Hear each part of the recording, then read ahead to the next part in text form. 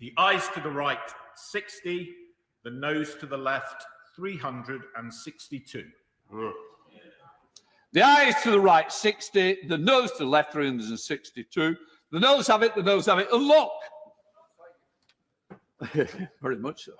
The question is that the main question, are that opinion, say aye.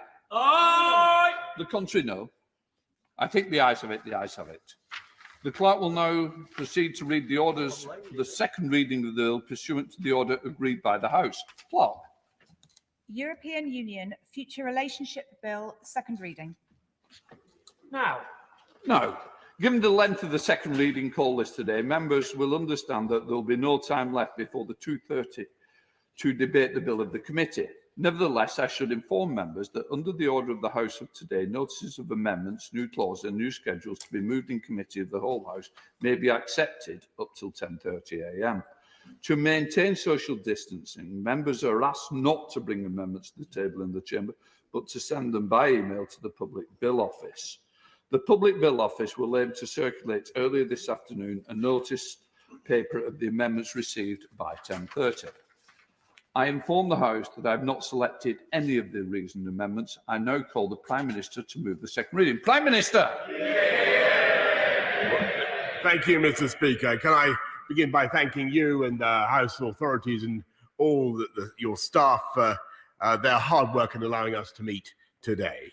And can I also welcome the outstanding news that AstraZeneca is now rolling out a new UK-made vaccine approved by the MHRA that offers the hope to millions in this country and around the world. Mr. Speaker, I beg to move that the bill be now read a second time.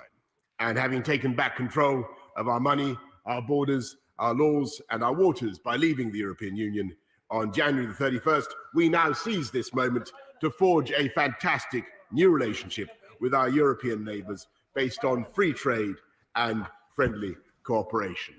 And in a minute, Mr. Speaker, at the heart of this bill is one of the biggest free trade agreements in the world, a comprehensive, I will happily give way. Point of order in Blackford. Mr. Speaker, I'm seeking your clarification. I'm just wondering how on earth the Prime Minister can talk about taking back control of waters when Scottish fishermen are going to have less access and less fish to catch as a consequence of his con deal. Can I just say, first of all, it's not a point of order. We're very limited on time. Can we please try and keep to a tight agenda to allow everybody the time to contribute? Prime Minister. Well, Mr. Speaker, I must nonetheless correct, although that was not a valid point of order, I must correct him in what he says. Because, in fact, under this deal, we have taken back control of our waters, and indeed Scottish fishermen from the get-go will have access to bigger quotas of all the relevant stocks, Mr. Speaker, and from the end of the transition period, as he knows full well. Sorry. Look, I understand it's an important day. It's important that we all get on the record. It's more important I also get to the leader of the SNP. What I wouldn't like to do is run out of time by the number of times he wants to stand for interventions. If the Prime Minister gives way, he'll give way straight away. But please, let's try and get the debate underway. At least give yourself time to hear what he's got to say before you disagree. Prime Minister. Well, Mr. Speaker, with great respect to the right honourable, I do feel I must correct him, because not only will we take back control of our waters, we will increase Scottish fishermen's share of all the relevant stocks. Cod, for instance, going up by 47% to 57%. North Sea haddock going up by 7% to 84%. That's just next year, Mr. Speaker. And in 5.5 years' time, we take control of the entire spectacular marine wealth of Scotland. It is only the Scottish Nationalist Party, Mr. Speaker, that would hand back control of the waters of this country to the UK with spectacular hypocrisy, Mr. Speaker. And indeed, having said that they would... Sorry, this is a point of order. Point of order in Blackford. And could you point out to the Prime Minister that the name of my party is the Scottish National Party? In fairness, I have pointed it out in the past. It is the Scottish National Party, Prime Minister. Mr. Speaker, I wish the right honourable gentleman to know that I'm using the word nationalist with a small n, and I don't think that he would disagree with that, which is semantically justifiable, I think, under the circumstances. And yet, in spite of that nomenclature, Mr. Speaker, they would hand back control of Scotland's waters and go back into the common fisheries policy. What this bill does, Mr. Speaker, is take back control. Absolutely not. Take back control of the spectacular marine wealth of Scotland and the rest of the UK. Because just in a moment, in the heart of this bill is one of the biggest free trade agreements in the world, as we've discussed in this chamber many times, Mr. Speaker, a comprehensive Canada-style deal worth over £660 billion, which, if anything, should allow companies to do even more business with our European friends, safeguarding millions of jobs and livelihoods in our UK and across the continent. In less than 48 hours, we will leave the EU single market and the customs union as we promised, and yet British exporters will not face a sudden thicket of trade barriers, but rather, for the first time in the history of EU agreements, zero tariffs and zero quotas. And just as we have avoided trade barriers, so we've also, Mr. Speaker, I think that plenty of members want to speak, so I've already taken plenty of interventions and points forward. I'm going to make some progress. Just as we've avoided trade barriers, so we've also ensured the UK's full control of our laws and our regulations. And there is a vital symmetry between these two achievements, because the central purpose of this bill is to accomplish something that the British people always knew in their hearts could be done, and yet which we were continually told was impossible. We were told we could not have our cake and eat it. Do you remember how often we were told that, Mr. Speaker? Namely, that we could trade and cooperate as we will with our European neighbours on the closest terms of friendship and goodwill, while retaining sovereign control of our laws and our national destiny. And that unifying thread runs through every clause of this bill. It embodies our vision, shared with our European neighbours, of a new relationship between Britain and the EU as sovereign equals, joined by friendship, commerce, history, interests and values, while respecting one another's freedom of action and recognising that we have nothing to fear if we sometimes choose to do things different. I give way with pleasure to the honourable gentleman. Thank the Prime Minister for giving way. Prime Minister, the devil is in the detail of anything that we have before us today. Can the Prime Minister confirm, as I hope it is, that we see the end of discrimination, the Hague preference is away, it's in the bin, and the fact that the Killybegs Fishermen's Association are expressing dismay from the Republic of Ireland? Will the UK quotas be shared with Northern Ireland? Will there be tariffs for our boats for Portabogie, Ardglass and Kilkeel landing the fish they catch in Northern Ireland? And will the £100 million for the fisheries organisations, will that be shared equally across the whole of the United Kingdom? Those are real practical issues for us in Northern Ireland. Prime Minister, thank you. I'm grateful to the honourable gentleman, and I can assure him that the entire UK will share from the programme of investment in our fishing industry, and to get ourselves ready across the whole of the UK for the colossal uplift in fish that we will obtain. And even before the end of the transition period, I think the honourable gentleman should know that we'll be fishing about another 130,000 tonnes more fish in the UK than we are, 130,000 tonnes a year than we are at present. And currently, that is an opportunity that we must work to seize. And we have much to gain. We have much to gain from the healthy stimulus of competition. And this bill demonstrates, therefore, how Britain can be at once European and sovereign. And I think you'll agree, Mr. Speaker, that our negotiators accomplished their feat at astonishing speed. It took nearly 8 years for the Uruguay round of world trade talks to produce a deal, 5 years for the EU to reach a trade agreement with Canada, 6 for Japan.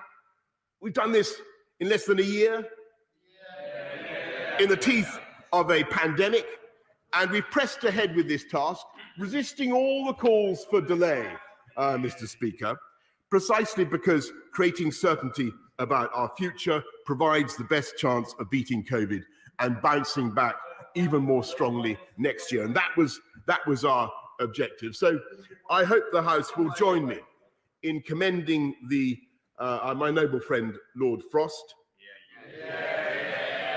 and every member of his team for their skill, their mastery, and their perseverance in translating our vision into a practical agreement. And let me also pay tribute to President Ursula von der Leyen, Michel Barnier, and all our European friends for their pragmatism and foresight, for their understanding that it is profoundly in the interests of the EU to live alongside a prosperous, contented and sovereign United Kingdom. The House understands that the significance of the fact that this agreement is not EU law, but international law. So there is no direct effect. The EU law will no longer have any special status in the UK. I think, Mr. Speaker, I've already given way quite a few times to the right honourable gentleman. And there is no jurisdiction for the European Court of Justice. To order, Ian Blackford. Mr. Speaker, I feel I have to point out to the House that the historic principle in Scotland, as established by law, it's the people of Scotland that are sovereign, and it's the people of Scotland that will determine to take them back into the European Union with independence. The Prime Minister, Prime Minister, just to say, as the leader of the SNP knows, it is not a point of order, and I'm desperate to hear what he's got to say in his contribution. Rather than use it up now, why doesn't he just save it to get others in? Prime Minister. Well, I'm grateful, Mr. Speaker. Of course, it was the Speaker of Scotland who took the sovereign decision, quite rightly, to remain in the UK, a once-in-a-generation decision. I think it's highly unlikely the people of Scotland will take a decision to cast away their newfound freedoms and indeed the newfound opportunities, not least over the marine wealth of Scotland. We will be able to design our own standards and regulations, Mr. Speaker, and the laws that this House of Commons passes will be interpreted, and I know this is a keen interest to honourable and right honourable members, will be interpreted solely by British judges sitting in British courts. We will have the opportunity to devise new ways to spur and encourage flourishing sectors in which this country leads the world, from green energy and life sciences to synthetic biology. Yes, I give way to my right honourable friend. I'm very grateful to the Prime Minister for giving way on that point. Some of us had different views on Brexit, but those debates are now for the history books. And anyone in this House and in the country should recognise the benefits of an agreement that goes beyond a free trade agreement, from science to energy to security. But will the Prime Minister capitalise on the excellent news that we've had today on the vaccine by pursuing an industrial strategy that puts science and technology at its heart, so that we can grasp the opportunities that come as the world bounces back from COVID during the year ahead? Indeed, Prime Minister, can I just help people and say interventions, those who are high up on the speaking list will understand if they get put down by continuous interventions, because I want to get as many people in as possible. So please. Thank you, Sir Bernard. No more. Prime Minister. Well, I'm grateful to my right honourable friend, because I remember well working with him on his industrial strategy and his ideas for championing green technology and biosciences, and I can tell him that those ideas remain at the heart of this government's agenda, and we will certainly be using our newfound legislative freedom to drive progress in those sciences and in those investments across the whole of the UK, because we will be free, Mr. Speaker, of EU state aid rules. We'll be able to decide where and how we level up across our country with new jobs and new hope, including with free ports and new green industrial zones of a kind I'm sure he'd approve of.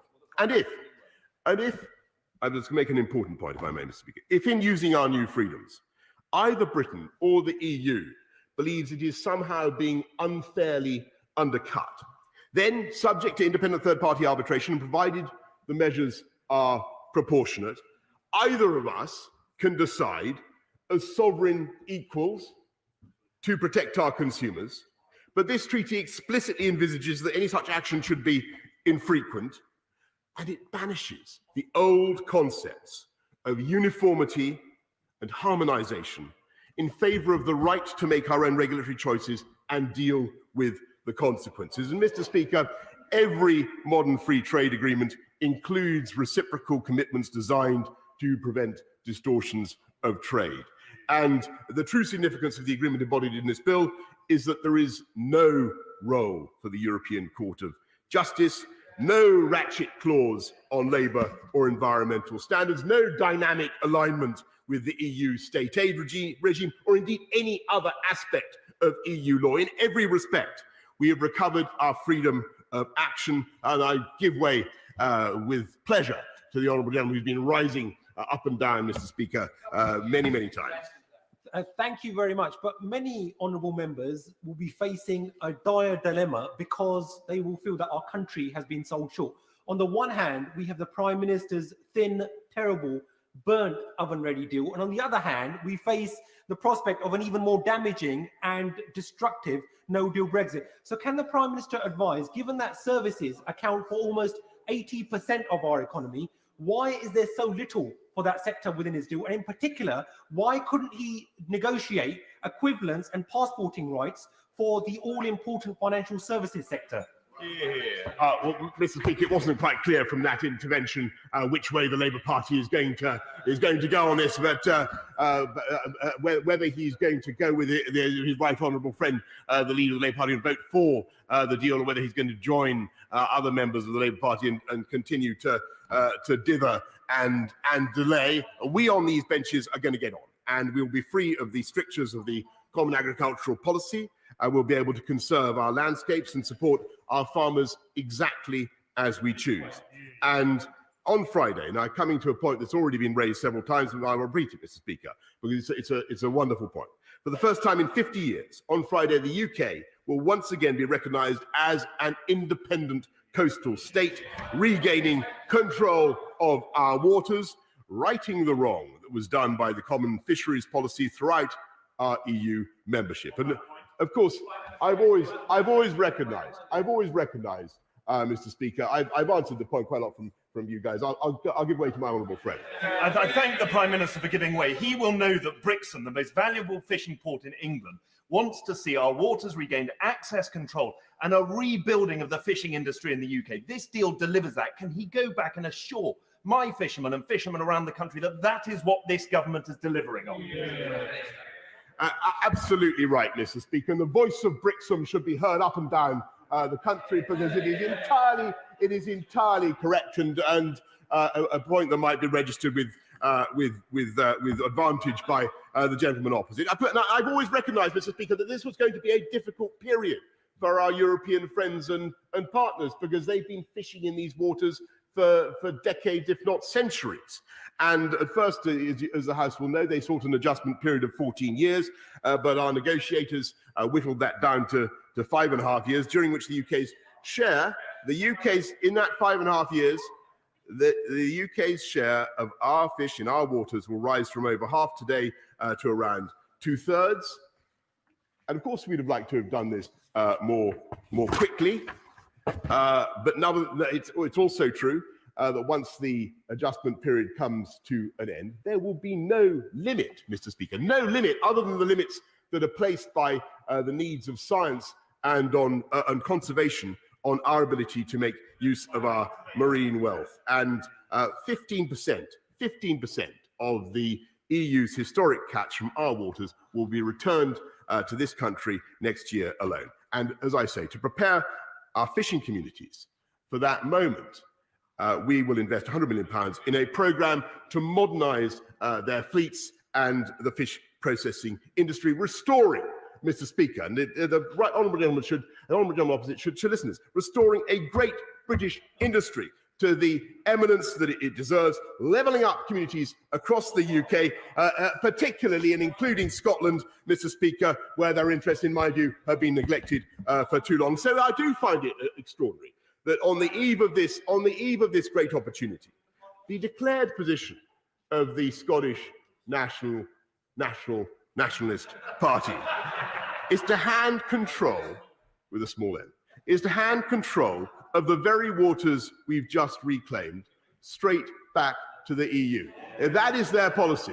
Mr. Speaker, and they plan to ensnare Scotland's fishing fleet in the dragnets of the common fisheries policy all over again. And in the meantime, Mr. Speaker, guess what they're going to do today? They're going to vote today for a no-deal Brexit. Or perhaps the gentleman opposite will tell me that he's going to vote for the deal.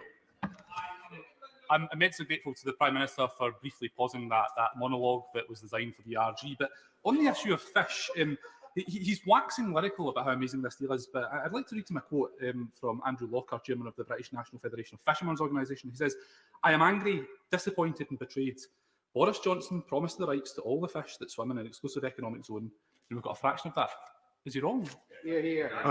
I'm afraid yes, he is, Mr. Speaker, because we will take back control not only of we'll become an independent coastal state from the 1st of January, but in 5.5 years' time, Mr. Speaker, we will be able to fish every single fish in our waters if we so choose, and that is the reality. And in the meantime, as I say, and he didn't deny it, I don't think I heard him deny it, that the Scottish National Party is going to vote against the deal. They're effectively going to vote, Mr. Speaker, for no deal, after which they've campaigned against and denounced, proving once and for all that the interests of Scotland, England, Wales and Northern Ireland, Scotland, England, Wales and Northern Ireland are best served by a one nation party serving one united kingdom. Mr. Speaker, this deal was negotiated by a big team, and he should know this, from every part of our United Kingdom, and it serves the whole of the UK, not least by protecting the integrity of the United Kingdom single internal market and Northern Ireland's place within it. Our points-based immigration system will end free movement and give us full control over who enters the country. And by the way, on that point, I want to thank very much my honourable friend, the Chancellor of the Duchy of Lancaster, for all he did to protect the interests of Northern Ireland. And at the same time, the deal provides certainty for airlines and hauliers who have suffered grievously during this pandemic. It guarantees the freedom of British citizens to travel to and from the EU and retain access to healthcare. It provides certainty for our police, for our border forces, for our security agencies who work alongside our European friends to keep our people safe. They're going to vote against this, Mr. Speaker. It provides certainty for our partnerships on scientific research, because we want our country to be a science superpower, but also a collaborative science superpower. It provides certainty for business, Mr. Speaker, from financial services to our world-leading manufacturers, including our car industry, safeguarding highly skilled jobs and investment across our country. As for the leader of the opposition, Mr. Speaker, I'm delighted that he's found yet another position on Brexit. And having plunged down every blind alley and exhausted every possible alternative, he's come to the right conclusion, namely to vote for this agreement which this government has secured. And I hope very much that the honourable gentleman opposite is going to tell us that he too is going to join his right honourable friend and vote for this agreement. Is that the case? I'm very happy to confirm for the Prime Minister, and I'm grateful for giving away, that I will be voting for this agreement.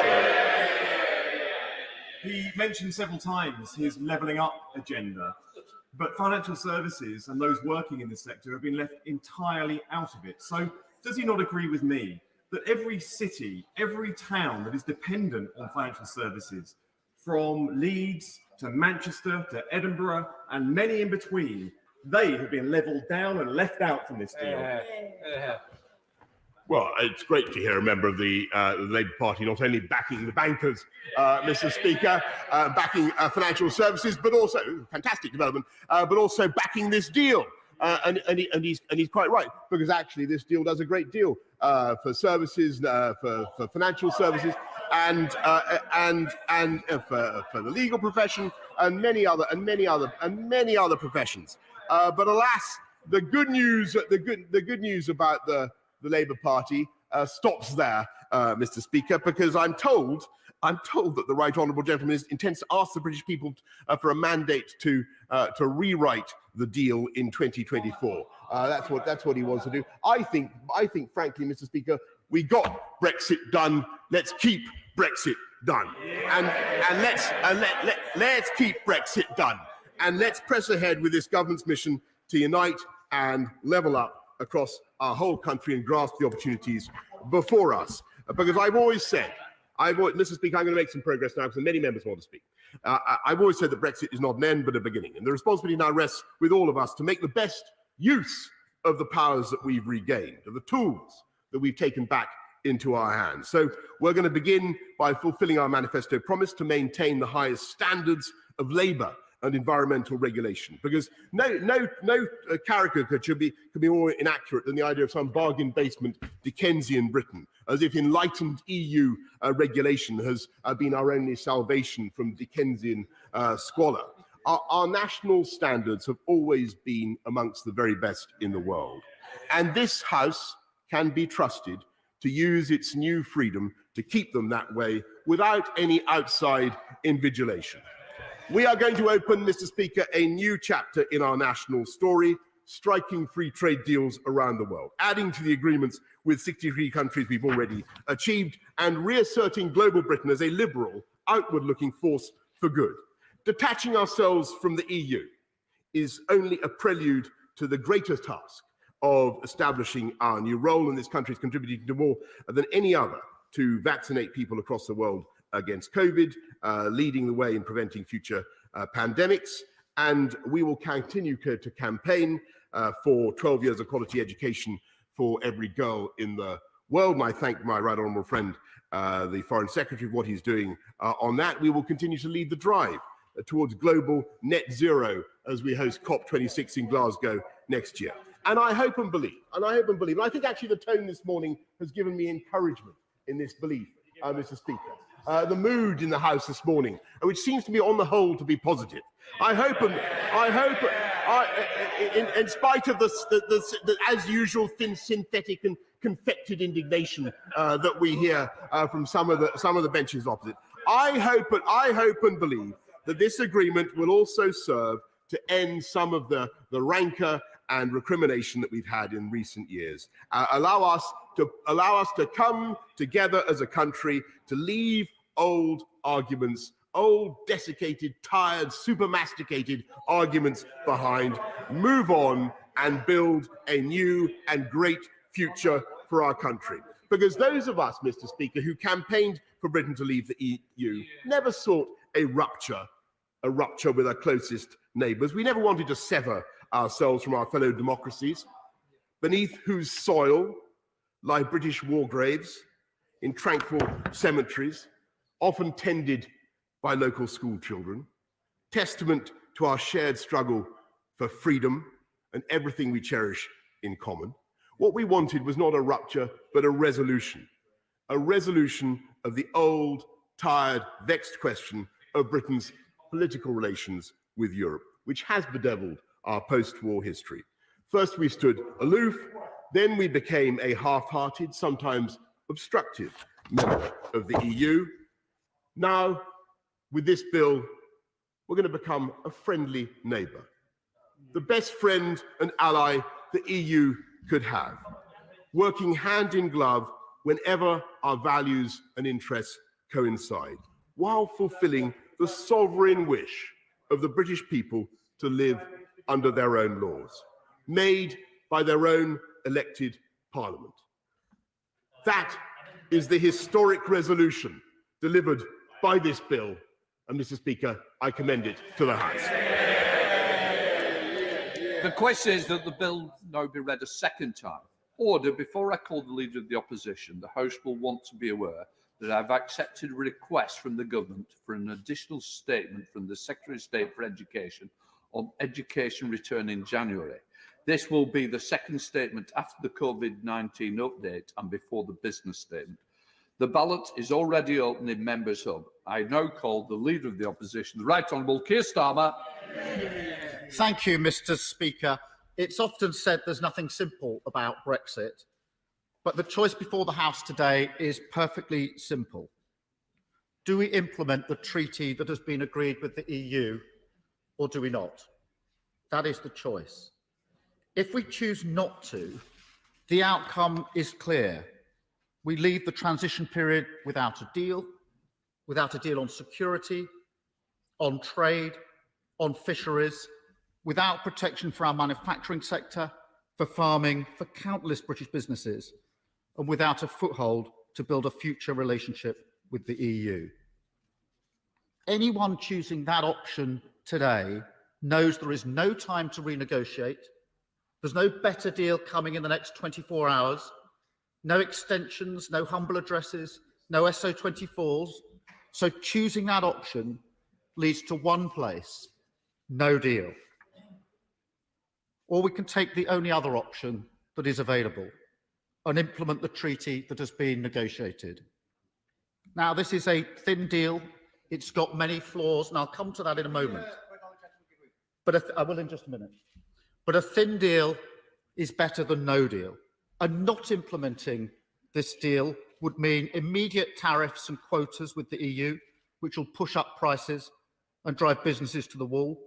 It will mean huge gaps in security, a free-for-all on workers' rights and environmental protections, and less stability for the Northern Ireland Protocol. Leaving without a deal would also show that the UK isn't capable of agreeing the legal basis for our future relationship with our EU friends and partners. And that matters, because I want Britain to be an outward-looking, optimistic and rules-based country, one that does deals, signs treaties and abides by them. I will in just one moment. It matters that Britain has negotiated a treaty with the EU Commission and the 27 member states. And it matters ultimately that the UK has not gone down the blind alley of no deal. It means that our future relationship starts on the basis of agreement, not acrimony. I give way. Full to the right honourable gentleman for giving way and for setting out the position of the Labour Party. But he used to have 6 tests for any Brexit deal that he would be willing to support. How many of those tests does he believe the agreement actually meets? Mr. Speaker, there's only one choice today, which is to vote for implementing this deal or to vote for no deal. And those that vote no are voting for no deal. And I'm going to give way again to the honourable gentleman. If he's voting no, does he want no to succeed at 2:30 this afternoon when the House divides? Does he want no to succeed in the vote? I give way to him. Extremely grateful to him for giving way, but I'm afraid the leader of the Labour Party has accepted the spin of the government. This is actually a binary choice between deal and no deal. I think it says a lot about the way that his position has changed over recent weeks. Mr. Speaker, this is the nub of it. Those voting no today want yes. They want others to save them from their own vote. They want others to save them from their own vote. Voting no, wanting yes. That's the truth of the situation, and that's why my party has taken a different path. I will give way. I congratulate the right honourable gentleman on doing the patriotic and right thing today. But I think it would be of quite a lot of interest to the country to know that if he'd been responsible for these negotiations, what deal would he have negotiated? Well, a better one than this for the reasons I'm about to lay out. I will go into some of the detail, not too much of the detail, but if anybody believes what the Prime Minister has just said about financial services, then they haven't read the deal. And with no further time for negotiation, when the default is no deal, it's not a mark of how pro-European you are to reject implementing this treaty. It isn't in the national interest to duck a question or to hide in the knowledge that others will save you from the consequences of your own vote. This is a simple vote with a simple choice. Do we leave the transition period with the treaty that's been negotiated with the EU, or do we leave with no deal? And so Labour will vote to implement this treaty today, to avoid no deal, and to put in place a floor from which we can build a strong future relationship with the EU. I will give way. I'm very grateful to the Leader of the Opposition for giving way and outlining how clear and that this is for him. But his party has got 2 parliamentarians in Edinburgh South, one in the Scottish Parliament and one in Westminster. At 4 o'clock this afternoon, the member of the Scottish Parliament will vote against the deal, and as member of the Westminster Parliament here will vote for the deal. How does he square that circle? Well, he knows very well it's a different vote. Now, it is a completely different vote on a different issue. I give way to the honourable member again with my question. when he votes no against this afternoon, does he want the bill to fail and thus we leave tomorrow night without a deal? Is that the intent? Does he want the result to go the way he's voting? I'm very grateful to the right honourable gentleman for his intervention. I think he'll understand that there'll be members of his own party in lobbies with me this afternoon. But if he can point to me in the order paper where I'm voting for no deal, I'd be very happy. Can you tell me what page that is on? That absolutely identifies the point. He's going to vote in the hope that others will vote the other way and save him from the consequences of his own vote. That is the truth of the situation for the SNP, hoping that others will do the right thing and vote in favour of implementing the treaty, because we fought against no deal together for months and years. And now those voting no are going to vote for no deal. Nothing's going to happen in the next 24 hours to save this country from no deal. So he wants to vote for something, but he doesn't want that vote to succeed. He wants others to have the burden of voting for it to save us from no deal. I'll give way in just a minute. I'm going to make some progress. It is, of course, completely unacceptable that this debate is happening now, one day before the end of the transition period. The Prime Minister said he had a deal that was oven ready. That was just about a year ago. Then it was supposed to be ready in July, then September, then November, and finally it arrived on Christmas Eve. And that matters. I will in just a minute. That matters because businesses have had no chance to prepare for the new regulations, talk to businesses about their concerns. They've got real difficulties now, and many of them already taken decisions about jobs and investment because of the uncertainty. And of course, that's made worse by the pandemic. But let me now just go to the deal itself and analyse some of the flaws in the deal. First, let's start with the Prime Minister and what he said on Christmas Eve in his press conference, because he said this about the deal. There will be no non-tariff barriers to trade. There will be no non-tariff barriers to trade. His words. He wasn't being straight with the British public. That's plain wrong. It's worse than that. It wasn't an aside. It wasn't an interview, an off-the-record remark. It was a scripted speech. There will be no non-tariff barriers to trade. The Prime Minister knows it's not true. Every member of this House knows it's not true. I'll give way to the Prime Minister to correct the record. Either stand up and say that is true, what he said was true, or take this opportunity to correct the record. I give way. Come on.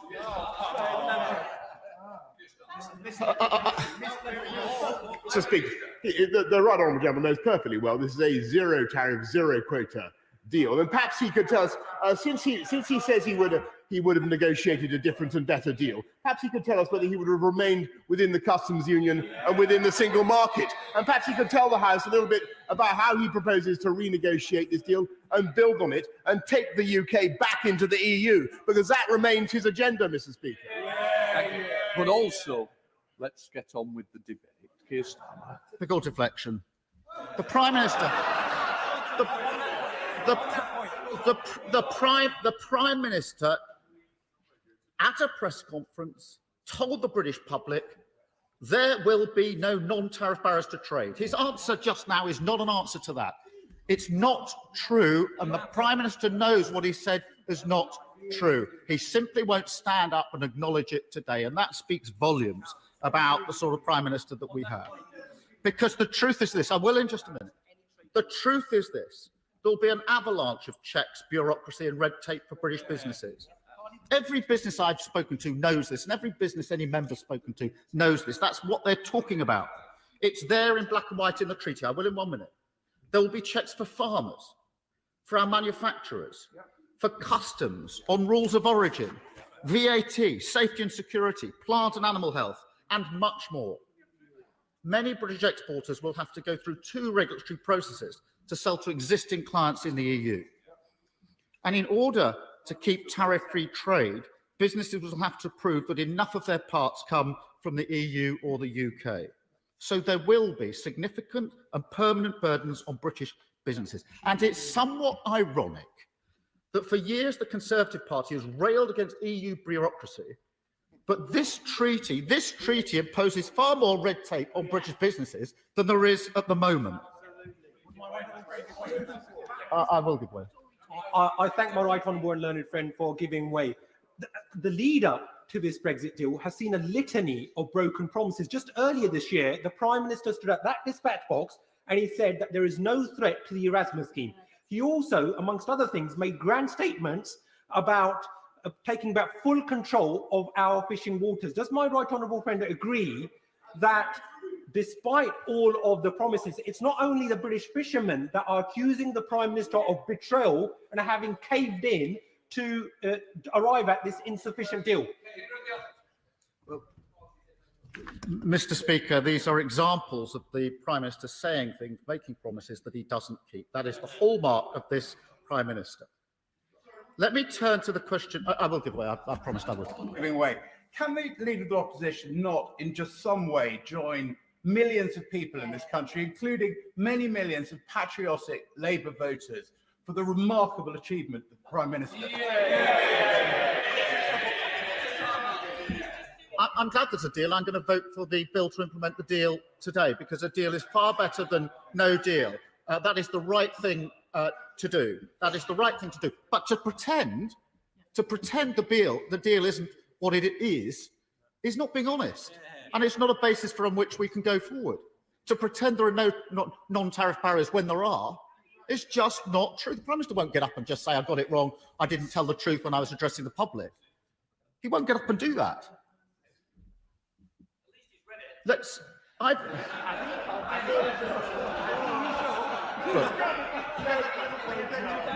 Prime Minister says, I don't know. The Prime Minister says, I don't know what I'm. The Prime Minister says, I don't know what I'm talking about. There will be no non-tariff barriers to trade. Will there be no non-tariff barriers to trade, Prime Minister? Yes or no? The ox is now on his tongue, I see. Mr. Speaker, let me turn to services. Because whatever the Prime Minister says, there's very little protection for our services in this deal. It is a gaping hole. We're primarily a services economy. Services account for 80% of our economic output, and we've got a trade surplus with the EU in services. But what we've got in this text doesn't go beyond what was agreed with Canada or Japan. The lack of ambition here is striking.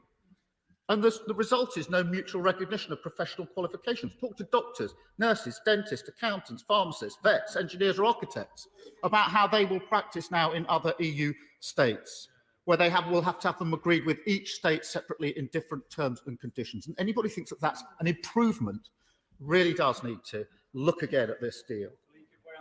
It will make it harder, just 1 minute, it will make it harder to sell services into the EU and be a huge disincentive to businesses to invest in the EU.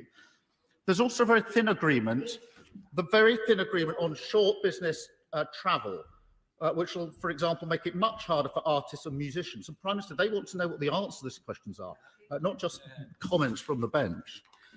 On financial services, even the Prime Minister himself has accepted, I don't know whether he sticks to this or whether this is one he won't own now, that the deal doesn't go as far as we would have liked. So pretending it's a brilliant deal just isn't on. We've got to rely on the bare bones of equivalence arrangements, many of which aren't even in place, that can be unilaterally withdrawn and at short notice. That's the reality of the situation. So we're left to wonder, either the Prime Minister did not try to get a strong deal to protect our service economy, or he tried and failed. Which is it? Let me turn to security. The treaty does offer important protections when compared to the utter chaos of no deal. For example, DNA and fingerprints. There are third-party arrangements to continue working with Europol and Eurojust, and I work with Europol and Eurojust, and I know how important that is. But the treaty does not provide what was promised, which was a security partnership of unprecedented breadth and depth. It does not. And anybody today who thinks it does, again, hasn't read the deal. We will no longer have access to EU databases which allow for real-time data shared, such as the Schengen Information System for missing persons and objects. And anybody who thinks that's not important needs to bear this in mind. That's used on a daily basis. In 2019, it was accessed and consulted 600 million times by the UK police. 600 million times. That's how vital it is to them. That is a massive gap in this deal, and the Prime Minister needs to explain how that is going to be plugged. Let me then turn to tariffs and quotas, because the Prime Minister's made much of this deal delivering zero tariffs and zero quotas. It does. Aha. Aha. Thank you, Prime Minister. It does, or rather, it does for as long as British businesses meet the rules of origin requirements. It does as long as the UK doesn't step away from a level playing field on workers' rights and environment. He says rubbish. He says rubbish. I have read, I've studied it, I've been looking at nothing else for 4 years on this. If the Prime Minister doesn't realise, he's pretending that he's got sovereignty and zero tariffs and zero quotas. He hasn't. The moment he exercises the sovereignty to depart from the level playing field, the tariffs kick in. This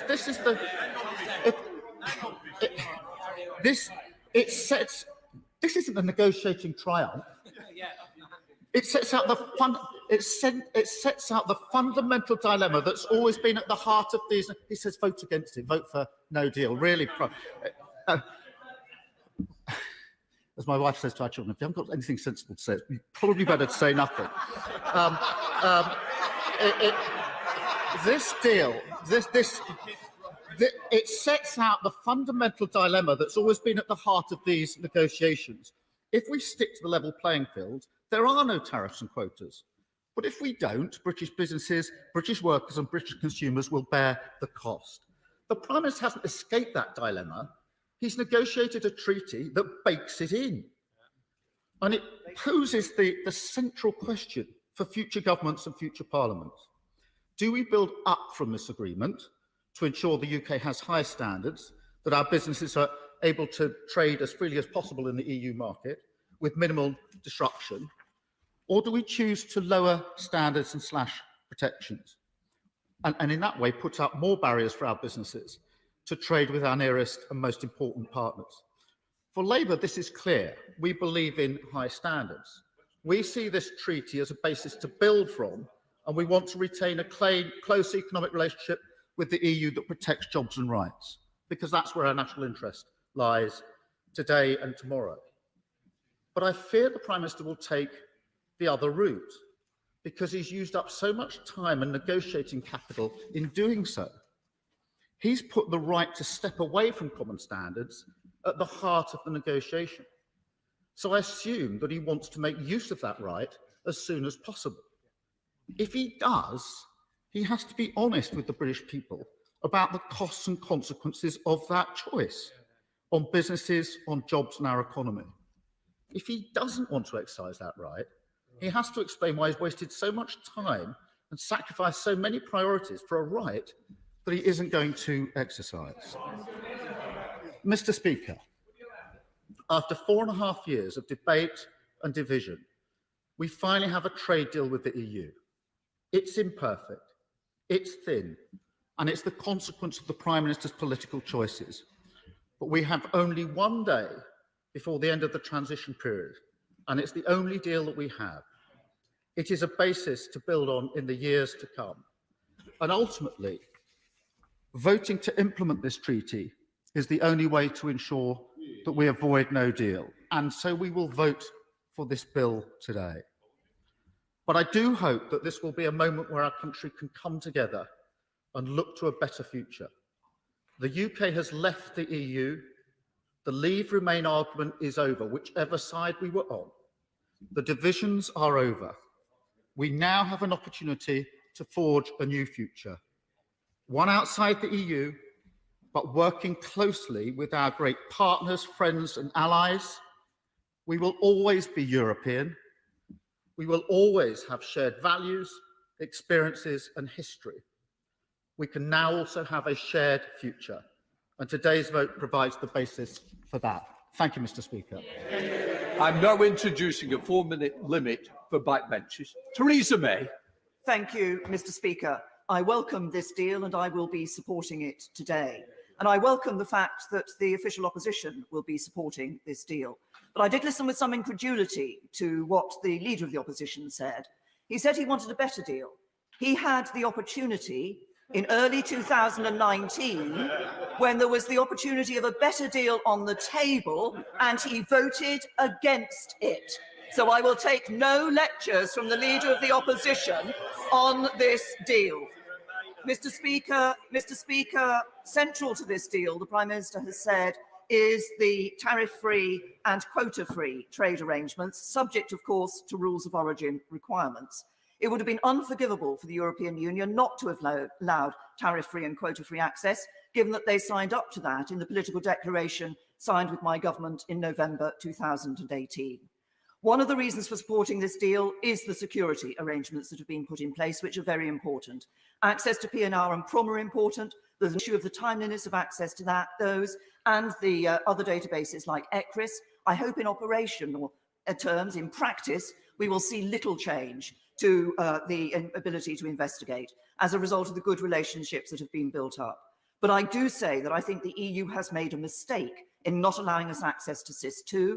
I understand that was a principle that they set, that we could not have that access, but I think that that is something that we should aim to try to find some resolution of that in the future, because it is an important database. It does help us in our fight against modern slavery, child abduction, and identifying criminals across our borders. One area where I am disappointed in the deal is in services. It is no longer the case that UK service providers will have the automatic right of access to provide services across the EU. They will have to abide by the individual rules of a state. I understand if you're a lawyer advising on UK law, in the Czech Republic you will have to be resident, in Austria you will have not to be resident, just as an example of the difference of those rules. And the key area is financial services. In 2018 in Mansion House I said that we wanted to work to get a financial services deal in the future arrangement, treaty arrangement, and that would be truly groundbreaking. It would have been, but sadly it has not been achieved. We have a deal in trade which benefits the EU, but not a deal in services which would have benefited the UK. The arrangement treaty is clear that future negotiation on these points is possible, and I hope that the government will go to that negotiation with alacrity and vigour, particularly on financial services. Of course, there is a whole structure set up under this treaty. One thing this treaty does not do is excise the EU from our lives, because there's a whole structure of committees set up, some of which, like the Partnership Council, will be able to amend this arrangement, make determinations on its operation and interpretation, without, as far as I can see, any formal reference to this Parliament. Now, sovereignty has been underpinned the negotiations since Article 50 was triggered. Sovereignty does not mean isolationism. It does not mean we never accept somebody else's rules. It does not mean exceptionalism. And it is important as we go forward that we recognise we live in an interconnected world. And if the United Kingdom is going to play the role that I believe it should play in not just upholding, but encouraging and promoting the rules-based international order, and in ensuring that we promote the interests and value and strengthen multilateral institutions like the World Trade Organization, we must never allow ourselves to think, as I fear some in this House do, that sovereignty means isolationism. But I say to all members across this House, today is the time, as I have said before, to put aside personal and party political interests, which sadly too many have followed in the past. Vote in the national interest for the whole UK and support this bill. We now come to the Leader of the SNP, Ian Blackford. Thank you, Mr. Speaker, and it's a pleasure to follow the... The gentleman wants to remain up there. I'm certainly not going to take interventions from there. I think it's better remains quiet. Yep. Thank you, Mr. Speaker, and it's a pleasure to follow the former Prime Minister, the Right Honourable Member for Maidenhead. Can I wish you and all staff and members a good new year when it comes tomorrow evening? And if I may, can I just very quickly reflect on the sadness of the events that took place on the 2nd of January 1971 in Glasgow, when 66 predominantly young people lost their lives in the Ibrox disaster, including 5 from one village and 5 from Markinch. And I'm sure the whole House will want to remember those that sadly lost their lives at that moment. Mr. Speaker, when this bad Brexit deal was published, one of the very first public images that were released showed the Prime Minister raising his arms aloft in celebration. When I saw that image, my thoughts immediately turned to the European nationals who have made their home here, because they're certainly not celebrating. During the 4 years and more of this Brexit mess, the main emotion they have felt is worry. Worry about staying here, worrying about their jobs, and real worry for their families. In Scotland, these citizens are our friends, they are our family, they are our neighbours.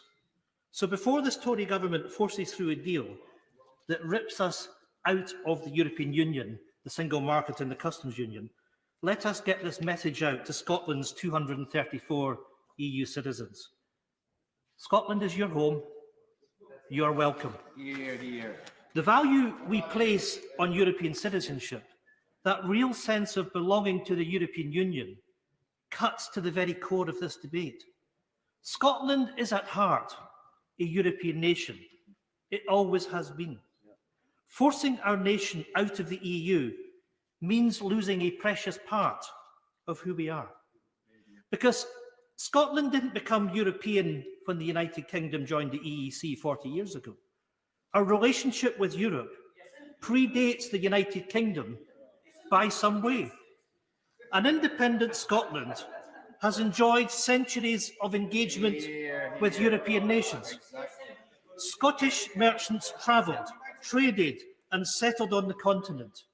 We shared citizenship with France, and we appealed our nationhood to Rome. Scotland was European before it was British. That European history and heritage goes back to our nation's place in the Hanseatic League in the 15th century. Scotland was central to a trading alliance that forged connections and commerce from the North Atlantic, the Netherlands, Germany, Scandinavia and the Baltics. We were a European trading nation right up until many of our privileges were ended by the Treaty of Union. 3 centuries later, here we go again. Westminster seeking to end our access to those European relationships by removing us from today's Union of Nations across our continent. Westminster ending free movement of people and the access to labour that is so crucial to our economic success. Westminster seeking to end our automatic right to live, to work, and to get an education in 27 member states of the EU.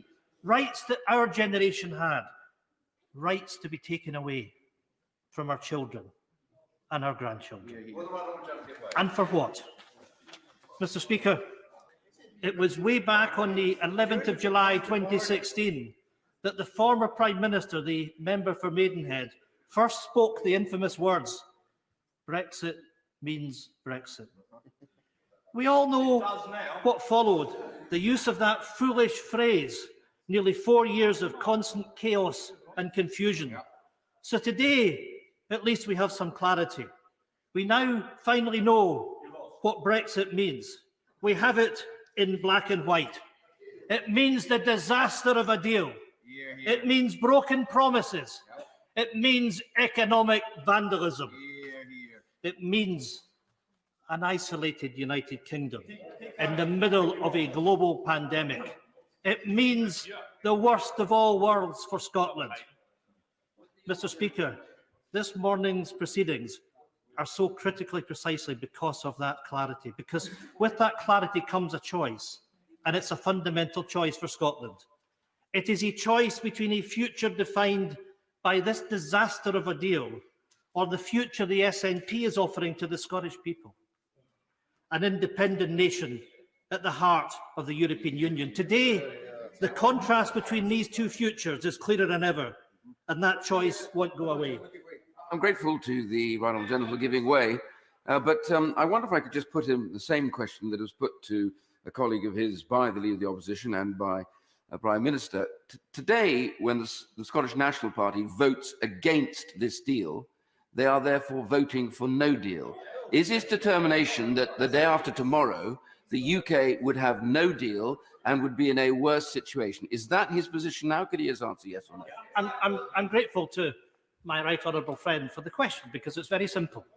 This is a piece of legislation that is being put forward today. No deal is not on the order paper. The deal that we currently have, the deal that exists today, where we're in the single market and in the customs union, is the best deal for us. And we have argued many times in this House, as the right honourable gentleman knows, that we should have extended transition.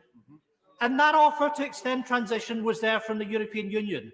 It is not our choice to accept this shoddy deal. What we should be doing, I'll give way one more time. I'm grateful for this. Just one second. Sir Ian, you're on very early and you don't want to go down the list, I'm sure. Ian Blackford. Well, thank you, Mr. Speaker, and we'll accept your guidance on these things, although I was looking forward to the debate that we were having. Now that we see the scale of the bad Brexit deal, the question before the Scottish people is clear. Which union does Scotland wish to be part of? Which future will we choose? This broken Brexit Britain or the European Union? If this whole Brexit saga was truly about sovereignty, then the Scottish people can't and won't be denied our sovereign right to that self-determination. No Democrat should stand in the way of that. Nobody in this House, or even Boris with a small b. The Tory denial of democracy is a position that can't and won't hold. Scotland will have the right to choose its own future. Mr. Speaker, now that the detail of this deal is finally in front of us, people hope that Brexit fictions are swiftly replaced with Brexit facts. Judging by the Prime Minister's performance today, his government is still drowning in delusion or is simply just putting on an act. But for those of us who have lived in the real world these last 4 years, it's long past time that reality finally bursts the Brexit bubble. In recent days, we've heard wild celebrations and claims from leading Brexit cheerleaders about how this is the largest free trade deal in history. I'm sorry to inform them, it isn't. The biggest and the best free trading bloc in the world is the one that this Tory government is dragging Scotland out of. It's made up of 27 nations and 500 million citizens. It's called the European Union. In the middle of a pandemic and economic recession, Scotland has been removed from a market worth £16 billion in exports to Scottish companies. A market which by population is 7 times the size of the United Kingdom. Leaving the European single market and customs union would be damaging at any time. But in the middle of the current crisis, Prime Minister, it's unforgivable. It's an act of economic vandalism, pure and simple. As usual with the Tories, it is people who will pay the price. Initial Scottish government modelling estimates the deal could cut Scotland's GDP by around 6.1%, £9 billion in 2016 cash terms by 2030. That will mean people in Scotland, the same people who have always opposed Brexit, are left £1,600 poorer. That's the cost of the Prime Minister's Brexit. Mr. Speaker, I'm extremely grateful to the right honourable gentleman for giving way. Perhaps he could tell us what estimates he's made of the cost of the Scottish economy of losing access to the UK single market through independence. Really? Really? I mean, I'm amazed at the right honourable gentleman who, of course, comes from Scotland, who seems to be threatening the people of Scotland with lack of access. Is that really the message that the Conservatives want to deliver to the people of Scotland? Shame on him. Shame on him. Shame on him. For all the Tory talk of levelling up, this deal is blatantly preparing the ground to level down on standards. Only in the last few days, the IPPR have warned that what many of us have suspected all along. This deal leaves workers' rights and environmental protections at serious risk of real erosion. Mr. Speaker, another Brexit bubble that badly needs bursting is the myth that leaving the EU will somehow make it easier for businesses to trade. This is literally the first trade deal in history that puts up barriers for business instead of removing them. In 2016, the Leave campaign's assortment of lies included the claim that Brexit would mean removing red tape for business. Since then, plenty of Brexit red lines have disappeared, but none of the red tape. This bad Brexit deal means that businesses will be burdened with mountains more bureaucracy, with more cost. If the Prime Minister wants to disagree with that, I'll certainly give way to him. But presumably, the Brexiteers think that's okay, because that tape will now be coloured red, white and blue. It means, well, I hear the Chancellor of the Duchy of Lancaster saying it's how they tell them. You tell that to fishing businesses that all of a sudden are going to have to fill in customs declarations. And why? At his behest. Why? Based on his narrow ideology. That's the answer. Mr. Speaker, that means more delay, paperwork and checks. Well, if he wants to deny that, rise to his feet. Rise to his feet, because he knows that fishing businesses will face additional costs as a consequence of what his government has done.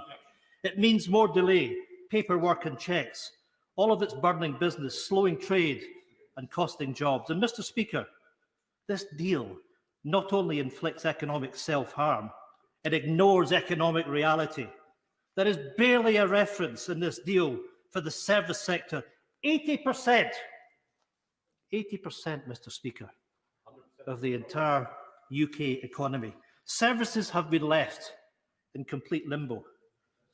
Where is there any mention, of course, it is not good news. The deal confirms an end to financial passporting rights, which have been relied upon by financial services firms across the United Kingdom. Mr. Speaker, let me now turn to the biggest betrayal of all, the broken promises to Scotland's fishing communities. There are no Scottish Tory MPs in this chamber. If they were here, they would now be squirming. We know this Brexit deal means a drop in key fishing stocks. For cod, for haddock, for whiting and for saithe, this deal means fewer access to fish than under the existing arrangements. Let me say that again. Less access to these fish than under the common fisheries policy. And you know, one of the things that's missing from the deal, and I would have thought better of the Chancellor of the Duchy of Lancaster, is that we had special privileges, the so-called Hague arrangements, that gave additional fishing rights to Scotland. They weren't even negotiated as part of this deal. We have lost, one can only assume, from the incompetence of the UK negotiators. The Scottish Tories said that tying fishing to a trade deal was a red line that must not be crossed. But yet, here we are. It is exactly what has been done. Every single Tory promise, every red line has been blown out of the water. Countless broken promises, but not even one resignation, although I may say so yet. Not even one apology or a hint of humility or of regret.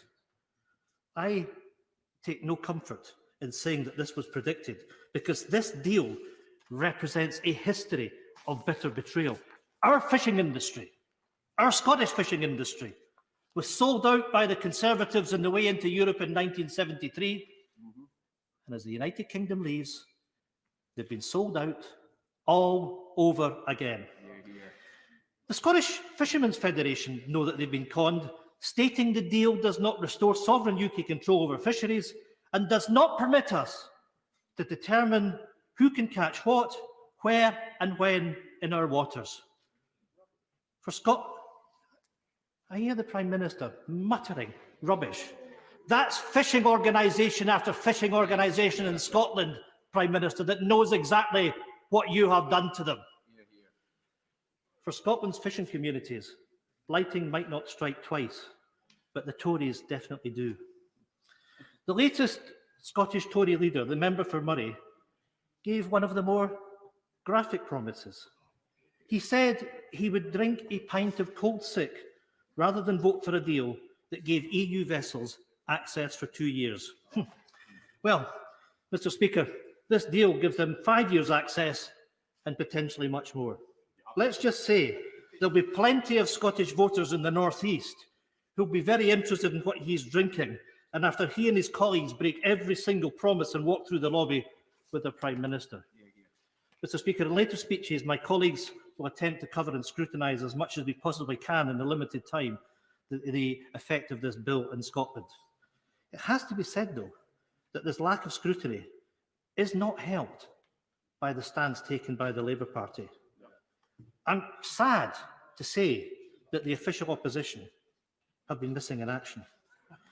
There was a time when Labour had six tests which they say needed to be passed in order for them to support any deal. Labour's Brexit tests have disappeared as quickly as Tory promises.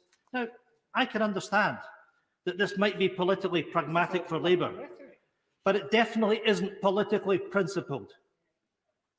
But I suppose political principle is hard to manage by when you can't even get a coherent position between Scottish Labour and their UK bosses. Unfortunately, when it comes to position on this Brexit deal, Labour are literally all over the place. Today in the Scottish Parliament, Labour will join with the Scottish National Party in refusing to grant a consent motion to this bill. I'm grateful for that. Labour will not only join us, but the Greens and the Liberal Democrats standing with us, our Scottish Parliament, united against the Tories, united against this bill. Mr. Speaker, it is ultimately for others to explain their own actions and the litany of broken promises that will stay with them at the next election. Because in the end, this is not so much about the Brexit promises of political parties. It's about its impact on people. It's about respecting the democratic decisions that voters make. Both England and Wales voted to leave the European Union. They have decided that their future lies elsewhere. Let me make this clear. I may not agree with that decision, but I do, and my party respects it. This legislation respects it, and it forms a pathway to the future. The people of Northern Ireland voted to remain in the European Union. Due to the efforts of both Michael Barnier and the Irish government, the protocol protects the peace process. It means Northern Ireland avoids a hard border and stays in the European single market. I support that protocol and its protection of a hard-won peace. This deal respects that. That being said, the Scottish Tories, including Baroness Davidson and the former Scottish Secretary, threatened to resign if Scotland was not offered the same deal as Northern Ireland. I say to both of them now, there is still time. We are still waiting. Mr. Speaker, the only nation, the only democratic decision that has been ignored are the voices and the votes of the Scottish people. None of this deal respects the choice that we made. I would genuinely ask members to reflect on that reality.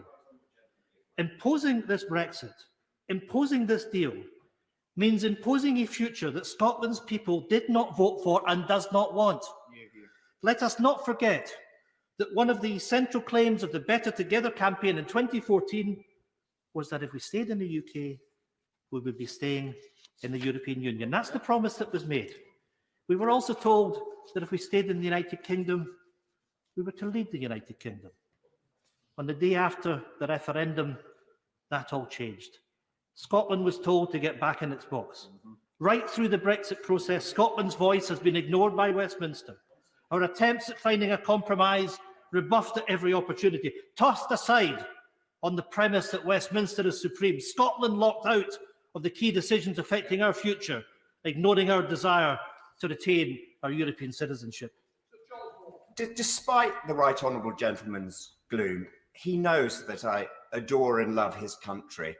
Does he not believe that Scotland has the character to succeed? Despite his misgivings, Scotland is a great country. Why is his speech so full of gloom and misery when Scotland has the character to prosper and succeed now? Well, I thank the honourable gentleman, and may I reciprocate and say that I love England, I love its people. But what I want is for us to maximise our opportunity, and what this deal does is it limits our opportunity. I want to unleash Scotland's potential. That potential will be unleashed with an independent Scotland at the heart of Europe. The Prime Minister's broken promise on Erasmus has been such a totemic issue in the last few days, and he will remember standing in this House promising us that we would be staying in the Erasmus programme. That betrayal denies our young people the opportunities European citizenship has given us. It denies them the European freedoms that we cherish, living, working and studying abroad. Around 200,000 people have taken part in Erasmus, including around 15,000 UK university students each year. It's also important to say that Erasmus isn't solely about university students. It's about support youth works, and it's about adult education, sport, culture and vocational training. It's why the Scottish Government are so committed to exploring every opportunity to keep Erasmus in place for our people. Because even the very name Erasmus signals our long-established European links. And that long tradition of connection comes right into the modern day with our own Winnie Ewing, Madame Ecosse herself. Winnie, a former mother of the European Parliament, was chair of the EU Education Committee that brought in the Erasmus scheme. Mr. Speaker, people at home will be watching this. And we have the Prime Minister and the Chancellor of the Duchy of Lancaster laughing about the success of the Erasmus scheme. Utterly, utterly, utterly pathetic. Utterly pathetic. Mr. Speaker, let me conclude by saying this. All that history between Europe and Scotland, all of those links and all of these opportunities are now at stake. Scotland's story is European, and that story doesn't end today. Our past is European, and our future must be European. As a nation, that is a choice that we made in 2016, and I am confident it is a choice we make now. We can't support this legislation because it doesn't respect that choice, and it doesn't provide for our future. Scotland's course is now set. And it's a very different course from the decisions being taken in this Westminster Parliament. We know that the only way to regain the huge benefits of EU membership is to become an independent state at the heart of Europe once more. That is the decision that the Scottish people will make, and we begin that journey today. There is now an empty seat at the top table in Europe. It won't be empty for long. We now come to Father of the House, Peter Bottomley. The House will know that the honourable gentleman is a more cheerful person than his speech. He's given us 25 minutes on a lesson in humility, for which we're grateful. He's talked about ignoring popular votes. In the Scottish referendum in 2014, the independence vote was 1,200,000. Sorry, in the 2019 election, sorry, for the SNP, it was 1,200,000. The vote against independence in 2014 was 2 million. There's a gap of 800,000, 2/3 of the vote that the honourable gentleman leads in this House. I think he should be cautious about predicting the future in the same way he should be cautious about interpreting the past.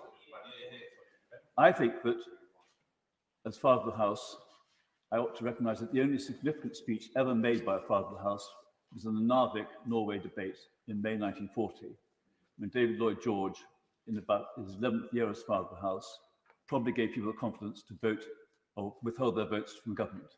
I don't argue that today. I think we need to say, as many have said, except for the leader of the SNP, this is a debate today and a vote today on whether we go for this deal or we go for no deal. And I agree with the right honourable leader of the opposition in saying that. And I give my vote, although in the referendum I argued that on balance it was better to stay in. We lost that. And unlike the SNP, I think one has to accept the result of a referendum. When my father was, if I don't mind, when my father, who survived serious personal injury during the war, was involved in the first negotiations about joining the European Union, I said to him, what were his views on the economic impact? He said, on balance, it didn't make much difference.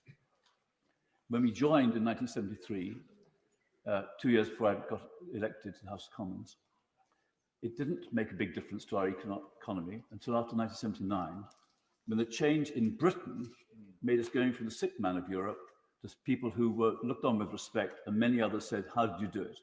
And the answer in part was by chance, in part by freedom and a kind of cautious approach to a free market economy that Margaret Thatcher led. Margaret Thatcher was the person who led the significant debates to stay in the European Union in 1975 with one of the best speeches I think she ever made. And I refer people to the Margaret Thatcher Foundation to read it. I was nominated or vouched for to become a candidate by Robin Turton, one of the leading anti-marketeers, and Margaret Thatcher and I argue the country, won the 1975 June by-election after Neil Martin, one of the leading campaigners against staying in the Europe common market, said, would Conservatives please vote for me, even though he and I disagreed in the same way that Sir Robin Turton had disagreed with me, but supported me. So, we often take down powers we don't normally expect, and the Prime Minister could probably vouch for that himself. I believe that we've got to make a success of our present situation, and we've got to make sure that, as one of my friends kindly said, we're opening a new chapter in a vibrant relationship with our continental cousins. We can, some of us, look with affection to the past. We look with some admiration to what's been achieved in this last year, and to look with confidence to the future. I think we ought to stop using this as an argument for Scottish independence. We ought to accept that the Labour Party has, in many of its proud traditions, putting the national interest before party interest. And I say to the Prime Minister, as I said to him in reasonable privacy one day, we want a leader we can trust, we want a cause which is just, so will you please lead us in the right direction in future? We now go to Margaret Beckett.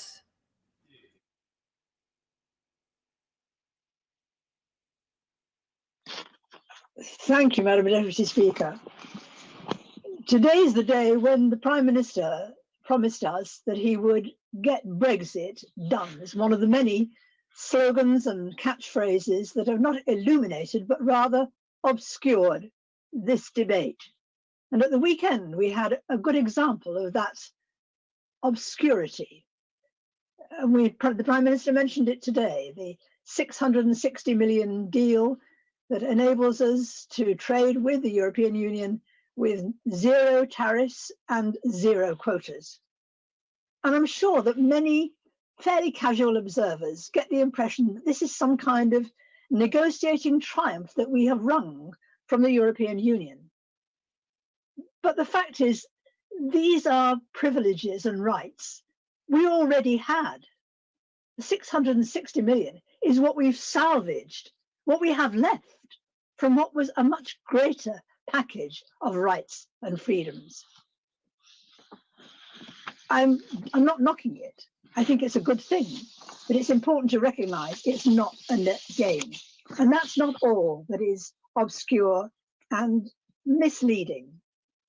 The Prime Minister spoke today about the rights for fishing and spoke as if we would, I think his phrase was, we'd be able to catch whatever we like.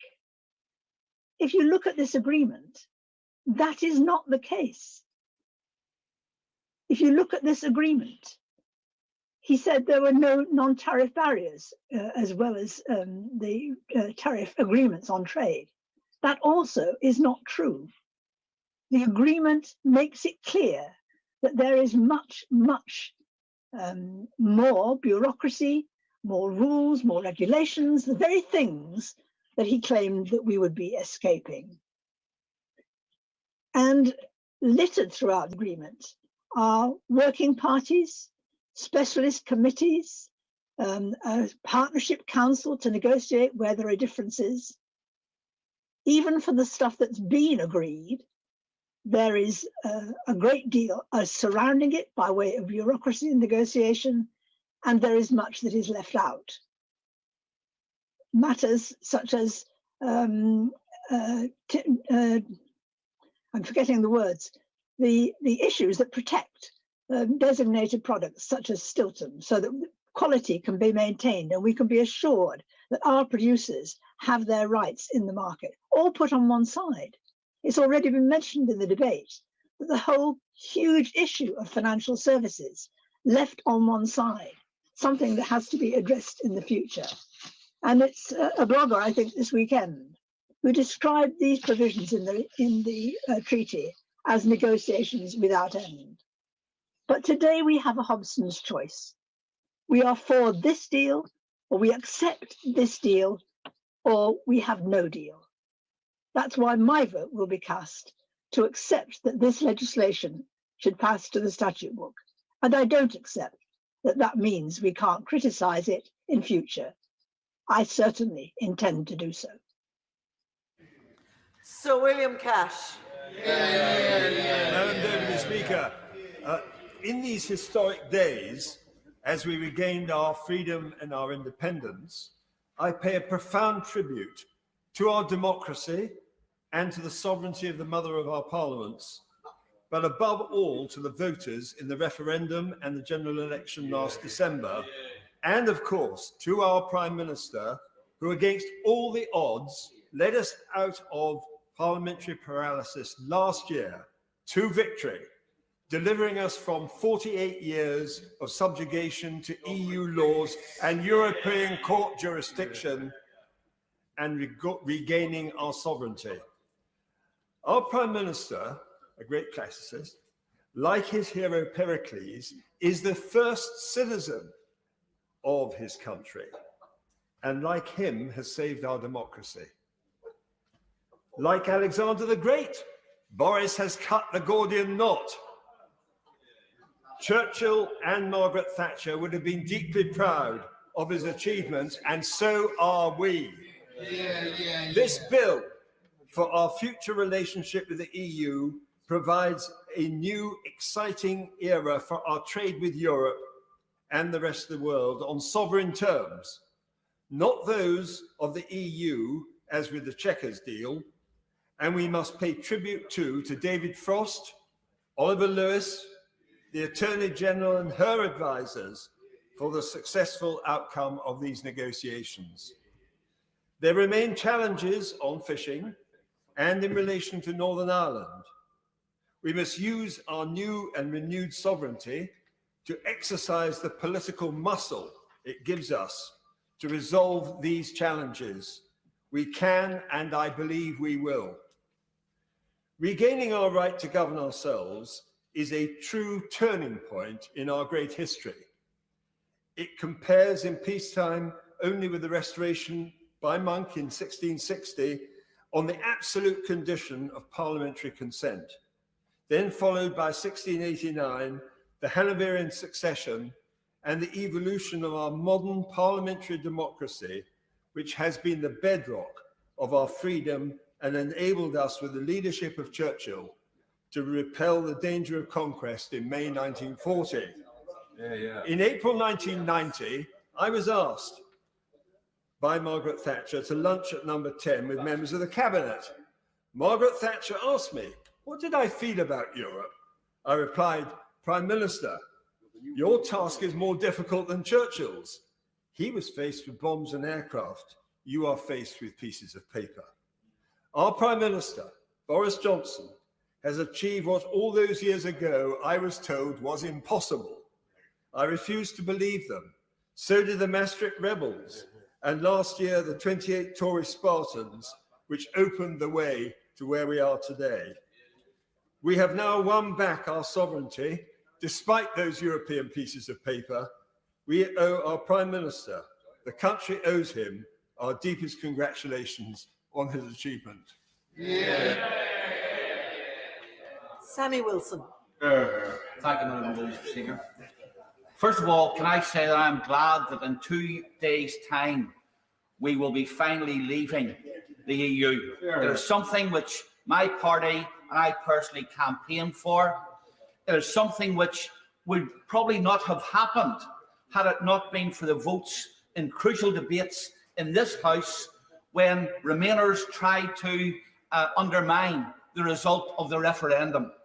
But I've got to say, today, that euphoria is tinged with sadness, because the deal which the Prime Minister has struck will not apply equally to all parts of the United Kingdom.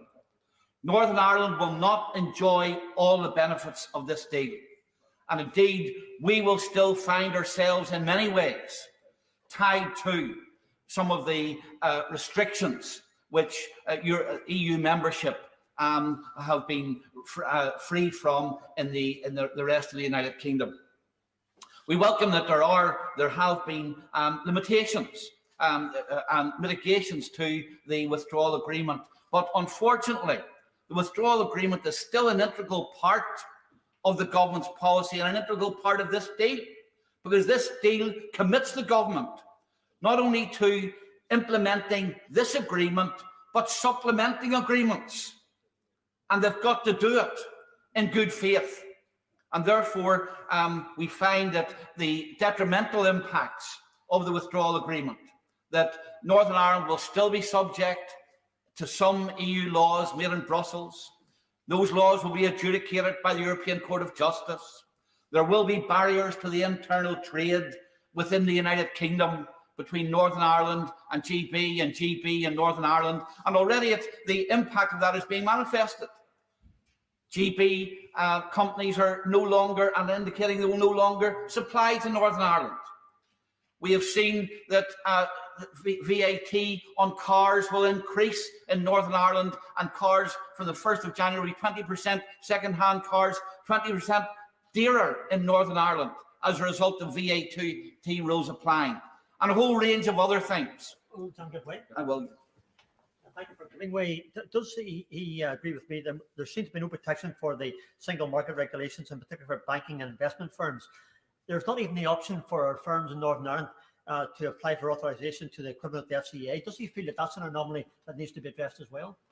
And of course, it's not only in those areas, but the Prime Minister talked about the way in which, because there is no longer any need for regulatory conformance, that the UK could free itself to develop fintech, biosciences, agricultural practices. But of course, because Northern Ireland will still remain under some of the EU regulations, we will not be able to benefit in many ways from those new exciting opportunities.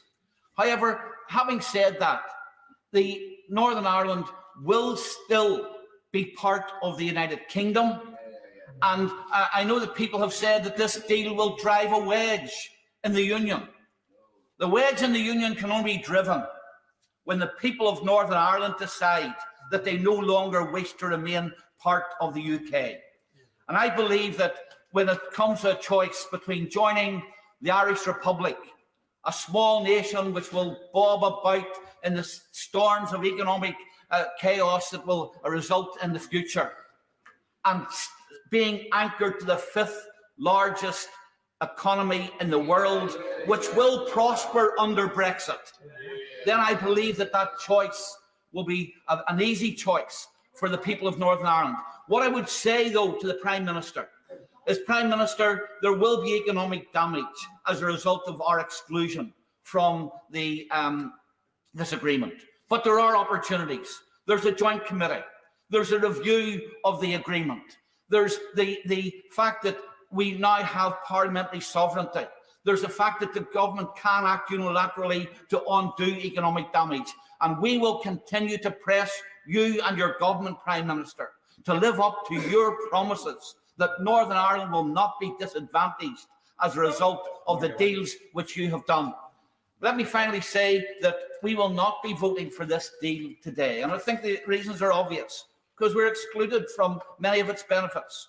That does not mean that we have any common cause with the petulant remainers in this Parliament who want to undo the referendum. It is because we are disappointed Brexiteers. It is because we are people who believe that the United Kingdom should leave as a whole, and that is not happening. And for that reason, we will not be voting for this deal today. Syrian Duncan-Smith. Deputy Speaker, it's a privilege to be able to speak in this debate and to follow the honourable gentleman who I consider a friend. Can I start today by congratulating, I was going to say my right honourable friend, but I should perhaps say my right honourable friend, the member for Athens, as our friend for Stone has declined him as a modern Pericles.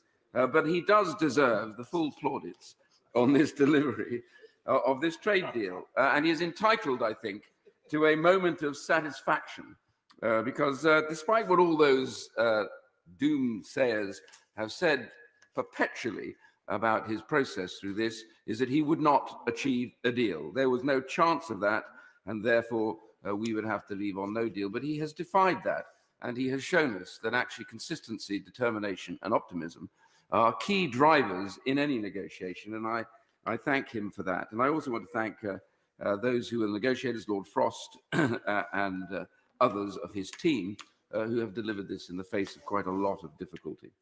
But for me, it brings to the end a 29-year period when, back at the time of the Maastricht Treaty, and I just entered Parliament, I was faced with the choice of whether I would vote for what I saw as a huge extension of powers from the European, what became the European Union. And I made the mistake, Madam Deputy Speaker, of entering the smoking room to have my honourable friend, the member for Stone, lay his arm upon my shoulder, and my career was ruined thereafter. But I chose directly as a result of those blandishments to vote against Maastricht. I don't regret it, but I do say that it was from that moment onwards that I was certain that the United Kingdom would leave the European Union because it was getting more and more centralised, and it was not what we had joined. I voted to join, and therefore I am pleased now that we have delivered on that, and it is my right honourable friend that has done that. And I say to those who are going to vote against this today, they cannot escape the reality. To be fair to the opposition, he made it very clear that if you vote against this today, you are voting for no deal. You don't have to have it written on a piece of paper, because that would defy any logic that this place is about. So those who are voting against this, I give way to them. I don't believe that's the case. We're voting on the merit of the agreement, and the reality of the agreement is introducing a whole layer of extra bureaucracy for citizens and businesses in the UK. It's a charter for red tape. Well, you know, I always love colleagues in this place trying to explain their actions, but there comes down to one simple point. We all know in this House, if you defeat an objective, you are left with what was there before. And what is there before in this case is no deal. And I'm sorry for him if he thinks that he wants to vote against something because it's wrong. He's voting at the same time, therefore, for the status quo. The status quo is we leave the day after tomorrow with no deal. And there is no escaping that, I'm afraid, no matter what they wish for. And I welcome this deal. It's not perfect. Nobody here is going to say you can get a perfect deal, because there are two sides in this discussion. But it is a huge advance on where we might have been. We take back control of our sovereignty. We are a sovereign nation again.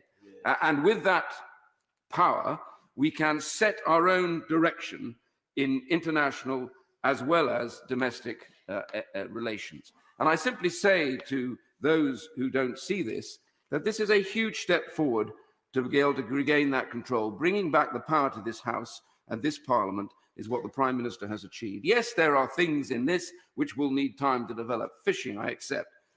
We have a better deal now, but 5 years from now, we will have the key opportunity to decide how those waters will be run at our benefit. And I congratulate the Prime Minister for that. I also want to say, it's very important, we also have the power to reset the environmental running of those waters. Far too long, too many large trawlers have literally destroyed many of our fishing areas. And now I urge my government to start that process literally tomorrow and make sure we bring environmentalism back and control of this to our area. So I want to, no, I can't give way, I beg your pardon on this one. But I want to conclude by simply saying Brexit was never about being anti-European. Brexit is about restoring power to the UK. I love Europe. Half my family have worked in Europe all their working lives. I studied out there. I love its idiosyncrasies. I love its language differences. I love its arts and its culture and its people. But I am British. I'm a member of the United Kingdom, and I want to respect them, be their friend. For too long, we moved into the same house with them, and we didn't get on. We're now just going to move next door and be good neighbours, good friends, and good allies. I congratulate my right honourable friend for bringing this to a conclusion. He deserves the plaudits that he's going to get. In order to assist members who are further down the list in preparing their speeches, I ought to give notice that after the Honourable Member for Bromley and Chislehurst, who is number 19 on the list, the time limit will then be reduced to 3 minutes. I can see the Honourable Member for Tunbridge and Malling already tearing up part of his speech. We now come to Hilary Benn. Thank you very much indeed, Madam Deputy Speaker. Can I draw attention to the 4th report of the Brexit Select Committee on the agreement, which was published this morning? The committee's wonderful staff worked really hard over Christmas, but we have not had the opportunity in 3 days to produce a fuller report, and I did write to Leader of the House about giving the committee a bit more time to complete the task that was given to us just under a year ago. I will be voting for this bill to implement the agreement today because, quite simply, the alternative is no deal. And I recognise there are others in the House who will abstain and vote against, but in truth, if we were in the position that every single one of their votes were required in order to get this bill and therefore this agreement through, I cannot believe that any of those colleagues would actually choose no deal with all of the damaging economic consequences it would bring over a deal. And that's why I think in the end, the Prime Minister realised he had no alternative but to get an agreement. This is not a vote about whether we support Brexit. I do not, but it's happened. This is a vote about making a bit better of a bad job. Now, there are aspects of the agreement that will be welcomed. The absence of tariffs has been referred to, the agreement on healthcare, the level playing provisions seem pretty reasonable to me, and we've got access to some of the information we require for our security. But we must also be honest about what is missing from this agreement and what that will mean. It does not deliver frictionless trade. It will impose checks, costs and red tape on British businesses that export to Europe. And I was frankly astonished to hear the Chancellor of the Duchy of Lancaster on the radio the other morning, apparently praising red tape as a benefit because it will make British businesses get match fit to trade. Well, that is certainly a novel economic theory, and it doesn't reflect the Conservative Party as we previously understood it. It offers no certainty yet on data transfer or financial services, which is so important to our economy. We didn't get what was sought on conformity assessments, on rules of origin, on mutual recognition of qualifications, on reduced SPS checks, and there is, as of this moment, no agreement yet on Gibraltar. And why has this happened? Because from the start, the government was faced with having to choose between sovereignty on the one hand and the economic interests of the country on the other. And however hard they tried to pretend that they could have the best of both, that was never possible. There was always a trade-off that would have to be made. And we see that reflected in the agreement before us, which is long and complex, rather like Brexit itself, and the full implications of both have yet to be revealed. Madam Deputy Speaker, today this bill will pass. Tomorrow, the process of leaving the EU will be complete. But the day after, we will need to look forward because a new question will confront us as a nation. What kind of relationship do we now wish to have with our biggest, nearest and most important trading partners and friends? And the other reason why I'll be voting for this bill today is for all it has failed to secure, it at least provides a foundation on which in the years ahead we can build what I hope will be a strong economic and political relationship with our European friends. And I hope as we move beyond Leave and Remain, we will now be able as a country to come together to do exactly that. Now we go virtually to Dame Cheryl Gillan. Thank you, Madam Deputy Speaker. And can I say it's a pleasure to follow the member for Leeds Central. I don't always agree with him, but I recognise the detailed and sterling work that he has done on the Brexit Select Committee, and I'm glad that he is voting for the bill today. Can I also welcome the fantastic news on Oxford AstraZeneca vaccine, which along with this bill gives us a double reason for celebration. I want to add my congratulations and plaudits to the Prime Minister and all our negotiators for their steadfastness in bringing home this deal. Make no mistake about it, it took guts and determination to both leave the EU and to finally deliver this result. It may not be perfect. I too, for example, share the reservations expressed by the member for Maidenhead about the position of our services industry, which I think needs urgent resolution as to, for example, what the equivalence rules will look like. But it has been hard won and delivers zero tariffs and quotas, which are bringing a huge sigh of relief to many of the businesses and industries across the country. But at the same time, it allows the UK to once again control its destiny through its own elected representatives and its own courts.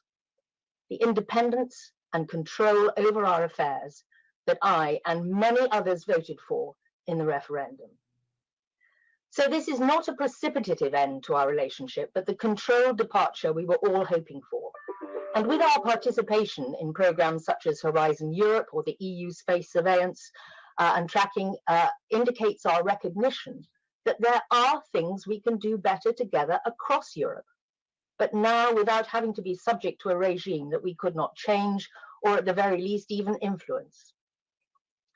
There will also be many other things we can do better, such as the Turing Scheme, which is going to offer 35,000 UK students worldwide opportunities and which will replace Erasmus. When we pass this legislation today, we are in a golden position to create a great future for the United Kingdom, a future that the people of Wales, Scotland, Northern Ireland and England will grasp with both hands. The trade deals and continuity agreements we have already signed with 62 countries attest to that. And we must make a great deal of fuss about the work that has gone into those signings, which will mean so much for our country in the future. To those who continue to wage a war of attrition against this reborn independence and look backwards towards membership of the EU, I hope they too will now move on and develop the guts and determination of our Prime Minister to back our own union and contribute positively to its future success. I believe the UK's future is bright, working alongside Europe, but finally after today, not subjugated by it. It's with great pleasure I support this bill. Now we go again virtually to Kevin Brennan. Thank you, Madam Deputy Speaker. I understand completely the exasperation of people that 4.5 years after the Brexit referendum we're still debating this subject, and I understand the desire to move on. And I also accept the proposition that a thin deal is better than no deal. But this is not only a thin deal, Madam Deputy Speaker, it's a bad deal. And a far better deal could and should have been negotiated by the government and still could be. In nearly 20 years that I've spent in this House, 15 of them on the front bench, there have been many occasions where I've voted for a proposition with reservations. That's the nature of parliamentary and party politics. But there are occasions where that proposition is too damaging to support. I accept there's a valid argument at this stage, as laid out by my right honourable friend, the Leader of the Opposition, to move on and for the opposition to build on this bad deal. I also accept that in politics, many decisions, perhaps most, are not between what's right and what's clearly identifiable as wrong, but on a continuum between what's unpalatable and what's unacceptable. Clearly, no deal is unacceptable. This bad deal is certainly unpalatable and in places unacceptable because of the ideological approach taken to negotiations by this awful right-wing shambles of a Tory government determined to set Britain on a path that will damage it culturally and economically. So while I understand the desire to move on, I simply don't understand why it's necessary for those who believe this is a bad deal to vote for it and dip their fingertips in the indelible ink of this abject failure of national ambition. The deadline we're up against today is an entirely artificial one, sustained only so that the Prime Minister can say he has met his own political timetable. The truth is that the transition period could have been extended, or the deal could have been introduced on a provisional basis to allow this House to thoroughly scrutinise it line by line rather than follow the take it or leave it by lunchtime timetable that the government has artificially manufactured today. My right honourable friend was right to talk about the red tape for manufacturing in this deal, checks for farmers, burdensome regulation on businesses, and that the consequences of the deal will be economically damaging. In addition, the government have chosen to end the Erasmus educational programme for young people. There's no proper recognition for professional qualifications, and it will remove work permit-free access across the EU for touring musicians who've already been unable to work for the last year due to COVID. Just in the last few days, that issue alone has triggered a petition to Parliament of over 200,000 signatures. And less than a year ago, the DTMS minister, the member for Selby and Anstey at the time, said in Westminster Hall that it's absolutely essential that free movement for artists is protected post-2020. That's just one example of the failure of the government to deliver, even on its own woefully inadequate promises in relation to this deal. This is a thin deal. It's a failure, even on the government's own terms. In short, it's a bad deal, and I won't be voting for it. Dr. Liam Fox. Thank you, Madam Deputy Speaker. Those of us who voted and campaigned to leave the European Union did so for a number of reasons. I was always a constitutional leaver. For me, the test of this bill is, does it return the sovereignty that we sought? And the answer is yes. Why? Because there is no subjugation to EU law or EU jurisprudence, no direct effect, no direct application. Retention of any of these would have been incompatible with a sovereign state. And in fact, from our accession to the EC through various EU treaties, all of these elements were incompatible with the concept that those who live under the law should be able to determine those who make the law. That is what we have regained in this process. The second test for me is, does this allow us to have a genuinely independent trade policy? Let's remember, we were told it would take more than 10 years to reach a free trade agreement with the European Union. It would be impossible to roll over all the EU agreements that we had. I stood at that dispatch box and listened to the opposition incessantly telling us that. And so congratulations to the Department for International Trade, the ministers and officials under Crawford Faulkner for all that they have achieved, and especially to David Frost for landing one of the world's biggest, if not the biggest, trade agreement in 11 months. A world record, again, something we were told was not possible. When we voted to leave the European Union, we also voted to leave the single market, although for some of us, remember, the single market is also the single anti-market, with many of the restrictions and protectionisms that it encompasses. But if we want to access the single market as now is, there has to be a price to be paid. If we want to diverge from the rules of the single market, there has to be a price to be paid again. Does this agreement provide effective mechanisms for us to do these things? And my answer again is yes. Right, Frankie Boy. Does he agree that the mechanisms that this treaty has found are every bit as good as the mechanisms, for example, in the Canada Treaty and all the other treaties that reflect these tensions in free trade agreements? My right honourable friend is absolutely right, and not only are they effective mechanisms, they keep us in line with the best international practice which exists, which of course enables us to move forward with greater predictability. And on that point, there are a number of specific elements to welcome. The first is the acceptance of the concept, I'm afraid. The first is the concept of non-regression as a means of ensuring minimum standards, while we accept that the maintenance of those high standards have fixed costs in terms of international commerce, which is why we will always need to compete at the high end of the quality market globally in goods and services. And as the Prime Minister rightly pointed out, we cannot ever become the bargain basement economy because the fixed costs that we have are simply too high. And quite rightly, the British people wouldn't allow us to abandon the standards that we have. It means that we will have to move forward with the natural innovation and creativity of the British people, expanding our export culture. Because the bottom line is that without more exports, without more actual trade, any trade agreement is simply a piece of paper.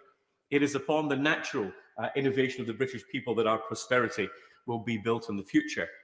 The second element, as my right honourable friend alluded to, is that the concept in dispute resolution of international arbitration is done without the European Court of Justice.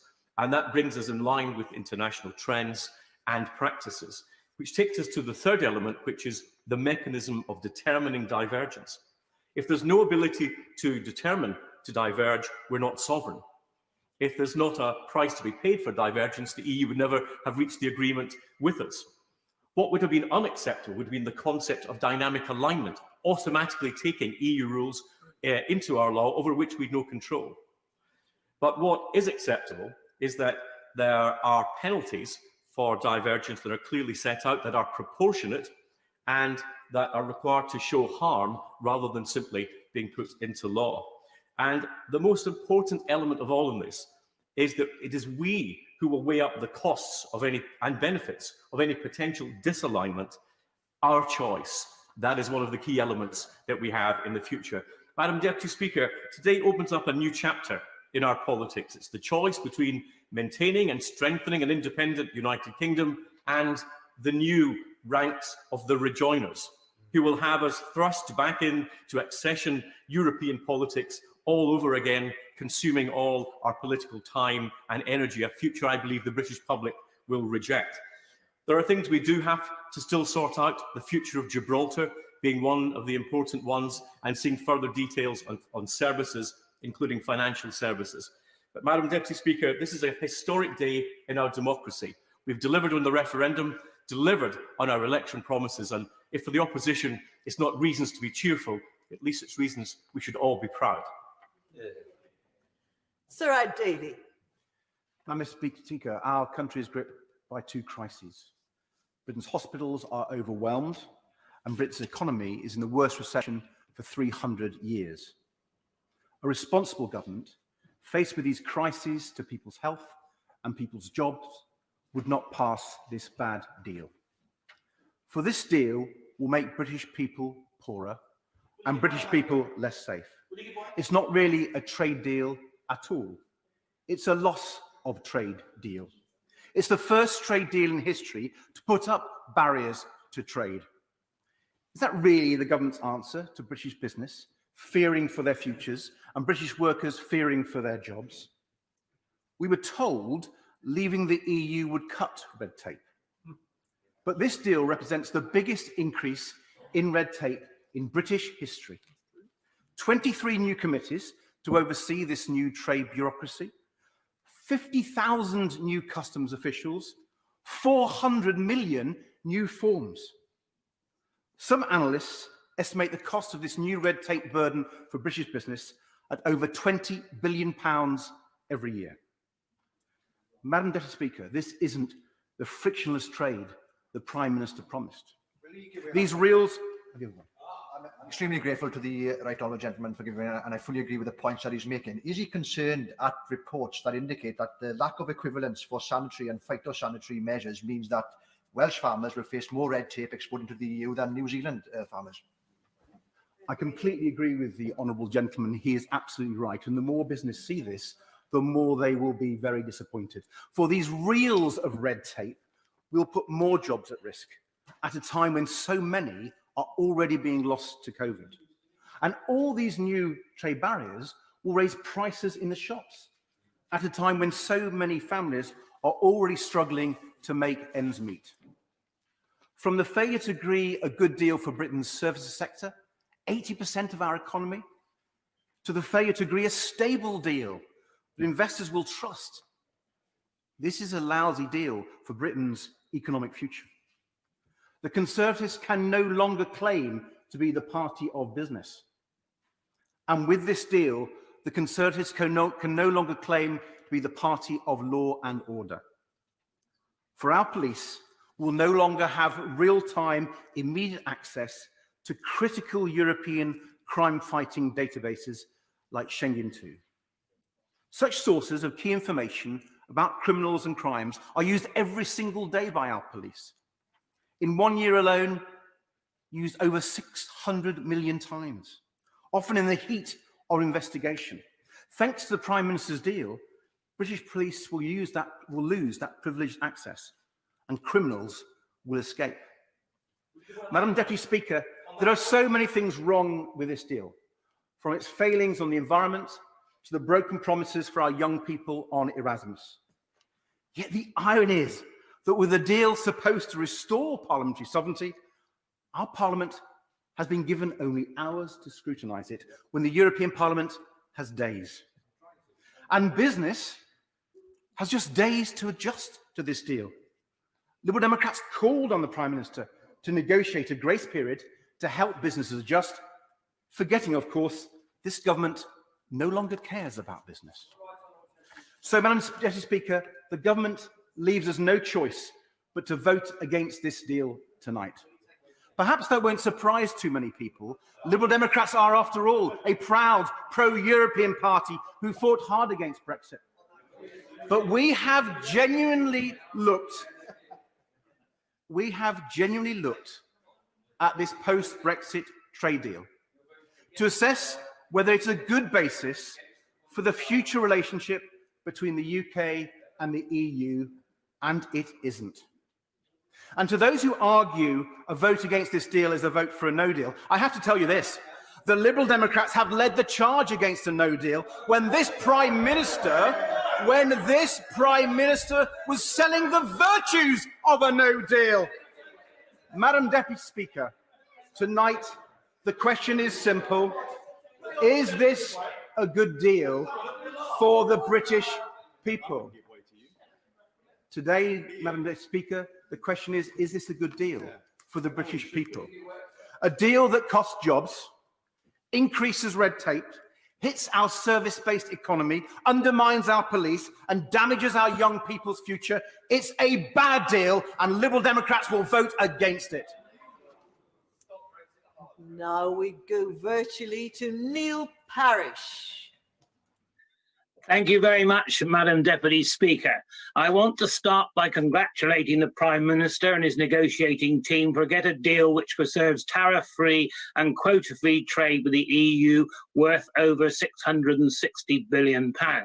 I also want to welcome the AstraZeneca Oxford vaccine that will help deliver our health in the future, and all the great work that all our health workers are doing in our communities and across the country fighting COVID.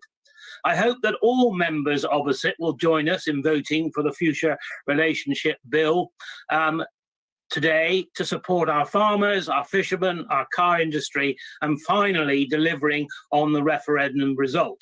The public have consistently voted to leave the EU over the last 4.5 years, including in Tiverton and Honiton. But farmers in my constituency and across the whole of the United Kingdom will pleased to see that we are leaving with a deal.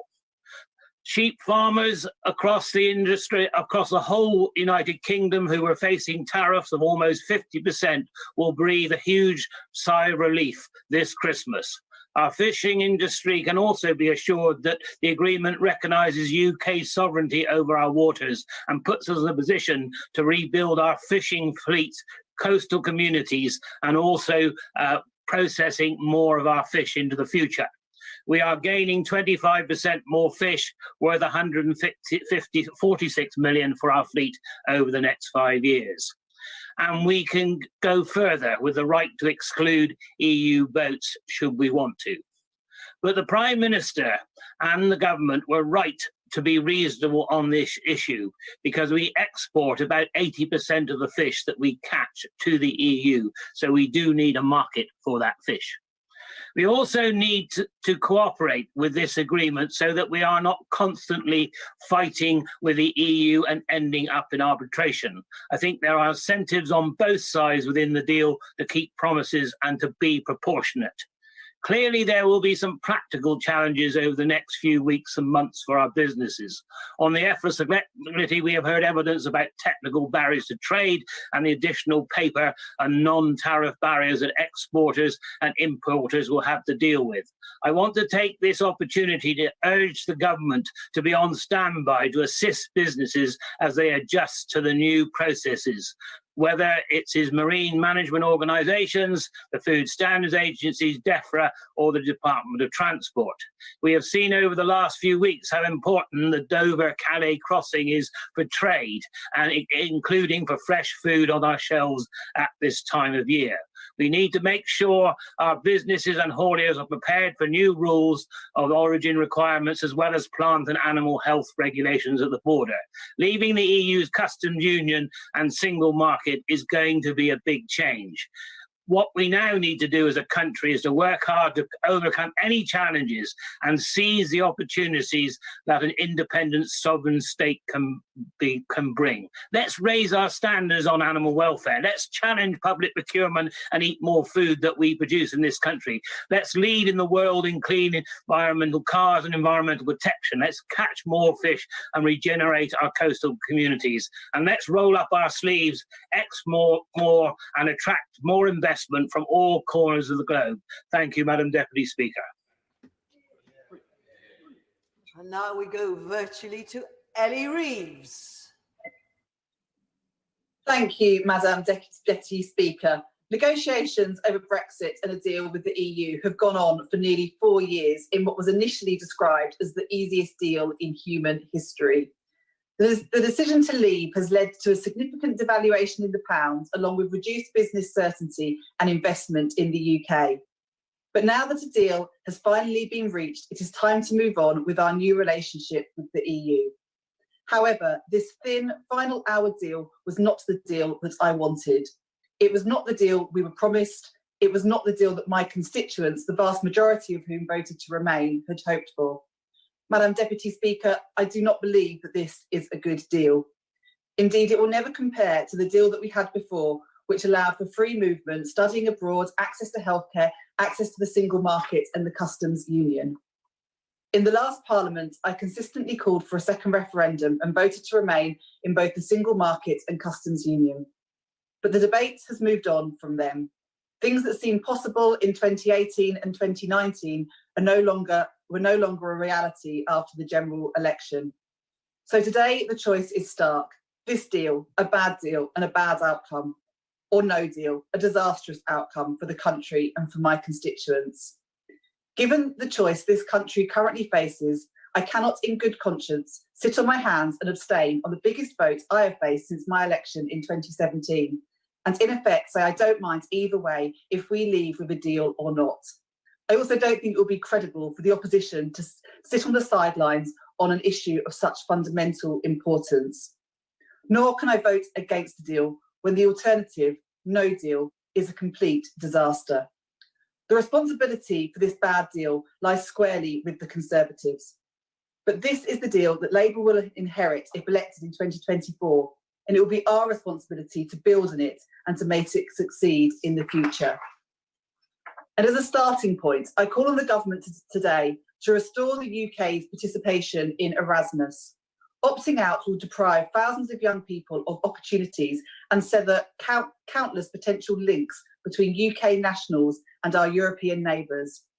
I lived and worked in Italy under a EU scheme as a teenager, and it fills me with sadness that the same opportunities will no longer be afforded to my children and my constituents. And as an MP proud to have a large number of constituents who work in the creative industries, I urge the government to do everything possible to secure a cultural work permit that gives visa-free travel throughout the 27 EU states for creative professionals to perform shows and events, along with customs exemptions for their touring equipment. Finally, the level playing field commitments on labour and environmental standards are limited. They are not dynamic and do not require the UK to uphold current levels of protections in all instances. In 2017, I tabled an amendment to the EU withdrawal bill that sought to ensure both sex discrimination protections and maternity rights, along with rights of workers with caring responsibilities, would be no worse off after Brexit than had Britain remained a member of the EU. This deal gets nowhere close to achieving that.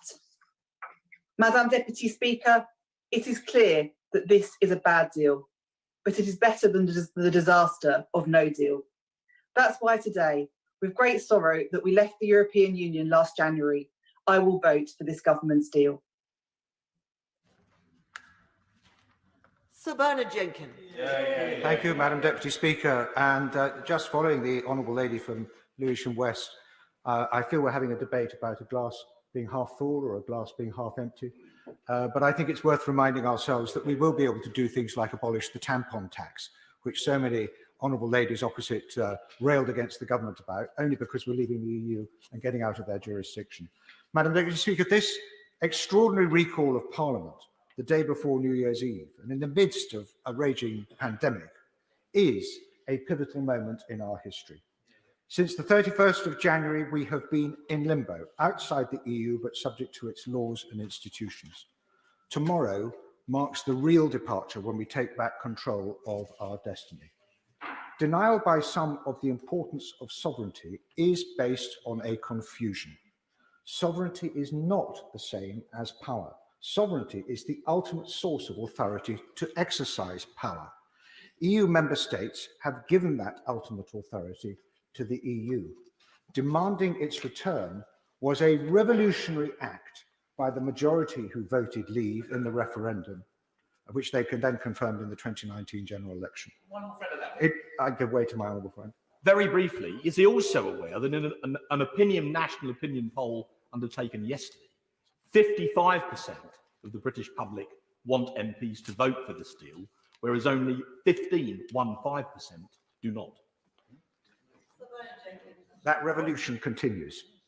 And it recalls our glorious revolution of 1688, when the nation broke with an attempt to align the then three kingdoms of the British Isles under James II with an existing European hegemon, and to create a new arrangement with the modern free trading Dutch. And when Parliament reasserted the right of the people through the Bill of Rights to consent to their system of government. And it is this right which was increasingly compromised in the EU because it attaches more importance to integration and central control than to democratic choice. Some said the EU would never allow the UK to leave EU control and prosper. And what the EU negotiators called governance became the fundamental difference of principle in the EU negotiations. This agreement may be less than many would have liked in many respects, and let's just remind ourselves, so many of those extra barriers and checks are being imposed by the EU at their choice, not because we chose to accept them. But I pay tribute to my right honourable friend, the Prime Minister. He held absolutely firm on governance by insisting that the EU could only have free trade with the UK if they give up their control over the UK. And as the ERG Legal Advisory Committee has confirmed, this agreement treats the EU and the UK as sovereign equals. Now, I've no doubt that the EU will continue to do everything it can to assert what it intends the provisions of this agreement should mean. And then this is the new challenge.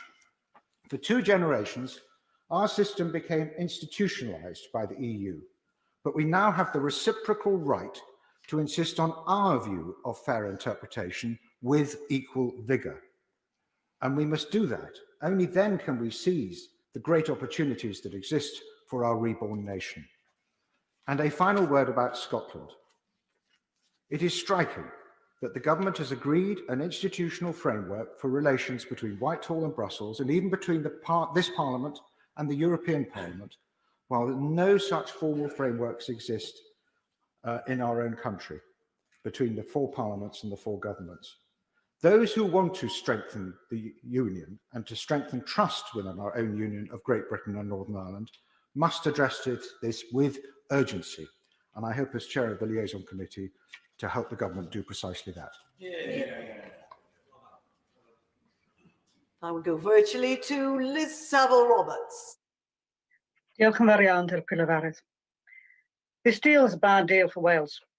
The government dragged out the negotiations until Christmas, and now it's being rammed through Parliament just to avoid proper scrutiny. Who would have thought that taking back control would prove so false so soon? And with the Tories and Labour now committed to working hand in hand to enable the deal, it is a done deal, a stitch-up, it'll pass. The dominant Westminster parties have worked together to make all other options impossible. Our vote today is therefore reduced to a symbolic rubber stamping exercise that makes a mockery of sovereignty. But let's get one thing on record. We are brought here to implement this legislation, not to ratify it, to rubber stamp a virtually unseen document, which is the government's creation. In law, the Tory executive hold the power to wave this through, but they need the cover, the pretense of democracy. Let's be clear-eyed here. The Tories have choreographed this delusion by dither and delay at every stage of the negotiations. And the Tories own every spin and twist of this dance macabre, and Labour are their willing partners. There is no question that this is a bad deal for Wales. In fewer than 48 hours, people and businesses will face significant new barriers to trade when our economy is already in crisis due to COVID-19. Welsh farmers who sell their land to the EU will now face complex paperwork and new produce checks. The 140,000 jobs in Wales's manufacturing sectors, including automotive and aviation, will be hampered with disruption to the complex cross-border just-in-time supply chains. This deal will also lock out our young people from opportunities granted as a right to other parts of the UK. The Erasmus programme opened doors to education, training and work for many, many young people in Wales, but these doors are now shut in their faces. While many people in Wales did indeed vote for Brexit, nobody voted for the immense damage this Tory deal will cause, or for Wales to lose our voice in shaping our future. As has been the case throughout the negotiations, Wales will likely be excluded from the mechanisms included in this deal that will govern our future relationship with the EU. This is a government that scorns checks and balances, that disrespects devolution and centralises power for where its political interest lies. It is a betrayal of working people who were promised greater prosperity and control over their own lives from this government. What Wales needs now is a new deal, a relationship with Westminster which would enable us to be a good neighbour rather than a tenant tied into a bad contract. This means control over our economy, our justice system, our welfare arrangements and our natural resources, and a political system where decisions are made with true and direct accountability in the best interests of everyone who lives here, a truly independent Wales. Plaid Cymru will stand up for the interests of the people in Wales and vote against this bad deal. Diolch yn fawr. I remind honourable members that after the next speaker, the time limit will be reduced to 3 minutes, but with 4 minutes, Sir Robert Neal. Madam Deputy Speaker, I promised my constituents at the last two elections that I'd do all I could to ensure that we left the European Union with a deal rather than without one. And I shall therefore vote for this bill today, because even though the bill does not go as far as I would have liked in some areas, it nonetheless is a basis upon which we can build a constructive relationship for the future. That is in our interests as a nation, that is in the interests of the European Union, our friends and neighbours too. There's understandably been much talk of sovereignty and control, and I recognise the force of that. But we also have to be frank and honest and say that sovereignty itself never put any food upon any family's table and never paid any family's wages or mortgage or rent. It's how we use that sovereignty and control that matters, and sometimes that is best done with restraint and often in collaboration with others. And I hope in that spirit we will build upon the arrangements in the bill, particularly in relation to key areas of our economy. For example, financial services. I welcome that there is some reference to financial services in the bill, but there's much more to do there. And I hope as a matter of urgency, the government will do more work in relation to data adequacy arrangements, ensuring that we swiftly obtain equivalence arrangements for that sector, and also to deal with the growing financial technology sector in which we are world leaders. So work to do, but something upon which we can build. And for that reason, I know the City Corporation and the financial services sector welcome the bill. I also welcome the legal services chapter. But again, there's more that we can do around extending the definition of mutual recognition of professional qualifications beyond lawyers as it currently is, because very often accountants and others work in multidisciplinary teams now.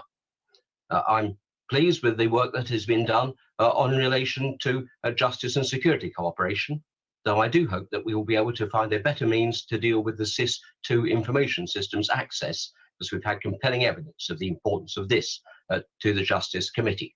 Again, it is something we can build upon. But I hope also there will be a spirit of cooperation where we can deal with other matters which are of critical importance, which are not directly covered by the bill.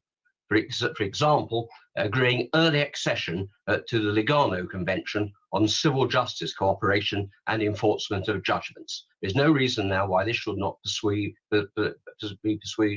pursued with the utmost speed so that we can ratify as soon as possible. And finally, there is a matter of an obligation which we have to the people of Gibraltar. And I refer to my entry in the Register of Interests as chairman of the All-Parliamentary Party Group for Gibraltar.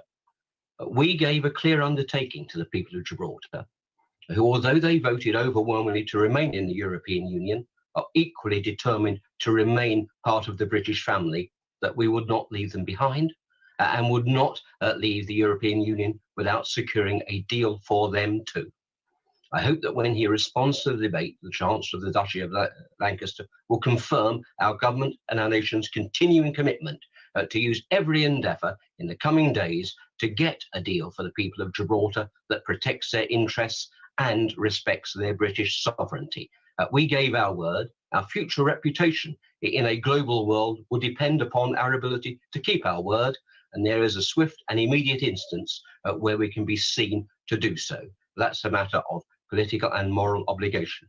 Against that basis, I think there are constructive things that we can do, set aside perhaps divisions of the past and work together as a nation collaboratively with our friends and neighbours and those who we have given our word to support and assist. I will support the bill today. Now we go virtually to Dr. Philippa Whitford. Thank you very much, Madam Deputy Speaker. Despite the government doing their best to limit parliamentary scrutiny, we now see how the promises of the 2016 Leave campaign, led by the Prime Minister, compare with reality. Despite all the promises to the fishing industry, the vast increase in quota has not been delivered. Even after 6 years, half of the 87 fish stocks listed in the deal produce no gain or less than a 1% shift of allowable catch from EU to UK fishermen. Only 13 stocks will produce more than a 5% shift. Indeed, the removal of the ability of EU and UK fishermen to swap quota means landings of many key species like cod and haddock will actually be less than now. The Prime Minister's claim of no non-tariff barriers is patently laughable, and the costs of customs bureaucracy and seafood devaluing in lorry queues means many fishermen will be worse off after Brexit. In exchange for this poor deal, we will pay a high price as individuals. Our loss of EU citizenship, the right to study, work, love and live anywhere in 31 other countries, a right we have all enjoyed but are taking away from the next generation.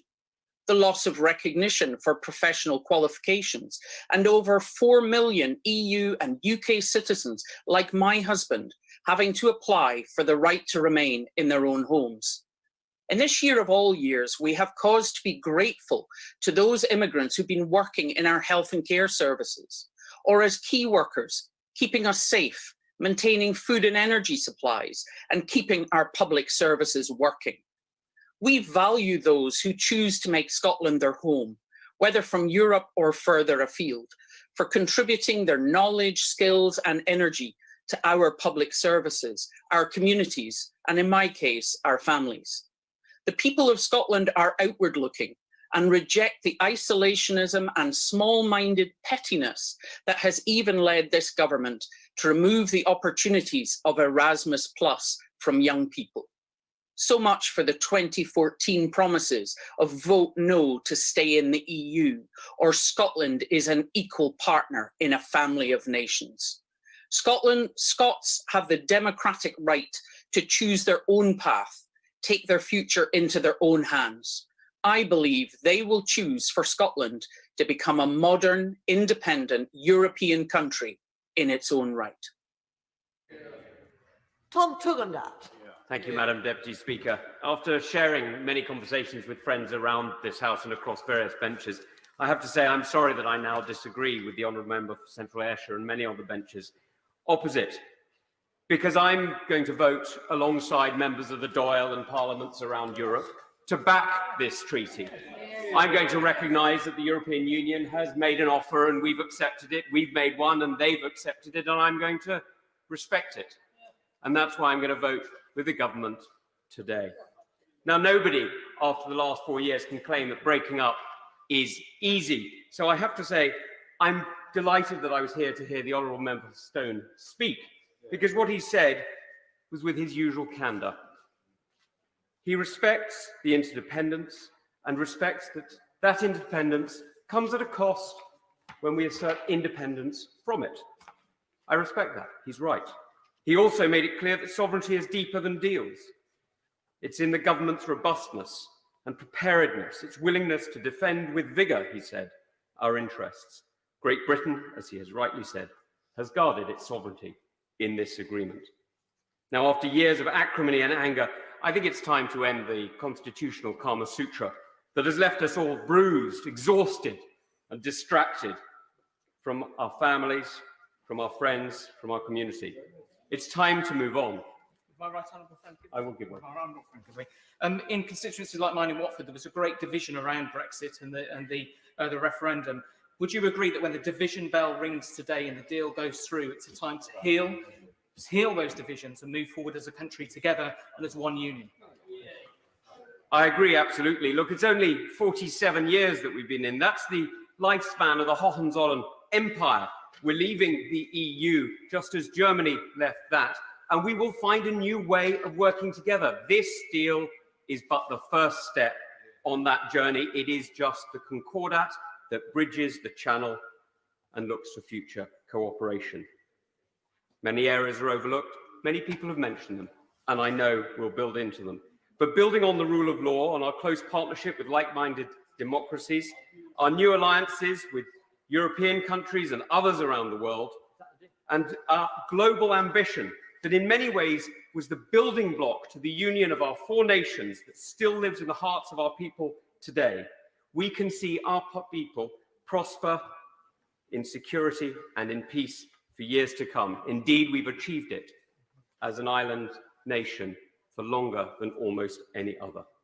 The history of that stability is one reason why the Foreign Affairs Committee has heard from voices like the King of Jordan and the former President of Liberia, from Nobel Peace Prize winners and former foreign ministers, and from business leaders and diplomats, that British leadership has been missed for too long.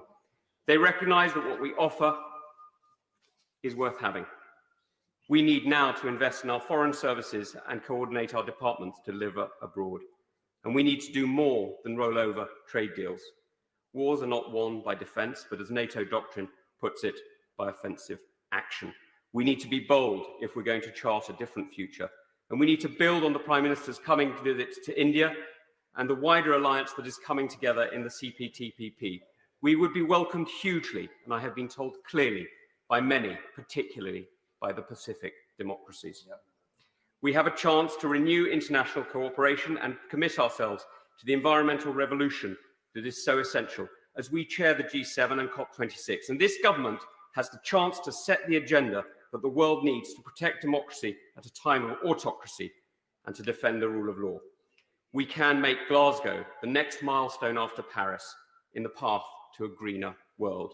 Britain will succeed if we remember our friends in Europe, the Commonwealth and the world, if we renew our alliances and build new partnerships, and if we develop new, greener markets and industries, innovate and invest in ourselves. This is a new beginning, and we alone are responsible for seizing it. Just a gentle reminder that if there are interventions, it does take time away from others who are actually have actually put in on the list and been drawn. Cat Smith. Thank you, Madam Deputy Speaker. Today we are faced with a choice between this flawed deal or no deal, and I don't welcome this deal. There's plenty in it that I don't like, but I accept it. I accept that it is better than no deal. It is the least worst option on offer today. It's the least worst option for business. It's the least worst option for supply chains, the economy, and for jobs. And speaking to local businesses in Lancaster and Fleetwood, they tell me that they are relieved that this deal will provide some level of certainty finally after 4.5 years of uncertainty. And although that everything in it might not be what they want, at least they have something to work with, as those government adverts rolled saying, get ready for Brexit. But let's face it, this deal falls far short of what the government promised. And I want to reserve most of my remarks today to fishing, because Vote Leave, led by the Prime Minister, promised to secure, quote, an even better deal than the one which was tariff-free for fishers, as well as full control over access and quota and frictionless trade, of course. Now, this is important because we export 80% of what we catch, mostly into the EU, and import 70% of what we eat. And the industry has called for free, unimpeded trade on fish and fisheries products to ensure that supply chain continuity. Now, as we leave the common fisheries policy, it's clear the government's demands in negotiations have been severely watered down in this final agreement that we see today. And when it comes to overpromising and under-delivering, this Prime Minister certainly has form, because the reality is that the communities, like my own in Fleetwood, who voted to leave the EU on bold promises about the regeneration of fishing, are going to be left very disappointed. And I want to make a few remarks about the £100 million promise that has come from government in recent days. And I say this: it better be more real than the promise of £350 million a week for the NHS that was plastered on the side of a bus. But that £100 million will not be enough to truly transform coastal communities up and down these islands who desperately need that investment. And that is the reason why many of them chose to vote to leave the European Union. So I will vote for this bill today, because I think that the old divisions between leave and remain are over. And the two options before us today are leaving with a flawed deal or leaving with no deal tomorrow. And I do believe that I will cast my vote in the national interest, not because I think this deal is a good deal, and I reserve the right to criticise it, and I certainly will be in this House, but I want to put the national interest first, unlike those who play politics by voting down this bill today. Mark Francois. Thank you, Madam Deputy Speaker, for allowing me to participate in this historic debate today. Thanks to this agreement, on New Year's Eve, we will finally leave the European Union forever. So perhaps Big Ben will bong for Brexit after all. Nigel Farage memorably said last week, the war is over. Well, at some times, as you will well remember, Mum, it has felt like a war in this place. So perhaps we should now take on board the advice of the prophet Isaiah, who said, and they shall beat their swords into plowshares, and their spears into pruning hooks. Nation shall not lift up sword against nation, neither shall they learn war anymore. In that case, perhaps I and my Spartan friends should now lower our spears too, but perhaps keep them to hand, just in case one day someone, perhaps the leader of the opposition, should try and take us back in.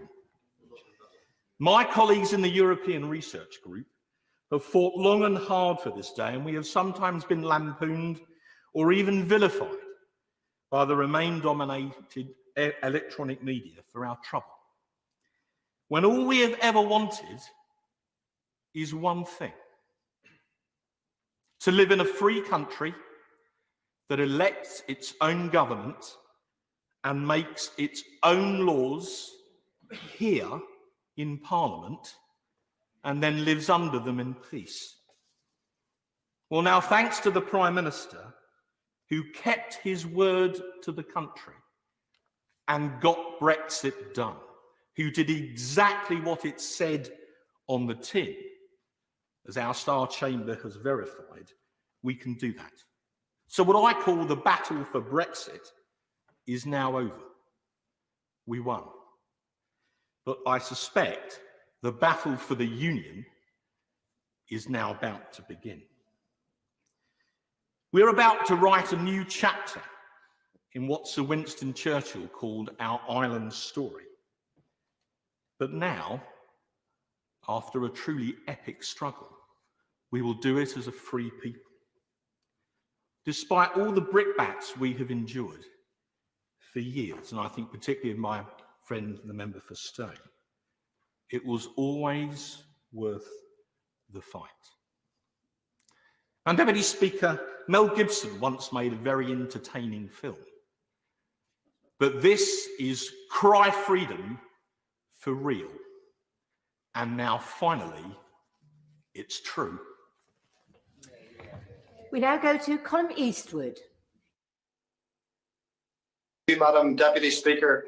And can I, at the outset, thank the Irish Government and Michelle Barnier for standing up for the Good Friday Agreement and the people of Northern Ireland when others refused to do it.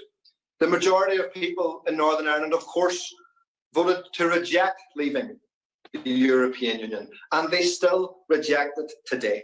This Boris Johnson deal does not address the core problem with Brexit for us. We have chosen a different path to the one driven by English nationalism. And while we welcome the fact that a no-deal outcome has been avoided, we have absolutely no intention of giving our consent or endorsement to an outcome that will make people poorer. This is the first example of a trade deal in modern history that actually puts up barriers to trade. The protocol protects us from a hard border in Ireland. Yes, it does. But this deal still will damage our economy, our society, and our public services in a range of areas. Whether it's on services, roaming, or policing and justice, this deal puts us in a far worse place than we are in right now. And I, for one, refuse to apologise for voting against it. Our position has remained consistent throughout. My firm view now, Madam Deputy Speaker, is that the United Kingdom is coming to an end. I say this in the full understanding that many in my community will see the breakup of the Union as a tragedy, and I fully respect that position. And just because I believe the Union is ending doesn't mean I say it in a tone of thoughtless triumphalism. It instead places a solemn responsibility on us to manage the relationships across these islands. Our scarred history places a moral duty upon us. We need to conduct the common conversation with patience, care, and compassion. The prize is to build a shared home place for all of our people. But a new Ireland won't be built upon the rubble of our past. And I want to appeal to some of my fellow nationalists. There is no future in glorifying the ugliness of our past. Stop pretending that murdering unarmed farmers up country lanes was somehow heroic. There is no future worth having to be built upon that narrative. And to my unionist neighbours, I want to say this: look at where the DUP has led you, and look at where London has left you. It is my firm conviction that we can build a new society together, one built upon mutual respect that recognises and celebrates all of our rich traditions. We in the SDLP will remain true to that proud heritage. We will be patient and generous, but we will also be honest about our view of the unfolding constitutional realities. Madam Deputy Speaker, young people everywhere rejected Brexit. Thankfully in Northern Ireland, young people will have a choice again. They will be able to choose a European future again. They will be able to choose an open, liberal and modern future. That is a prize worth fighting for. As John Hughes said... Order. I'm afraid the honourable gentleman has well overrun his time. So I thank him for his speech, and we now move on to David Davis. Thank you, Madam Deputy Speaker. In normal times, this House would have been packed to the rafters with people listening to the Prime Minister's speech, because this is a new beginning for our country. There's no doubt about that. No doubt that in 2 days, our freedom and our sovereignty will be much greater than it was as a result of this treaty. And I'll say in terms, this treaty is better, much better than would have been achieved under the previous strategy. Why do I say that? Well, the Prime Minister and Lord David Frost did a fantastic job on delivering this, and they delivered it by standing up to the European Union, calling their bluff successfully, time and time again and delivering an outcome which we can make the most of. I will give way, of course. Great. I was standing in this place when he was at the dispatch box, and he promised the House that we would have the exact same benefits from the Brexit. When he was challenged to put it in law, he said we don't need to put it in law because I've given my word, was what he said. How does he reflect on that period and the entire failure to deliver the exact same benefits he promised? This is the point, because firstly, it was a negotiating aim, as his own leader said at the time. But secondly, that's why I resigned, because the strategy we were pursuing then did not and would not deliver that. And the only honourable thing I could do was to stand down in that place. But this treaty is a new beginning, which of course is not to say it's perfect. And I agree with him on that. Northern Ireland, we have issues to deal with. Fishing, we have issues to deal with. And I'll come back to that. Gibraltar, we have issues to deal with. So it's not over. It's not over. And all will lead to uncomfortable decisions in the near future. But what now? Freedom is only as good as what you do with it. It's only as good as how you exploit it. Yeah. And one day, frankly, is not enough for us to deal with a 1,200-page treaty in that respect. Yeah. Why? Some may say, well, surely it's a day to celebrate, to vote yes and move on. Well, not at all. But why not? Because the European Union will, of course, use the treaty to its own advantage. And look at the past and see how it's done that. Look at Switzerland, for example. Switzerland struck a whole load of trade treaties, primarily in the 90s, but subsequently as well, with the European Union. In that, after that, a few years ago, about 4 or 5 years ago, the Swiss people voted to restrict their migration, to cut back on free movement of people. What did the European Union do? It used, it bullied the Swiss government into giving in by saying we will withdraw all of the free trade arrangements we currently have. Now, that's important. Why? Because we haven't been through the whole 1,200 pages here to make sure we don't have any such issues in there. We do have one. Look at the fishing arrangements in 5 years' time. At that point, they can trigger an end to the trade and transport elements. Now, that's not impossible. We can deal with it, but we will have to devise our strategy to deal with it. And my point to the House today is this. We have to come back to this treaty and look at it in detail through all 1,200 pages to devise our strategy so we don't get into conflicts with the European Union, don't fall into traps, don't get into acrimonious disputes with them. They're our neighbours and our friends, and we have to devise a strategy which will keep them as neighbours and friends and maximise our joint benefits. If the House does that, we will have a bright future. We will have better than the exact same benefits, to come back to the gentleman's point, because we will have bigger opportunities around the rest of the world, as the Department of International Trade has already demonstrated, as my honourable friend said. And on that basis, I'll vote for this treaty. Yeah.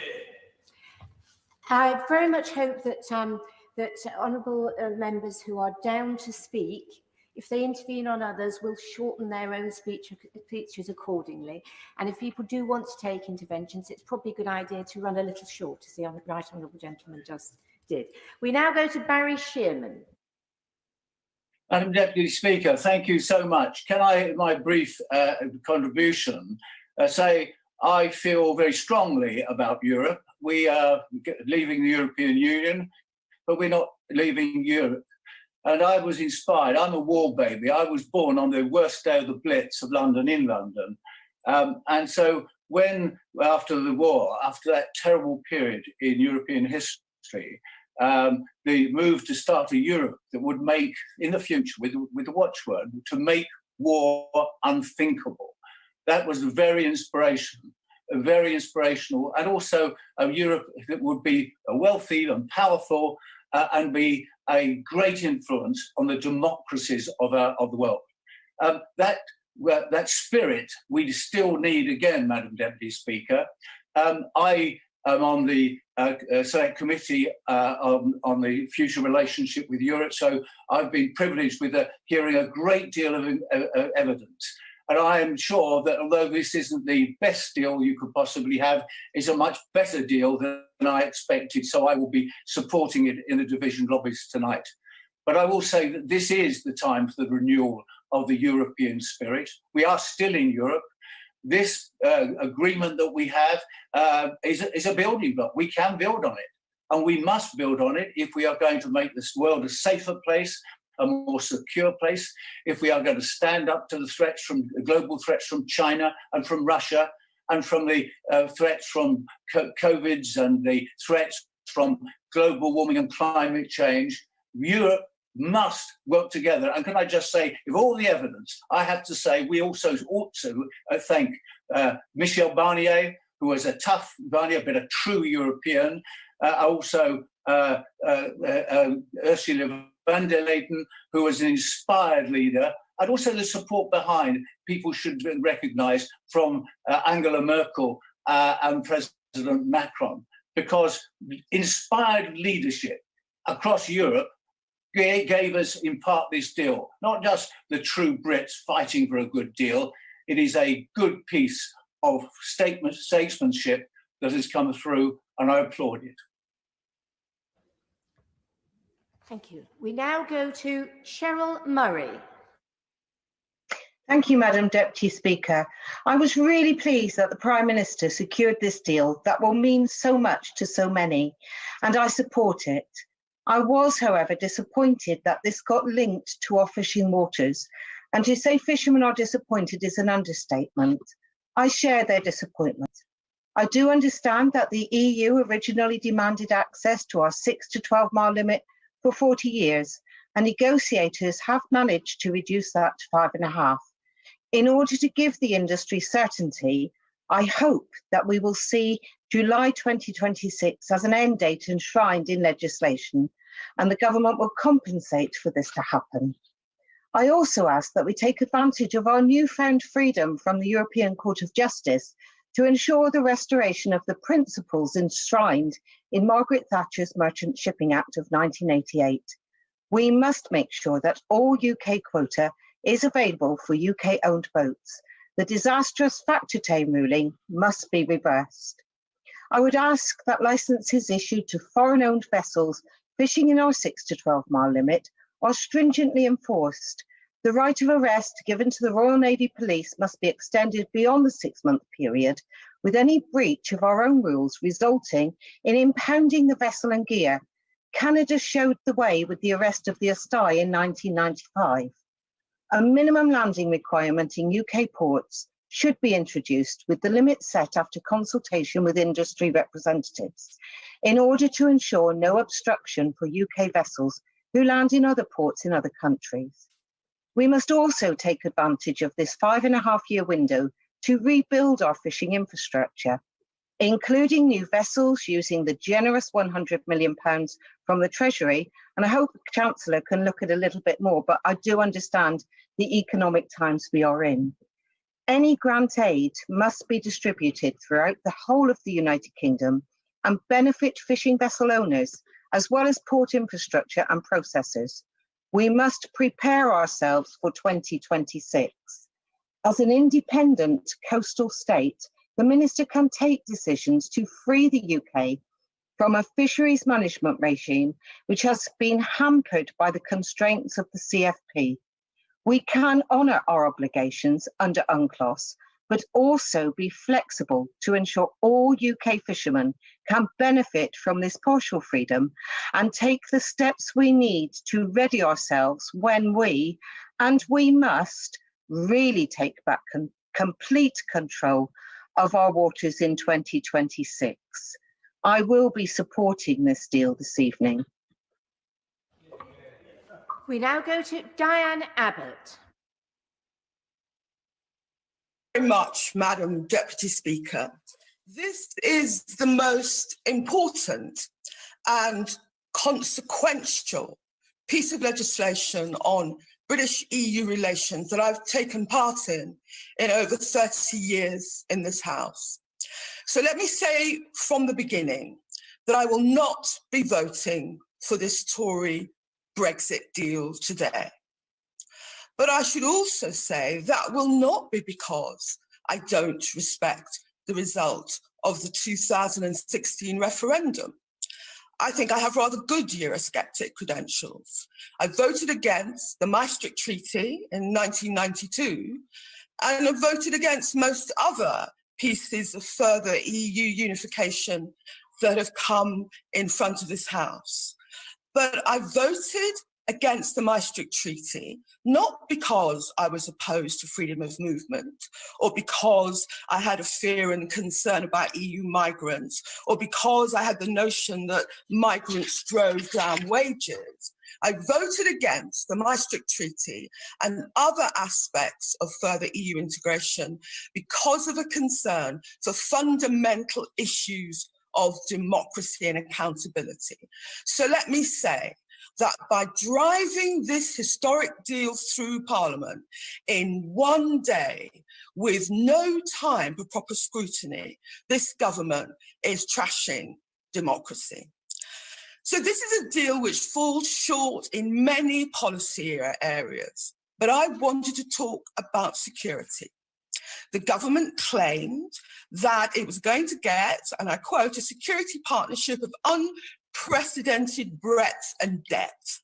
On the contrary, our access to Europol has been compromised, our access to Eurotrust has been compromised, we won't have access to the European arrest warrant, and we will no longer have access to EU databases which allow for real-time data sharing, such as the Schengen Information System, which are very valuable to our police and the National Crime Agency. This database was consulted over 600 million times by UK police forces in 2019.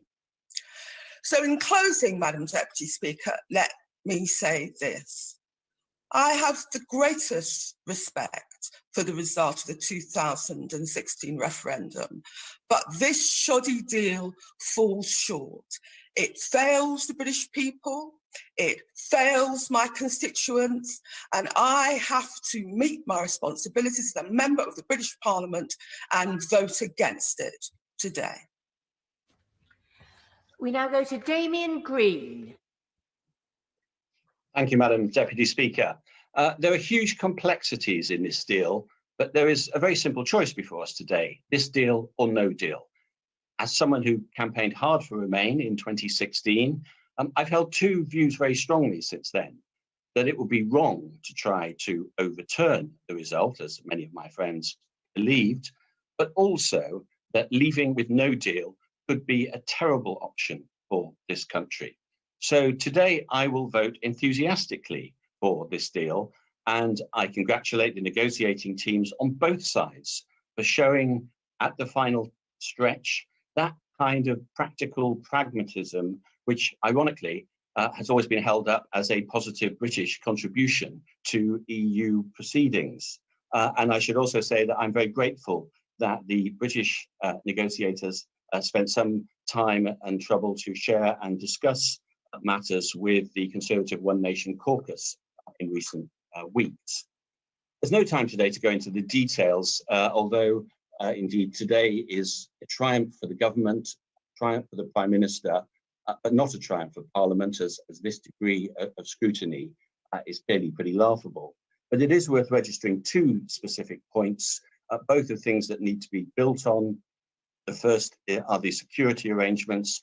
It's hugely regrettable that the UK has had to leave the SIS2 regime for exchanging information about criminals, and I hope that we can negotiate some equivalent in the future. And the second is obviously the need to improve matters for the financial services industry. The arguments have been well rehearsed already, but I very much hope that the necessary rules can be agreed in the coming months to allow this industry to flourish, not just in the City of London, but around the UK. But it's that strong likelihood of further talks in the committee structure that the deal sets up. I think that's one of the reasons why the deal is worth supporting enthusiastically. With no deal, there would have been no chance of such sectoral deals. There would have been bad blood, instead of what I hope will become the habit of close cooperation. I hope that fervently, because in recent days, my constituents have seen the effects of blockages and delays at the ports. And if this goes on for too long, they and I will be very unhappy. So what's needed now is a spirit of generosity, both in our internal debates, because too much of the Brexit debate has been full of bile and hatred and personal attacks, but even more importantly, in our attitude to countries who are our neighbours, our allies in democracy, and our friends. We can make today the start of a new relationship of good neighbours rather than surly housemates. So let's take that opportunity, support the deal, and move on. Now go to Yvette Cooper.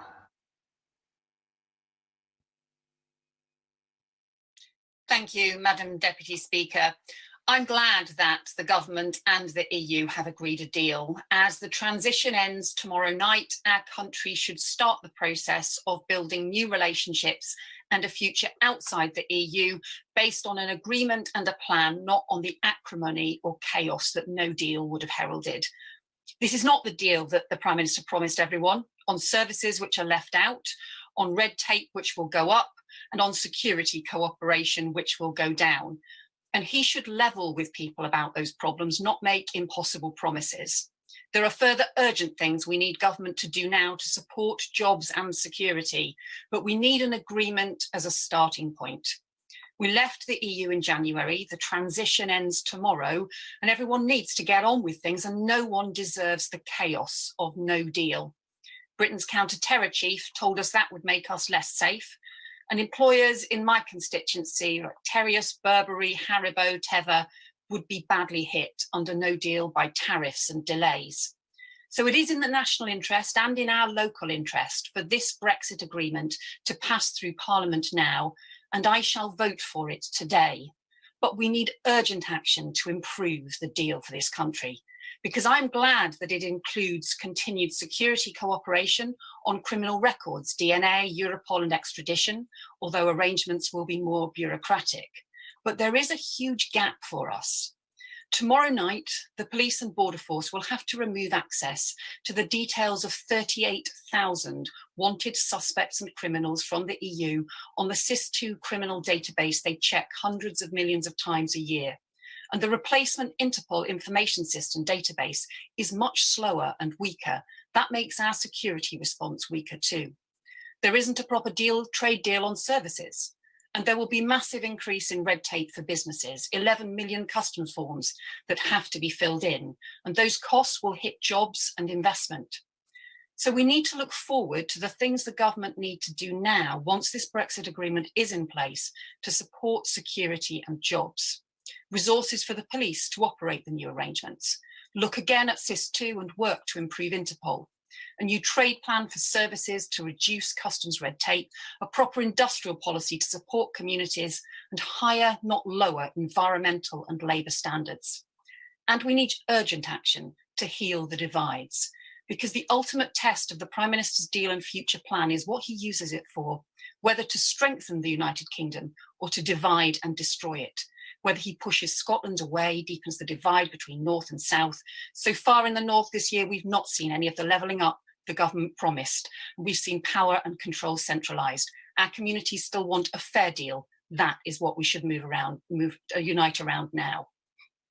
Brian. Thank you very much, Madam Deputy Speaker. Now, it's a matter of public record. I've had my points of difference with this government and this Prime Minister since the Brexit referendum, but unlike many, I never questioned that we had a clear result from a free and fair referendum, and I always hated the rather, I thought, unkind view that people who voted leave were somehow hoodwinked or too daft to know what it was that they were doing. There were just two red lines that I think my constituents insisted upon. One was a transition period, the key ask of business, if we remember, and the other was that we leave with a deal in place between the UK and its closest neighbours, our largest trading partner. This doesn't seem like radical thought to me. As I said to the Prime Minister on Christmas Eve, I pay huge tribute to him for his statecraft and for sticking to the word that he gave me, both publicly and privately, that he wanted a deal with the EU and that he would do everything in his power to secure one. So I will support the deal today, not just because it avoids the no deal many feared, and so many of our opponents spent an election campaign just 12 months ago warning would herald some form of national apocalypse. How ironic that they will vote today for the hardest Brexit of all. And I listened with interest to the leader of the Liberal Democrats confirm that. But because it's a good deal for Britain, Madam Deputy Speaker, and it does what we promised at the election last year. The Prime Minister said he would get Brexit done, and the European Union withdrawal agreement of last year was passed within days of securing a majority in this place to allow that. That was the oven-ready deal, and we shouldn't allow others to rewrite history. The Future Relationships Bill before us today didn't go anywhere near the oven until the 11th hour, but it's come out very nicely and I welcome it. Ultimately, though, it is just the framework. Wide enough to do all of the things the Prime Minister set out this morning, giving business, citizens and law enforcement, notwithstanding the SIS2 concerns, which I do share too, what they need, but it's nimble enough to let this country forge its own way in the world.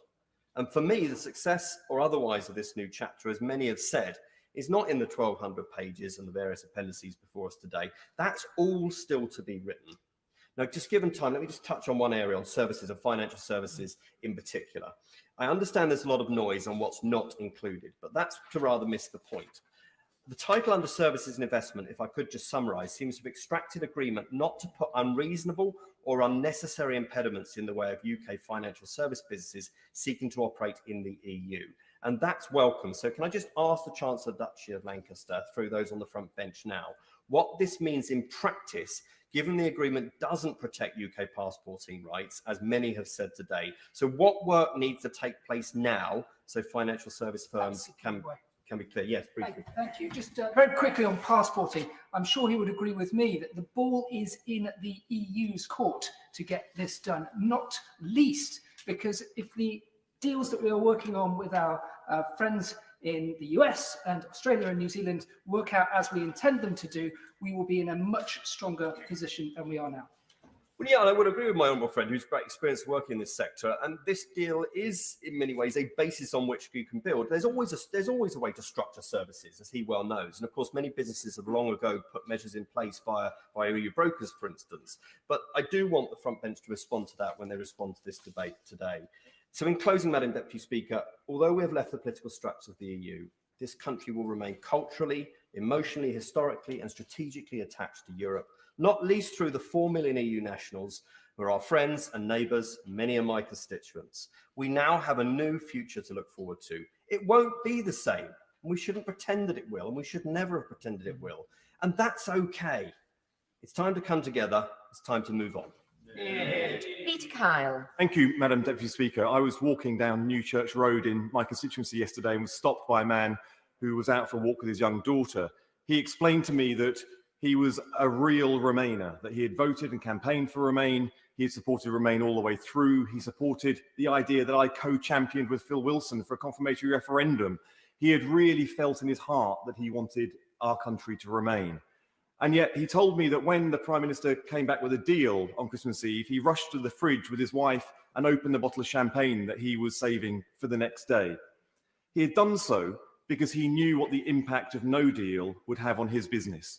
It was hard to hear somebody say that they were celebrating this deal, but I understand why, and it really impacts the way that I am voting today. He is lucky because the business that he has, which exports products into EU countries and other European countries, is in the 20% of the economy that's covered by this deal. He's now preparing himself with the additional paperwork and bureaucracy and having to take on extra staff to do it, but he is covered by some of this deal. But there is 80% of the economy that isn't. If you are in the financial services sector and you're working in Chester or in Manchester or in Edinburgh, you are left behind. If you have a professional qualification and seek to use it in other countries, you are left behind. If you are in the creative and performing arts sector, you are left behind. And if you are a young person who is in education and looking to explore the full potential of your potential across the Europe and beyond, you are left behind. But I am in no doubt that supporting any deal is better than the chaos of no deal. And I am also in no doubt that if we inflicted defeat on the government today, this is not a government that will extend and renegotiate. It is a government that will drive us out with no deal tomorrow. That is a price that we cannot afford. And I have not gone into politics and become a member of parliament to be a politician that votes one way and secretly hopes the outcome will be another. I am not a member of a party that wants to let other parties do the heavy lifting. That is why I will be stepping up and taking responsibility for what is in the best interests of our country tonight, supporting this deal and fighting for the deal to be a starting point, not an end point going forward. Thank you, Madam Deputy Speaker. We now go to Douglas Ross. Thank you, Madam Deputy Speaker. This is a deal many felt could not be done, but it's a deal that the Prime Minister and the negotiators on both sides have secured that ensures there's zero tariffs and zero quotas. It's a deal that's been welcomed by the Federation of Small Businesses, the National Farmers Union of Scotland, the Scottish Salmon Producers Association, the CBI, and many, many more. But while some thought it couldn't be done, it now seems clear that some hoped it couldn't be done. Because despite spending months suggesting the dire consequences of a no-deal Brexit, Nicola Sturgeon and the SNP will vote for exactly that today. Nicola Sturgeon is the same politician who just a couple of weeks ago said, and I quote, "A deal, any deal, is better than no deal." The SNP's Westminster leader said, and again I quote in the House of Commons, "No deal will result in unprecedented harm." He even lodged an amendment last year pledging not to leave the European Union without a withdrawal agreement and future framework under any circumstances. Yet, the SNP, by their votes tonight, are voting for the United Kingdom to leave the European Union in just over 24 hours' time with no deal at all. That's dangerous and reckless and clear for everyone to see. On fishing, I agree with the Prime Minister. I would have far preferred a shorter adaptation period. But over the next 5.5 years, we'll see a 25% transfer of quota from the European Union to UK fishermen, 15% in the first year. We'll see £100 million invested in the sector by the UK government, and we will see great opportunities for fishermen and communities up and down the country in the years ahead. Now, a comment was made earlier about something I may be drinking as a result of comments I've made previously. What I was speaking about then was about staying in the common fisheries policy, the CFP that the United Kingdom will be coming out of from the 1st of January. So the only thing I'll be drinking on Hogmanay this year is raising a glass of fine Scotch whisky from one of my many Murray distilleries that has its geographical indicator secured by this deal and recognised by the European Union going forward, toasting the fact that we are coming out of the CFP. And the only betrayal we can see of our fishermen in the future is from the Scottish National Party, who would take us straight back in to the CFP. Now, as we leave 2020 with a deal and renewed hope in our fight against COVID-19 as a result of this morning's great news about the second vaccine being made available for use in the United Kingdom, here in Scotland, we have to get the focus back on supporting jobs, individuals, families and communities, because over the last 13 years, they've been so badly let down by the SNP Scottish Government. That's where our focus has to be in the days, weeks and months ahead. Thank you. Now go to Clive Lewis.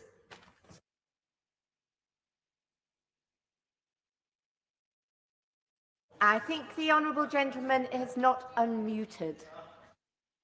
Can you now hear me, Madam Deputy Speaker? Can, yes.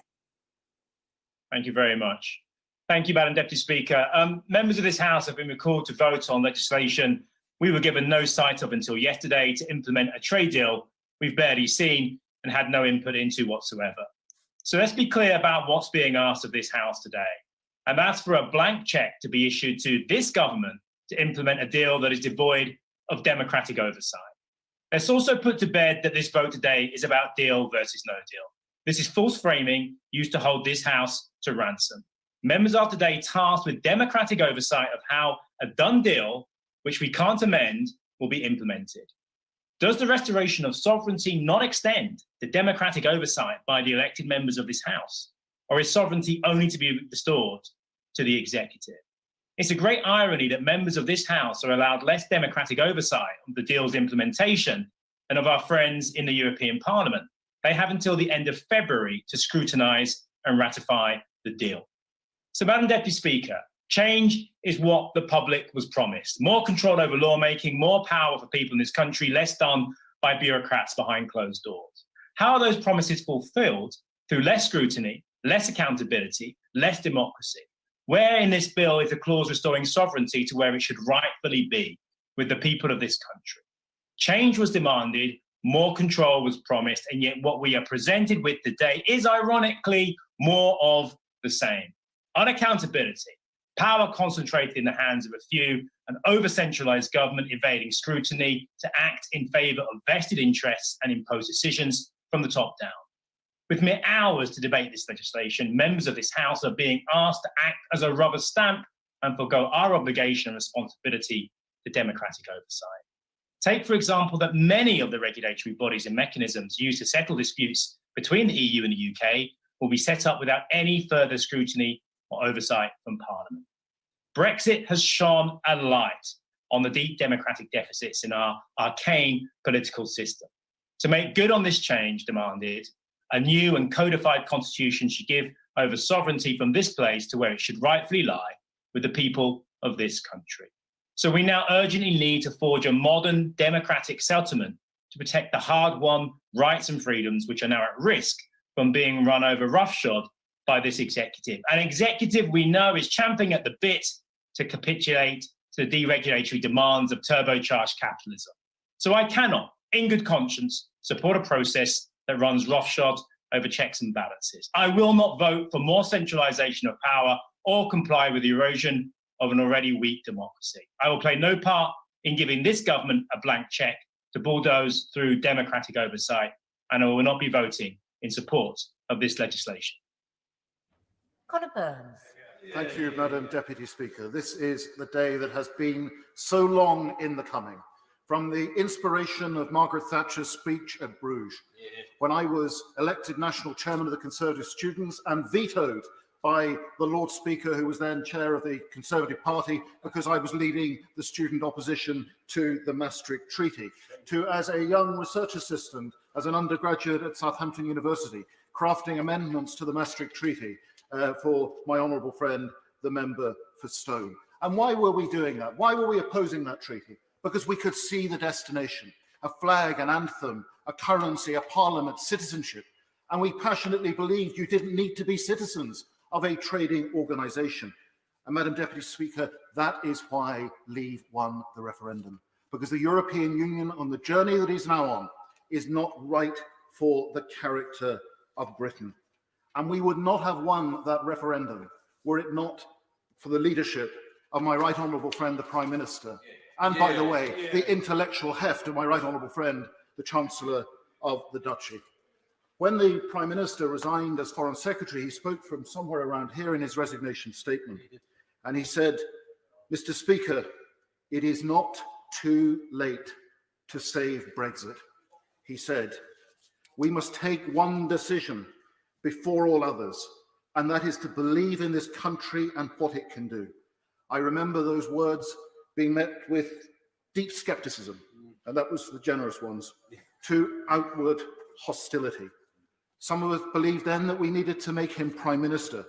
The chances seemed at that time vanishingly small. He himself said he had about as much chance of becoming Prime Minister as being reincarnated as an olive, or decapitated by a frisbee, or blinded by a champagne cork.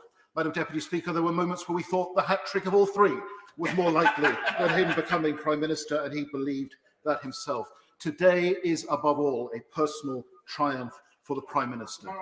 I give way to my honourable friend. I'm very grateful to my right friend for giving way. The people of Stoke-on-Trent, North Kidsgrove and Tork absolutely believe in this Prime Minister, hence why I'm fortunate to be in this place on these Conservative benches. And would he therefore agree with me that this not only just delivers on the Vote Leave pledges, but also delivers on the pledges made in the 2019 Conservative Manifesto? I absolutely agree with my honourable friend, and I would say to him, knowing the Prime Minister as I do, he will not let his constituents down, and he will be rightly rewarded at the next general election for how the Prime Minister will deliver for him and his constituents. But today, we are talking, I think I'd be testing the patience of the chair. Perhaps my honourable friend from Chipping Barnet would welcome an intervention in another minute when she makes her speech. We're today talking about the future relationship. Madam Deputy Speaker, today marks the day where the British dog finally leaves the federalist manger. Our European friends can now pursue their ambitions unencumbered by reluctant Brits. We are no longer a reluctant and truculent member, but a sovereign equal and a close friend. Madam Deputy Speaker, we would be deluding ourselves if we believed that leaving the European Union is in and of itself a panacea, a solution to the challenges the United Kingdom faces. The new freedom that we take up as an independent sovereign country will be daunting. It will test our institutions who are not used to having to make these decisions for themselves. It will take time to adjust. When I was a trade minister looking at international trade agreements, I sensed the profound interest there was around the world in doing business with the United Kingdom. Our businesses will have to step up and seize those opportunities that those new free trade agreements will create. We could be on the dawn of a new golden era for this country.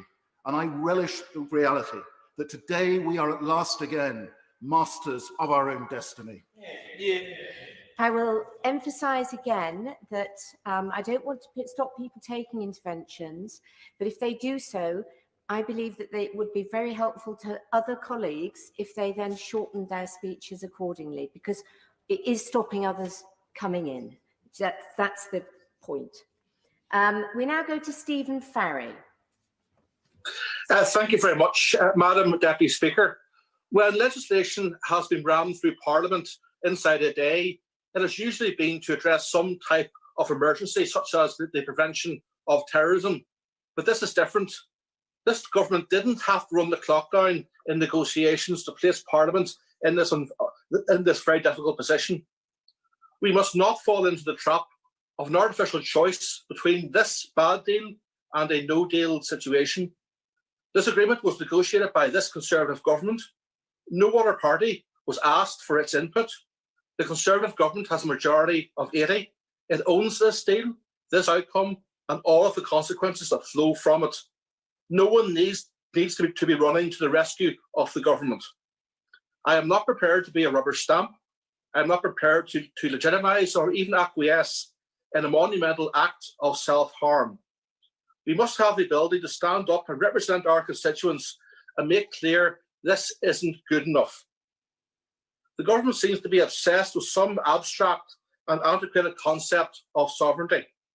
But we live in an interdependent world. We can't maximise prosperity, achieve social inclusion, protect the environment, address climate change, defeat pandemics, fight terrorism and organised crime, and project influence around the world in splendid isolation and without putting sovereignty. The notion of a global Britain is a contradiction in terms. The UK is retreating on the international stage and erecting more, not less, barriers to trade. Opportunities and benefits that our citizens have taken for granted for generations are being stripped away. For Northern Ireland, Brexit itself poses very significant challenges for a society and economy that only works based upon sharing and interdependence. Brexit means new borders and new friction, and that creates needless tension. I welcome that the EU has recognised this dilemma for us right from the outset. We are not fans of the protocol, but it is the product of the UK's decisions around Brexit and the consequent need to protect the Good Friday Agreement.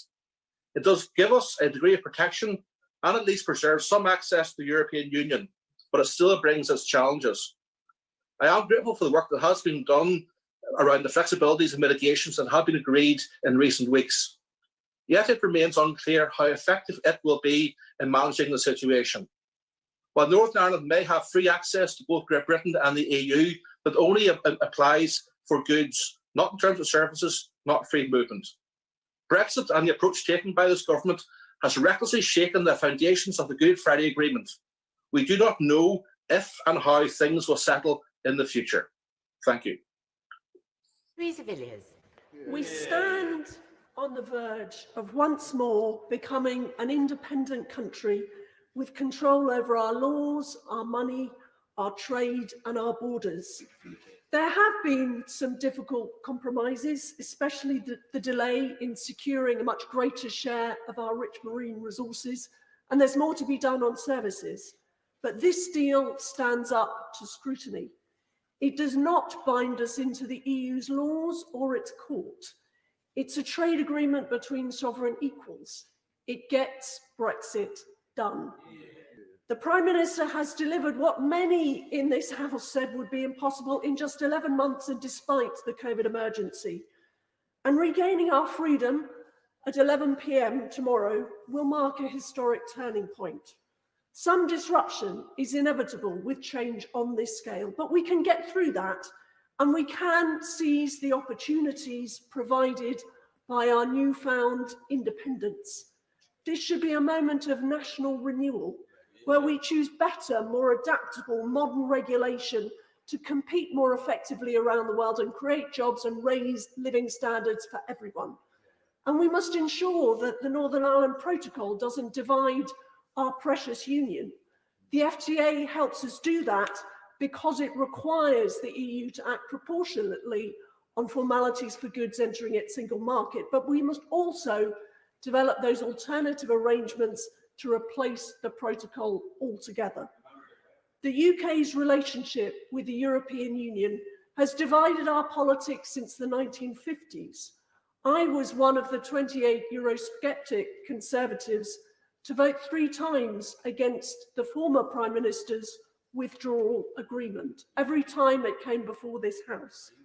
We were under immense pressure to accept that deal, but the backstop it contained would have left us as a client state trapped in the regulatory orbit of the European Union forever.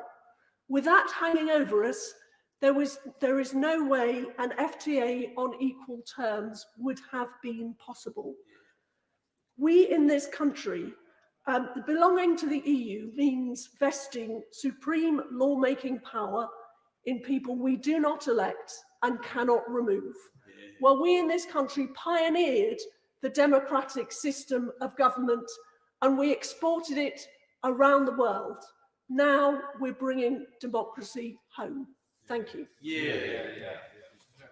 We now go to Sharon Hodgson. Thank you, Madam Deputy Speaker, and thank you to House staff who've made today's proceedings possible. It did come at the 11th hour, however, as the Prime Minister was desperate for a Christmas miracle, but this deal is better than no deal and gives us something to build upon.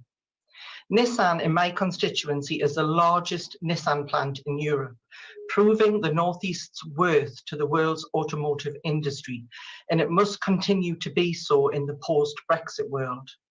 I welcome the work of both negotiating teams in avoiding immediate tariffs on vehicle exports in the new year.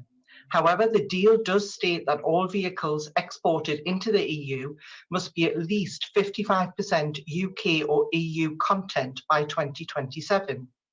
As manufacturers like Nissan work hard to adapt to meet those requirements, what support will be offered to the sector to meet that threshold?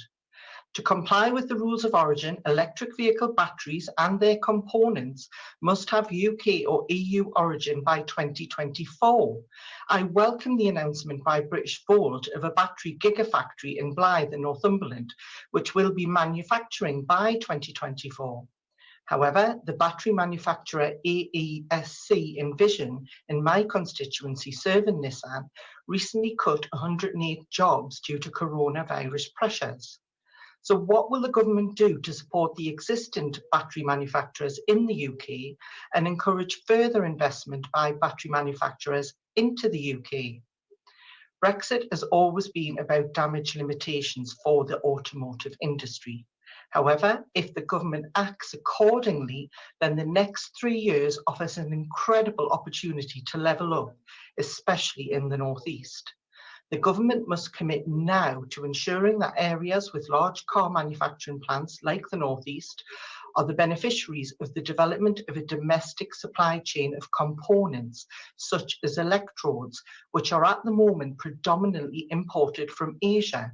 By 2024, they must be sourced within the rules of origin. There is no Christmas Eve miracle that can magic up an electrode factory overnight. The localization of the supply chain is essential to the model of just-in-time supply that is so important to Nissan's success and will minimize any delays. So will the government commit to developing a localized supply chain in its upcoming refreshed industrial strategy to ensure that our automotive giants like Nissan can continue to trade tariff-free? We've got the deal, which I will be voting for, but we're not at the end of the road for the UK automotive industry just yet. So I look forward to the Minister's response.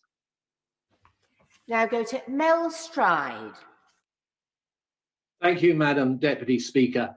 And it's been quite a journey from the gridlock of the last Parliament to today, considering this legislation on a new deal with the European Union. I welcome it and join others in congratulating the Prime Minister on what I think is quite an extraordinary achievement. This deal overall ticks all the boxes of the zero tariffs on goods and zero quotas. It retains or brings back our sovereignty, our control of our money and of our borders. But of course, as is always the case, it is in the detail that we will find the imperfections and the questions to be asked, and the Treasury Select Committee will be very active over the coming weeks and months in carrying out that scrutiny. We will be looking at the questions around the level playing field and the issue of regulatory divergence. It remains to be seen how the mechanisms in this agreement will ultimately set the balance between fair competition and the pursuit of legitimate competitive advantage, or allow for appropriate government support for the sectors that we wish to develop further. There are questions around rules of origin. It's been pointed out that, of course, the zero tariffs only apply provided the rules of origin are met, and whilst it's very welcome the fact that we have cumulative accumulation, bilateral accumulation between the EU and the UK, are these rules of origin too restrictive, and are the transitions around them, particularly, for example, for electric vehicles, adequate for the adjustments that will be required? There are questions around sanitary and phytosanitary regulations, around our access to services, which on the face of it looks pretty good in this agreement, but there are many annexes with exceptions that have been set out. And of course, the critical issue of access for our financial services, such an important part of our economy. And we will await the memorandum of understanding with great interest and expectation. And it will not just be the nature of how equivalence is set, it'll also be whether the European Union has the ability to withdraw those arrangements and that equivalence at short notice, which could be so damaging to that sector. And we will have the Governor of the Bank of England appearing before us before this recess is out to discuss just those issues. And finally, there will be the issues around, of course, trade frictions and how prepared or otherwise we are over the coming weeks and months to deal with those. So, Madam Deputy Speaker, today we move on. And if we play it right, this will lead to better relationships, not worse relationships with our European neighbours. And with that in mind, let's not lose hold of at least the vision of the EU's founding fathers, that a continent that had been the crucible of two world conflagrations should live together in peace, cooperation and friendship. Let's never forget that. It's still a vision for all of us to live by. We now go to Angus Brendan McNeill. First command, happily, Madam Deputy Speaker. And just at the outset, I noticed the Prime Minister had some trouble earlier on between national and nationalist, and it's doubtly due to the better performance of the NHS in Scotland, which he probably calls the Nationalist Health Service. But anyway, to the matter at hand today and the hard Brexit deal that's about to be foisted on the UK economy, damaging it by 4.9%. It's noticeable that the New York Times said that this trade deal is heavy on goods, where the EU is a surplus, and light on services, where the UK is a surplus. It is, as ever, they said, the big guy winning, and the EU is winning this one. But this, in the UK context, is the Tories' deal. It is their hard Brexit. They've ended up with a trade bloc for the UK that is smaller than the UK. Ireland's out, Northern Ireland's out, and Scotland is leaving too. The fact is the UK had the Rolls Royce of deals, but the Brexiteers have bypassed this, gone down past the second-hand car shop. They haven't even wanted a motorbike. They are in the back now of the bicycle shop telling us that the unicycle is the best possible thing to do, and they're extolling the virtues of the unicycle. But people know better and can see through this Tory deal. They should be absolutely frank about what they mean by tariff-free access. Under this deal, tariff-free access means lots of more paper access, and that is what the bureaucrat is king. Their achievement, the achievement of Brexiteers, is to turn the unelected European bureaucrat into the king, because UK businesses and exporters must now satisfy the new kings of the UK, the EU bureaucrats. And my shellfish producers and many others on the west coast of Scotland are unfortunately going to know about this. The trade deal damages the economy, as I said, by 4.9%. And they talk of shiny new trade deals. Well, take that 4.90 in context, as 4.9% as a 4.90 for context. The USA trade deal is only worth 20 pence if it ever happens. An Australia trade deal is only worth 2 pence if it ever happens, and a New Zealand trade deal is only worth a penny if it ever happens. This all costs, and it is the Brexiteers that have foisted this upon the UK economy. The British Poultry Council tell us the price of chicken, UK-produced chicken, in the UK is going to rise by 5% as a result. Gibraltar and the Falklands have been cast aside. We've got a deal, they've told the Falklands, but you don't, too bad. It's effectively what I've been told by those islands. They talk about sovereignty. Well, they should know and should see that last week France showed them that they had sovereignty, full sovereignty, independent sovereignty. And Brexiteers, dear Brexiteers, they're in the EU as Scotland will be soon. And this takes me to the context of the future. 54% in Scotland in 2014 voted for a UK in the EU, but 62% of Scotland voted for the EU. Now, with 17 to 18 polls showing Scotland going for independence, it's pretty clear that Scotland is a nation. That is not a Brexit nation. It's a nation heading for independence. And the 6th of May this year should hopefully determine that for us. It's time for Scotland to become a proper nation, not under the self-centred UK. Now go to Nikki Aiken. Thank you, Madam Deputy Speaker. On the 23rd of June 2016, 72% of the electorate in the cities of London and Westminster voted to remain in the European Union. I was one of them. Like so many, I felt unsure and worried by the referendum result. But the majority of the UK electorate had spoken with a clear message. They felt left behind, ignored and alienated by those in this House, but more so by the unelected EU bureaucrats who had so much influence over their daily lives. Madam Deputy Speaker, I am a Democrat, and although I did not welcome the Brexit referendum result, I accepted it. Last year's general election was viewed as a second referendum on our EU membership, and voters in places including Ashfield, Sedgefield, Burnley, West Bromwich gave their verdict a second time. They have changed the look and feel of the Conservative Party for the better, and I'm proud to call Blue Wall Conservatives my colleagues. I'm also proud of what this government has achieved, securing the largest ever trade deal with our closest partners within 12 months. And to achieve this while dealing with a global pandemic is frankly incredible. I pay tribute to all those involved on both sides, and I pay personal tribute to the Prime Minister, who never gave up and showed such personal determination to the very end. Although financial services are not covered in this deal, I'm pleased to report that the City of London Corporation welcomes the trade deal and the Joint Declaration on Financial Services Regulatory Cooperation. Let's hope future progress and further progress with equivalence can be secured between the EU and the UK and other areas such as data sharing and mutual recognition of qualifications. Perhaps with the UK outside the EU, it is natural to feel a competitor. However, being competitors does not need to mean we are opponents. Successful UK financial markets will benefit the EU and vice versa. Both the EU and UK can thrive and continue to work together on areas of mutual concern, including the green agenda, the digitalisation of the economy, and the response to COVID-19. I appreciate that some of my constituents will never come to terms with the fact that the UK has finally left the EU. But most do wish to unite this country and live and trade on friendly terms with our partners across Europe. I say to everyone, it is now time to put the last torrid years behind us and work together to rebuild our economy following the pandemic. Today, as we ratify this extraordinary trade deal, we close a painful chapter in our nation's history. It is both an ending, but also a beginning, a new dawn for this great country of ours. We are no longer Remainers or Brexiteers. We are one nation, and I support this bill. Thank you. We now go to Caroline Lucas. Thank you very much, Madam Deputy Speaker.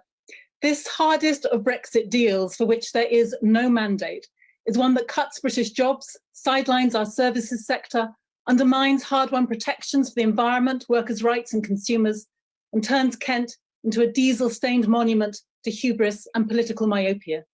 It's a deal that condemns us to live in a poorer, more unequal, more isolated Britain. and it leaves us less equipped to rise to the greatest challenge that we face, the nature and climate emergencies. This deal does not have the explicit informed consent of the British people, and I shall vote against it later today. Now, some will say that those of us who voted down some less damaging forms of Brexit must take some responsibility. I can see that argument. But given such a narrow referendum result, on the back of the most cynical, toxic, and mendacious political campaign ever fought in this country, and on an issue of such profound national importance, I believe it was right to campaign for a confirmatory referendum on the terms of any departure. And I want to tackle head-on the ludicrous accusation that to vote against this deal is to support no deal. This is clearly not the case. Whatever the opposition parties do, sadly, the government has a majority of 80 and this deal will pass. And that's why I do regret the official opposition's decision to vote for a deal which they themselves admit will make this country poorer and hit the most vulnerable hardest of all. Now more than ever, people deserve principled leadership based on conviction, not party political calculation.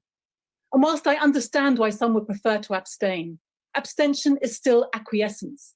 It's standing aside and allowing something to be passed into law which is harmful for this country. And there are some things so serious and so damaging to which we should not acquiesce. I'm not prepared to acquiesce to the infliction of even greater economic hardship on my constituents.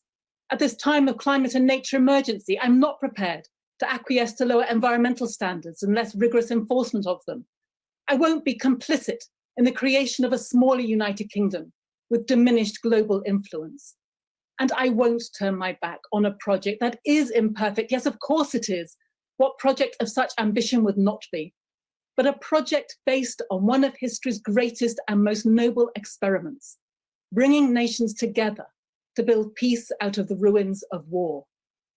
Now, more than ever, in a world racked by insecurity and division, we should be cementing relationships with countries that share our values, not deliberately, knowingly cutting our ties with them. Madam Deputy Speaker, I will not abandon what I believe, and I believe that leaving the EU is a profound mistake. Ironically, and too late, a majority of people in this country now agree. Voting against this deal is how we keep alive the belief in something better, and that is what I will do today. We now go to Ian Littlegranger. Madam Deputy Speaker, I'm sure the Right Honourable Lady from Brighton Pavilion will be delighted to hear I'm going to start with nuclear. I am delighted that part of this deal includes nuclear, not because it isn't right, but because it is vital for our future. If anybody wants to see a living example of EU cooperation, go down the road from where I am at the moment, you will find Hinkley Point Nuclear Power Station. It is an absolute burning example of what we have done with the cooperation of the French and others in making this an enormous success. But I would say to the government now, we should upskill. We are going to do sizable, and rightly so. I'm hoping that we'll get small, medium reactors throughout the United Kingdom, and rightly so. But to do that, we need to up our skills, skills that are transferable around the world, and we now have the freedom to do that.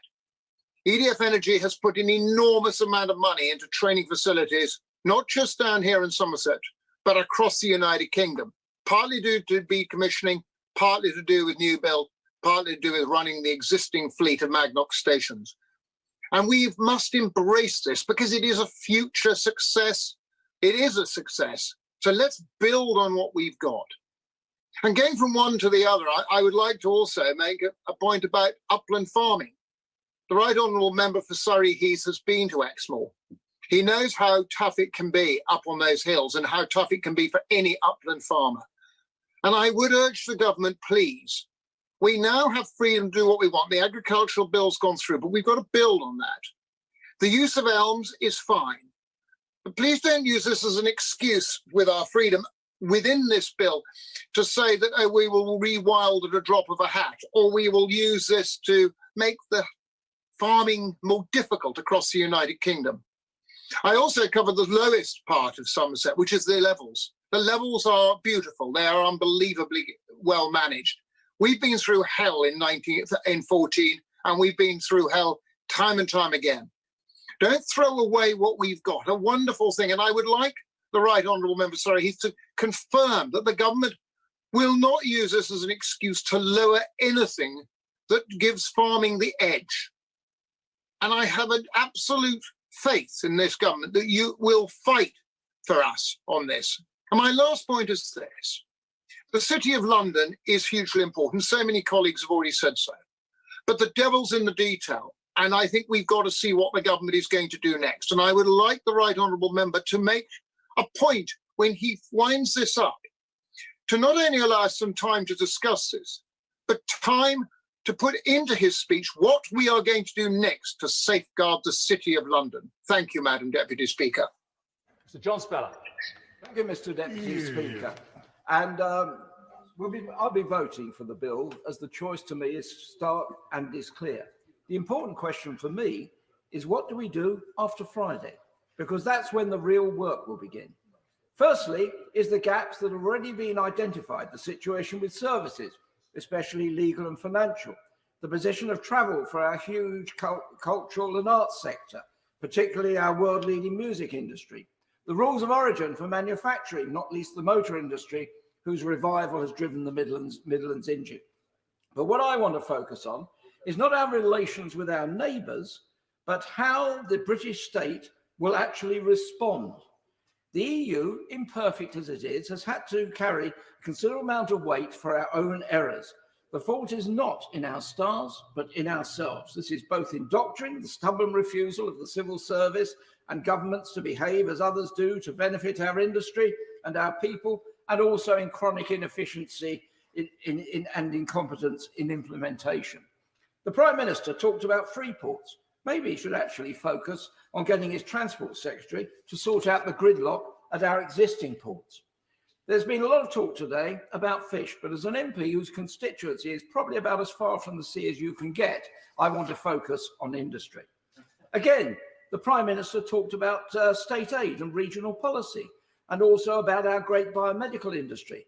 But it wasn't the EU, but the NHS bureaucracy who insisted on buying vaccines from abroad, which is why we only have limited capacity and why we're having to import them now. And also now we're belatedly recognising this, and we're building a new plant. It's not going to be in the northeast, which was the alternative site for it, but actually in the overheated Oxfordshire area. Oxford scientists have performed magnificently, but we must recognise and break this obsession with the South and actually back the Midlands, the North, Western Wales, Scotland and Northern Ireland. It wasn't the EU that forced us to produce only 1% of PPE equipment in the UK before the COVID crisis, which led to shortages, eye-watering costs and endless scandals. It wasn't the EU that forced the government to try to build the new ships for the Navy abroad, or trains from Germany rather than Derby, and buses from China rather than Ballymena or Falkirk, or police cars for the Northwest from Korea rather than Ellesmere Port. It was our own misguided authorities. And therefore, Mr. Deputy Speaker, in conclusion, from Monday, whether it's ministerial offices, Whitehall, town halls, quangos, and from boardroom to shop floor, message must be clear. Back Britain or back off, shape up or ship out. Only that way can we make Britain great again. Video link. John Redwood. The government is right to take back control and to recreate our sovereignty in the United Kingdom. We do not just want legal sovereignty, we also want practical sovereignty. So I ask the government today to spell out how they will be cutting our taxes, changing our laws, using our powers to grant aid and support businesses and individuals free of the EU controls to promote the prosperity of the British people. That was what Brexit was all about. We stand on the threshold of Independence Day, so bring on the measures. I do have a couple of worries about this agreement. The first is overfishing. One of the great prizes of Brexit is to recapture control of our fishing stocks, to rebuild our coastal communities and our fishing industry. Will the government today promise to legislate immediately to prevent pulse fishing and overlarge trawlers that are doing enormous damage to our marine environment and to our fish stocks. We could at least do that as proof that we intend to rebuild our marine environment and our own domestic fishing industry. And will they set out the details of plans to train new fishermen and fisherwomen ready for the extra capacity we will need? Will they provide grant and aid schemes so that those individuals can acquire second-hand trawlers or commission new trawlers from British yards? So again, we are expanding the capacity of our industry. I'm also worried about the position in Northern Ireland. To what extent is our sovereignty damaged or impaired by the special relationships and special provisions of the Withdrawal Act? I thought they were going to be changed in this latest agreement with the EU. Will the government spell out more detail of what limitations there are on our power to be one United Kingdom in Northern Ireland, to set our own tax rates, to make our own agreements on trade internationally, and to set our own standards for products? We need to know, because we've already heard in this debate from Northern Ireland that it's becoming a matter of division within the Northern Ireland communities. It also has read across to Scotland. We know we have a battle to fight for the Union in Scotland. The SNP will clearly use the different arrangements in Northern Ireland as part of their battering ram against the Union. So I need some reassurance about the impact of the powers under this agreement and how we can start to settle those difficult issues. The two things I most like about this agreement are the ability to withdraw unilaterally from it should the EU be too aggressive in its handling of us and in its claims upon us, and the fact that the ECJ has no further power in the United Kingdom. Absolutely vital, because otherwise they will assert extraterritoriality. Very much. Meg Hillier. Thank you, Mr. Deputy Speaker. And 4.5 years since the referendum, here we are. And I accept that we have left the European Union. We're in the transition period, and that at 11 o'clock tomorrow, the shutters will finally come down on that chapter of European-British relations. But we have over 1,000 pages in an agreement, a hastily drafted bill which runs to 80 pages, but has to be read alongside many other parts of legislation to be fully understood.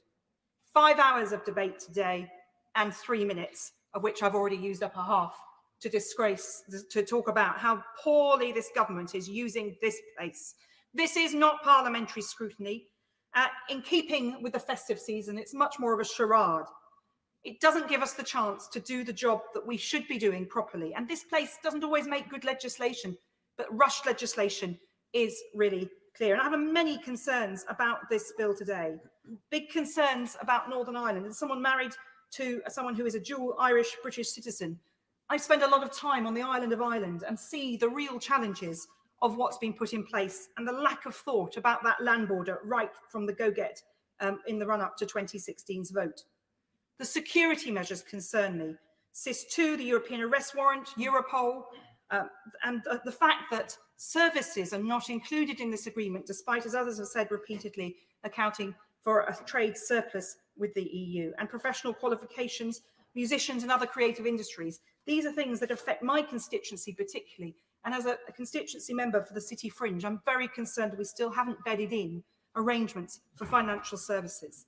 But the security arrangements which concern me most, Mr. Deputy Speaker, they have been massively weakened by this agreement. And I spent 3 years in government negotiating over access to SIS2, to PRUM, the European arrest warrant, Europol, Eurojust, mutual legal aid. These were all things I dealt with day in, day out with our European neighbours. And we have thrown that away. We've thrown so much away that even in the last decade, we were fighting to get much more closely involved with. And we're now attempting to patch together with more bureaucracy the same things we're just giving up with this act. This lack of scrutiny and the impossibility to read this bill properly makes me unable to support it today. I'm not voting against because I recognise the vote in 2016 and 2019 give this government licence to take us out of Europe. But I can't be complicit in what is a wrecking ball in the name of sovereignty. But I do say we now need to drop the Remainer and Leaver labels. We now need to unite to fill the gaps in creative and performing arts, in the financial sector, the recognition of professional qualifications, and above all in security. And it's because of those security measures in particular that I cannot be complicit with this government and will be abstaining today. And we had hoped to go to North Shropshire now to listen to Owen Paterson, but the line's gone down. We do hope, Owen, if you're watching and listening, to come to you before the wind-ups a bit later on. We'll try our level best. So video link, Chris Matheson. Thank you, Mr. Deputy Speaker. I shall be voting in favour of the deal today, but not with any enthusiasm. This is an awful deal, the first trade deal in history to make trade even harder, that removes freedoms and piles red tape and administrative burden on businesses. But it's not no deal, and my real fear is that the Conservative Party has been captured to such an extent by fanatics and maniacs of hard Brexit that no deal remains a possibility. And since the only choice on the table today is between this deal and no deal, I will put a vote to stop the no deal, especially since trade unions and businesses groups are urging for a vote in support to get us past this hurdle. But I'm clear that this is an extremist Brexit that breaks all those promises about having the exact same benefits of membership of the EU. And it must be judged not only in juxtaposition to no deal, it must also be judged in comparison to what we left as members of the EU. £200 billion in lost wealth for starters, which rather puts the lies about £350 million a week for the NHS into perspective. And of course, it says nothing, as other honourable members have said, about trade in services, a rather huge omission, especially for somewhere like Chester with large financial services sector. I read that the leaders of the fishing industry are unhappy with the deal. What do they expect? Surely they know that the current Prime Minister will say anything necessary to get him out of whatever current situation he is in, with no sense of responsibility to promises made and no sense of commitment to anything except himself. It was the same with Gibraltar, and I refer to my register of members' interests, whose government was promised any deal would include that territory, but this deal does not. It was the same with Airbus, so important to my constituency. A commitment was given on US tariff dispute in late November, but broken by mid-December. And this will not stand us in good stead when negotiating future international agreements. The government is desperate to agree any deal with the USA, however detrimental to long-term UK interests, in order to validate their Brexit policy. They've already alienated the Biden administration, and it isn't even in office yet. And now they are alienating the EU. In global terms, there are only three shows in town: the USA, China, and the EU. We've walked away from the EU, and now the Prime Minister announced we're going to be in direct competition with them. The road he is leading us down will not end well for the UK, because we are now easy pickings for the much larger blocks, and global soundbites like Global Britain will not alter that. So the deal will make us poorer, and it will make us weaker and less secure, and it will make us less relevant globally. It's not no deal, but barely so. And I give notice that I consider it to be the barest of foundations on which to build back a better, more progressive relationship with our European neighbours and friends in the long-term interests of the whole of the United Kingdom and all who live here. And that is what I intend to do. William Ragg. What this is about, Mr. Deputy Speaker, is sovereignty. Now, sovereignty is spoken of by some as a near religious phenomenon, either through veneration or rejection. It is either doctrinal truth or else mumbo-jumbo, depending upon the bent of the beholder. However, it's far more prosaic than that. It boils down to the question of who governs, and does that exercise of government carry the broad consent of the people so governed? Admittedly, that's not quite as catchy as take back control, but it means the same thing. This agreement achieves this, which is why I shall support it. Now, perhaps the greater question that emerges today is not whether the vote shall be won, but rather what we now do with our regained sovereignty. These brief minutes are insufficient to the task of answering this question, aside from recommending not some 1,200 pages for study, but rather 11 pages of the late Lord Chief Justice Bingham's excellent book on the rule of law, namely chapter 12 on the sovereignty of Parliament. I always enjoy rereading this chapter, particularly its comment on the judiciary, which speaks to a wider point of parliamentary sovereignty. Bingham wrote, "The British people have not repelled the extraneous power of the papacy in spiritual matters and the pretensions of royal power in temporal, in order to subject themselves to the unchallengeable rulings of unelected judges." Quite so, Mr. Deputy Speaker. Indeed, might I stretch these sentiments to the situation after 11 o'clock on New Year's Eve and say that the British people did not vote to take back control, to be ruled by ministerial diktat via secondary legislation using the negative procedure, as we have seen far too often this year. 2021 will be a year for national renewal. It will also be for us as representatives and for the government as the executive to live up to the rediscovered responsibilities that come with sovereignty. Tracy Brabin. Thank you, Mr. Deputy Speaker. Thank you for calling me in this very important debate today.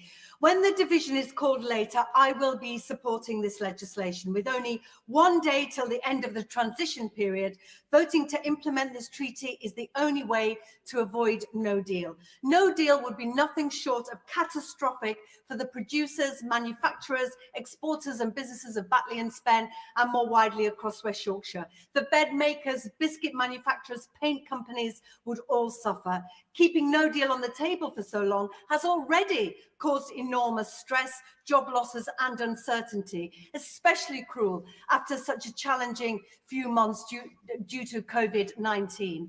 We've already heard today how many glaring omissions there are in this deal, but I would like to focus on one that would cause long-lasting devastation to one of our most successful exports, the creative industries.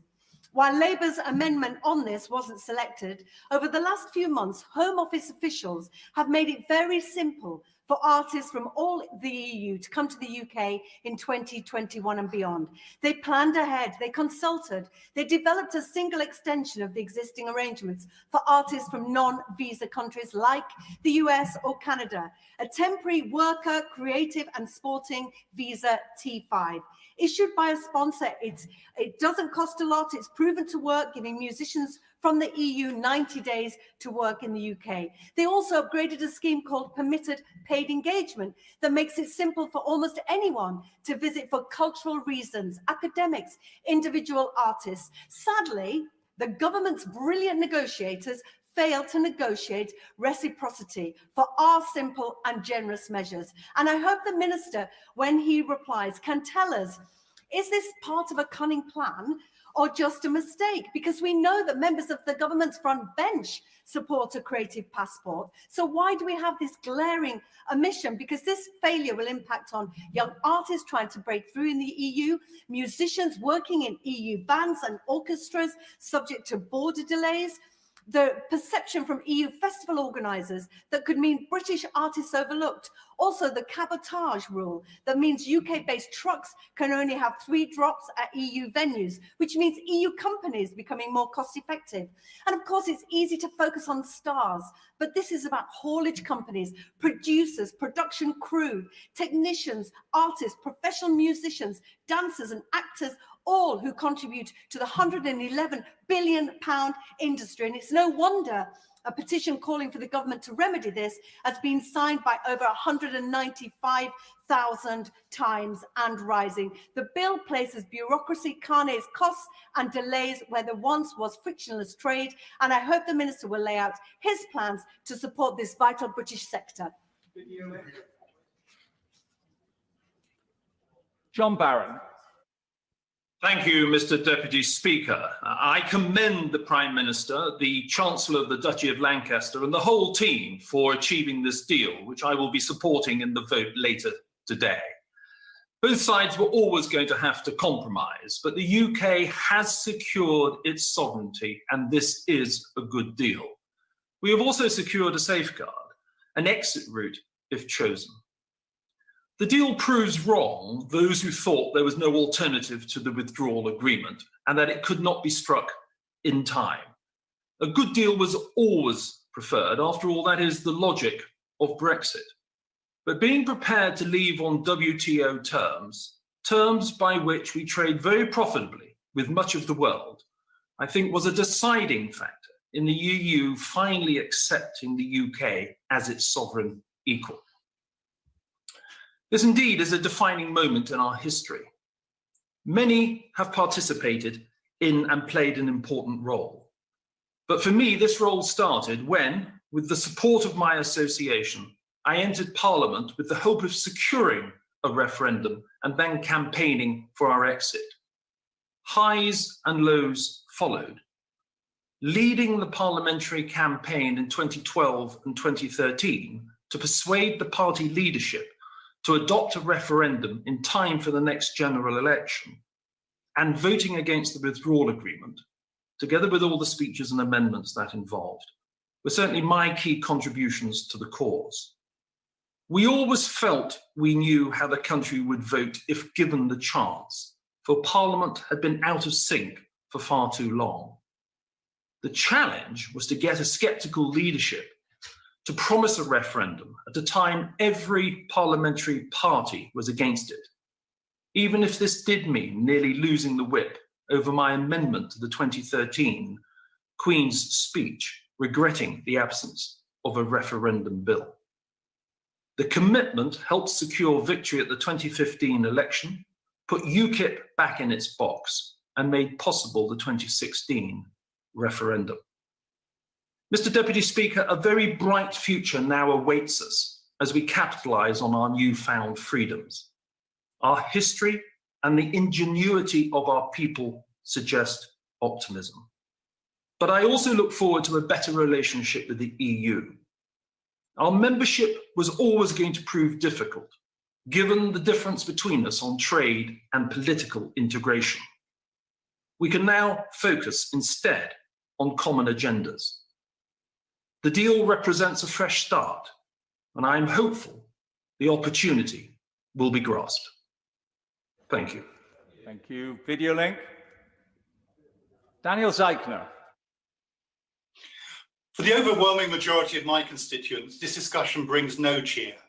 Confident, outward-looking Europeans, we genuinely struggle to understand why this country should want to turn away from our neighbours, to build barriers where there have been bridges. And it's an inescapable fact that in every sphere we'll be worse off next week than we are today. And we ask the obvious questions of the Brexiteers. They promised frictionless trade, failed. They promised the exact same benefits, failed. They promised it would be easy and simple. Well, here we are at the very last, having to rush through legislation, because of course it's far from easy, far from simple. And it of course suits the Prime Minister, who always fears scrutiny. In prioritising notional sovereignty over practical utility, he has made a fundamental error. And we've seen in recent weeks in Kent what the failure to achieve frictionless trade can lead to. In future, any disagreement with France can lead to the same chaos. Yes, we're notionally free, but it's a pretty empty freedom that leaves your streets lined with innocent victims, trapped in vehicles without food or sanitation. Mr. Deputy Speaker, we have a poor choice today.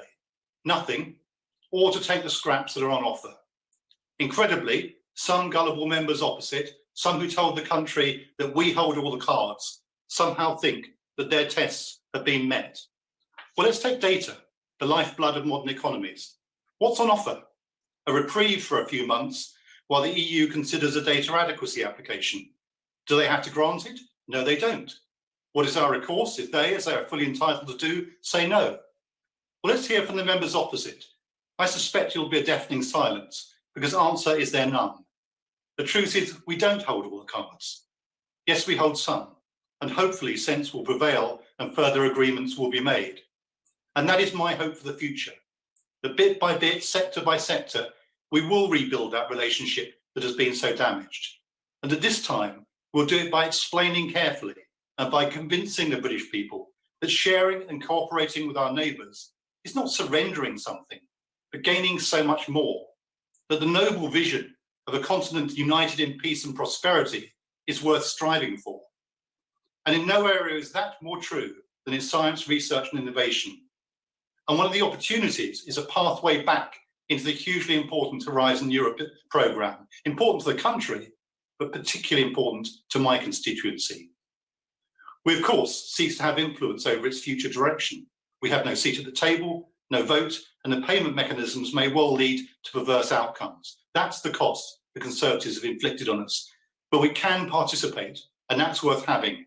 And it's for that reason that I am willingly vote for this thin agreement today, only because it's better than nothing. It's a low bar, but it's a start, and with the prospect of new management for our country, Order. just a few years ago, Video it's a link. start on the way to a brighter future. Video link. Good to see you. Owen Patterson. Mr. Deputy Speaker, thank you very much indeed for calling me to speak on this. Can I give my particular thanks to the technical staff who just reconnected me, having lost the connection. Mr. Deputy Speaker, this is the first time that I've spoken on any subject in the House of Commons since my wife's suicide at the end of June. And I would like to thank you, and particularly Mr. Speaker, and so many other colleagues who've sent extremely kind messages of support. And I would like to assure everybody listening that I will work really hard through the next few years to make sure that I can try to stop just one family going through the anguish that mine is currently suffering. But it's a great honour to be called in this incredibly important debate. As you know, I've been involved in over the years for a long time, and this is a great day. We have established sovereignty, as my honourable friend, the member for Stone, has confirmed, and one should pay a tribute to him for the extraordinary manner in which he has fought this battle over the years. His indefatigable and concentration and legal knowledge has been phenomenal. And it's great to have sovereignty, and it's great to have zero tariffs and zero quotas, which is very good for my constituency and very good for the economy of GB. And I would like to order just a word of caution. I'm very pleased with this deal for GB, but I'm concerned that we have partnership councils, specialised committees, trade specialised committees, working groups. We're going to need a really determined government to make sure that we use that sovereignty properly and we really exploit it. Nowhere more than the issue of fish, where I went around the North Atlantic in 2004, 2005 and wrote a paper on how we should run a sane fisheries policy. And it will take real political determination to get fish back in 5.5 years' time, when you think that, for instance, in the Channel, we're only going down on cod from 90.75 from 91. And we should be getting, they should be on 25%. But that's according to zonal attachment. So we'll need real determination. And then another area which does concern me, I'm chairman of the think tank, the Centre for Brexit Policy, see the registered members' interests, and we put out a scorecard.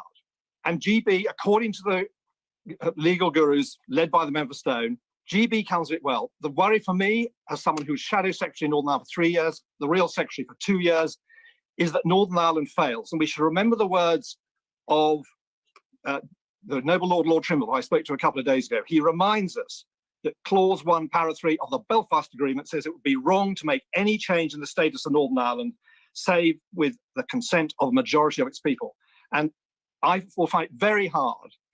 I'd love to vote for this today, but I really can't vote for a measure which actually divides the United Kingdom, has a different regime on tax, as part of the customs union, they'll be under the ECJ, single market, etc. So tonight, I'm very torn. I wish this well. I hope we can go to mutual enforcement, which is Lord Trimble's recommendation, and I will be abstaining. Thank you, Owen, and love to you and your family from all your friends here at Westminster. Video link. David Jones. Mr. Deputy Speaker, the bill that the House is considering this afternoon is crucial to the future of the United Kingdom and its relations with the European Union. It marks the end of a process that commenced just over 5 years ago when the EU Referendum Act was passed. 5 years ago, this country was firmly embedded in the European Union, and it was there that our future seemed to lie. But now, with the conclusion of the Trade and Cooperation Agreement on Christmas Eve, we see a new future for our country. As an independent nation, in control of our own laws, our own borders, and our own destiny. This bill will put that agreement into our domestic law, and it brings to an end one of the most politically turbulent periods in our recent history. The agreement is, by any standards, a remarkable achievement and is a tribute to the clarity of purpose, political skill, and tenacity of the Prime Minister, Lord Frost, and the rest of the UK negotiating team. They have secured an expansive, zero-tariff, zero-quota deal unprecedented in the history of the European Union, a deal that respects the sovereignty of the United Kingdom, that has no role for the European Court of Justice, and which the United Kingdom can unilaterally terminate should it wish to do so. And Mr. Deputy Speaker, the economic benefits of this deal are huge. For example, as a consequence of the agreement, sheep farmers in my North Wales constituency will continue to export their premium product tariff-free to the European markets that they have supplied for the last half century. But they can also look to developing new markets around the globe. unconstrained by Brussels, and most importantly, they will do so as citizens of a free and independent country. And across our nation, in these dying days of 2020, millions of our fellow citizens will be looking forward to the new future that begins on the stroke of 11 o'clock tomorrow night. A future in which our democracy reasserts itself through this ancient and honourable Parliament. A future in which our commercial undertakings can explore new global opportunities to increase prosperity for our people, and a future of hope for our young generation as citizens of a great and outward-looking country that has had the confidence to stand once again on its own 2 feet. Mr. Deputy Speaker, this bill is the catalyst for that future. It's the final step in that long, tortuous 5-year process we have all lived through. And it marks the start of the new independence that the people of this country so clearly voted for in 2016. As such, it is a bill that keeps faith with the people. And as such also, it is a bill that does honour to this House. Video link. Mike Hill. Thank you, Mr. Deputy Speaker. This deal is not perfect, and I'm voting for it out of duty to fulfil the promise made by myself to my constituents in 2 elections, and that is that I would do everything possible to facilitate a Brexit with a deal. This deal is by no means good for Britain's future and seems to encompass the worst elements of leaving the EU and the worst elements of membership of the EU. It is, however, better than the alternative on the table in this House today, which of course is to leave without a deal. Promises were made to various industries and communities across the UK, promises which have not been kept, a pattern this government follows with persistent familiarity. Brexit means many things to many people, but some clear promises from the Leave campaign to their supporters have now been proven to be worthless promises. The Prime Minister's brinkmanship has now left businesses with less than a week, with 2 bank holidays to prepare for the new relationship with the EU. It's simply not fair to those businesses and simply is not an adequate amount of time for many smaller businesses to prepare on top of COVID regulations. As far as fishing is concerned, the biggest sector sold out by this deal. The government promised UK fishermen a better deal than the one they got, and it's clear they've not delivered on that. And as the chair of the APPG on coastal communities, I have to say and emphasise that coastal communities are the poorest relations of our island nation, whether based around fishing, industrial regions or hospitality and leisure. Hartlepool, of course, is part of the Tees Valley and therefore central to the so-called green industrial revolution. And so on energy, I do welcome the commitment to Horizon 2020 and the scientific research funding. But the deal also adversely affects our important chemical industry. Barely mentioned in the deal, that industry itself is set to owe billions of pounds in terms of scientific research if we don't get our connections with the EU correct on their REACH programme. Mr. Deputy Speaker, there are many more things I would like to say about this deal and the grim prospects it brings for workers in particular. But as I say, a deal is better than no deal, and I will leave it at that. Thank you. Thank you very much indeed, Mr. Deputy Speaker. It was such a pleasure to see our right honourable friend, the member for North Shropshire, back contributing in the chamber. Given the time available, I just want to make one simple point and reflection on what is an agreement that I think is underappreciated in terms of the ambition and the scope of embracing everything from energy and science to security. And I think as it's considered in time, that will come out. But during my time as business secretary, I came to appreciate and value the important contribution of many businesses based in Britain who relied on just-in-time production, being able to be competitive with the rest of the world. And they were very concerned that one of the consequences of Brexit might be to interrupt their ability to trade, including in components, and therefore to make them unviable. In particular, trading terms that reflected sensible rules of origin were vital to companies like Nissan in Sunderland, as we've heard, to Toyota in Derbyshire and North Wales, and to BMW in Oxford.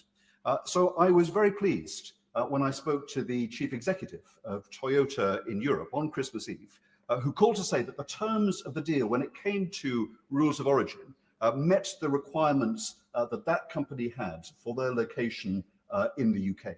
They have a good and prosperous future in Derbyshire and North Wales and in all of the supply chain that employs many thousands of people across this country. But in response to some comments that the Honourable Lady for Washington said, it is now important that we seize on the opportunity that we have as this country emerges from COVID, having proved ourselves to be a place of agility and ingenuity when it comes to the pace of new discoveries. We must now apply that across all of the industries that we have in this country. And I hope that my right honourable friend, when he responds, will be able to recommit to a reinvigorated industrial strategy that will position Britain with all of the strengths that we have in science and technology, and with the advantages that come from putting this Brexit debate behind us that's dominated the last few years. I won't give away, I want to conclude. And to capitalise on the strengths that as we come into 2021, with COVID behind us, with this agreement under our belts, that we can take a position leading the world on some of the technologies that will contribute to growth all around the world. Video link. Kirsty Blackman.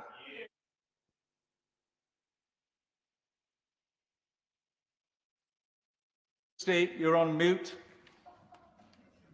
Try again. How's that? Can you hear me now? Thank you very much.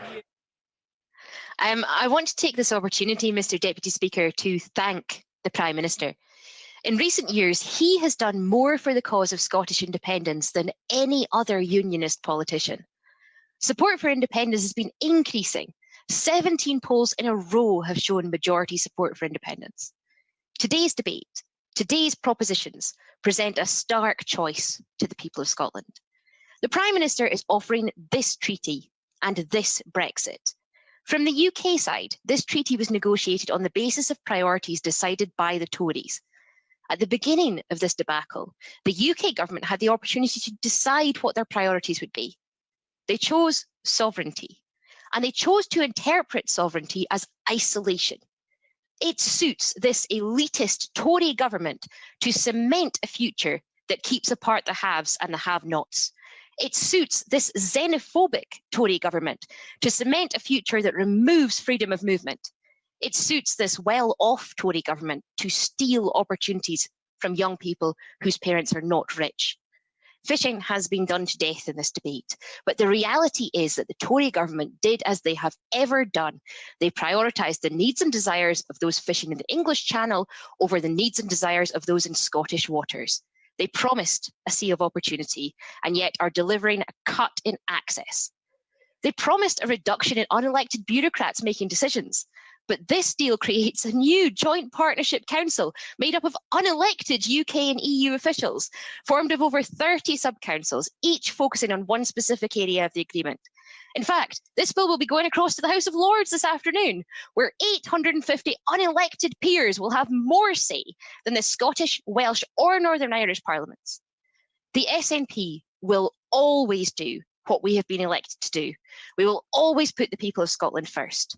The alternative we are offering is an independent Scotland in Europe, access to a market 10 times the size of the UK, the opportunity for young people to travel, to live and work throughout Europe, and for our European friends to be able to come to Scotland.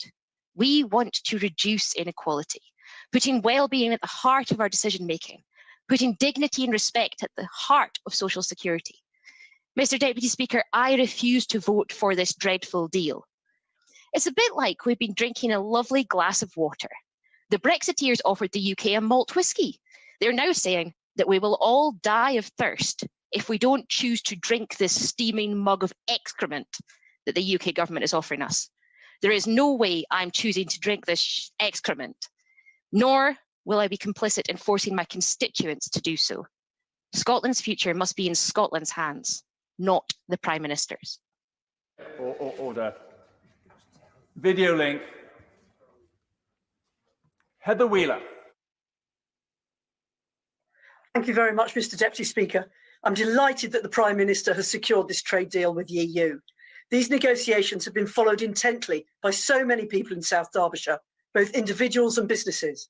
I do understand the strong feelings on both sides of the debate, but all that time ago, South Derbyshire and the country voted to leave in the referendum. And as a Democrat, I support the government for abiding by that vote, for these negotiations and for securing the deal. South Derbyshire is at the heart of our manufacturing Midlands. And as we've already heard today, we have the Toyota factory that exports over 80% of the cars made to Europe. My constituents also work in other great firms like Bombardier and Rolls-Royce and the supply chains to them. Making things matters to us. Exporting matters to us. So a good trade deal was crucial. And this is what our Prime Minister, Lord Frost, and the negotiating team have brought home for us. There had been lots of chatter out there that the deal didn't just need to be about free trade, but also needed to get into the deep detail about trade barriers, equivalence, rules of origin, and transition periods. Well, this deal has done that. I'm an optimist. I listened to my constituents and to the needs of local businesses and kept a steady stream of information, requests, updates, and encouragement flowing to the negotiating team so that South Derbyshire's needs were represented at the table and we got what we needed. For the auto sector, no quotas. For rules of origin, we have a transition period of 5.5 years and no trade barriers. This is exactly what was needed and keeps our factories competitive and the cars flying off the production line. Even more importantly, this means that South Derbyshire Toyota factory will be in the best position ever to bid for the next generation car in a few years' time to secure work for the next 20 plus years. I'm hugely grateful for the phone calls and messages from Number 10 and the negotiating team for their assurances on these issues as the process was taking place and on its conclusion. So, Mr. Deputy Speaker, this deal is a good deal.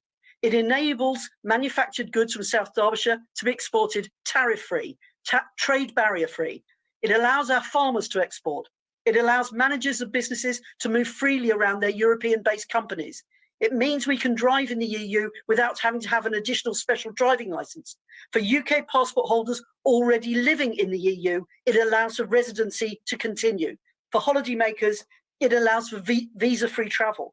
In the more niche area of exporting, such as organic farming, it allows for equivalence and continued unfettered exports. Thank you to the Prime Minister, my friends at Number 10, Bays, DEFRA, and the Treasury, who have all helped, who've listened to my views and the views of those of South Derbyshire businesses and residents. And to finish, Mr. Deputy Speaker, for my constituents who have had so many concerns, this deal's put it to bed. I say rejoice, Mr. Deputy Speaker.